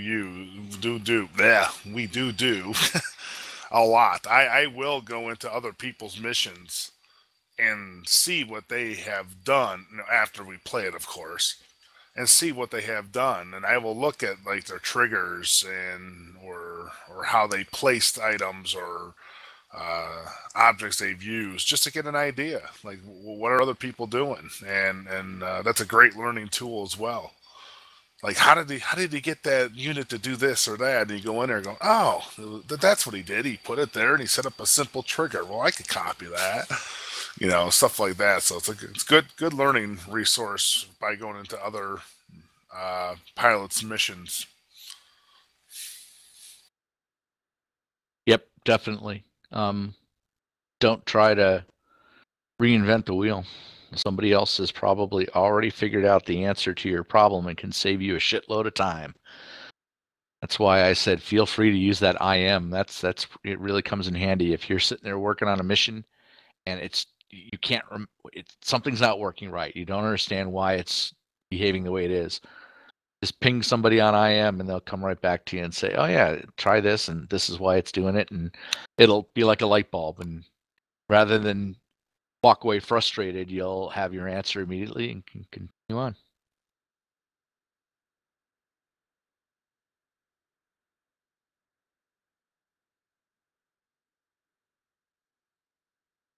Well, thanks, SkyKnight, for doing the class, and looking forward to some new missions.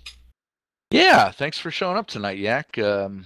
As always, you were my second set of eyes and brain, and thanks for chiming in.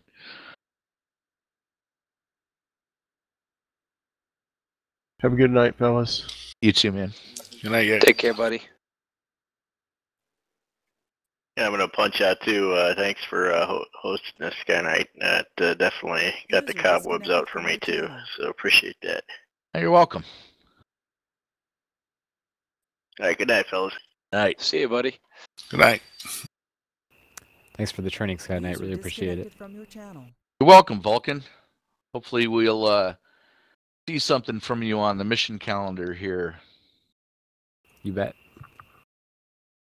Hey, SkyKnight, when's the nearest opening for a mission? If I were to crank that one out we were talking about, because I've already done a good bit of it just while we were doing the class.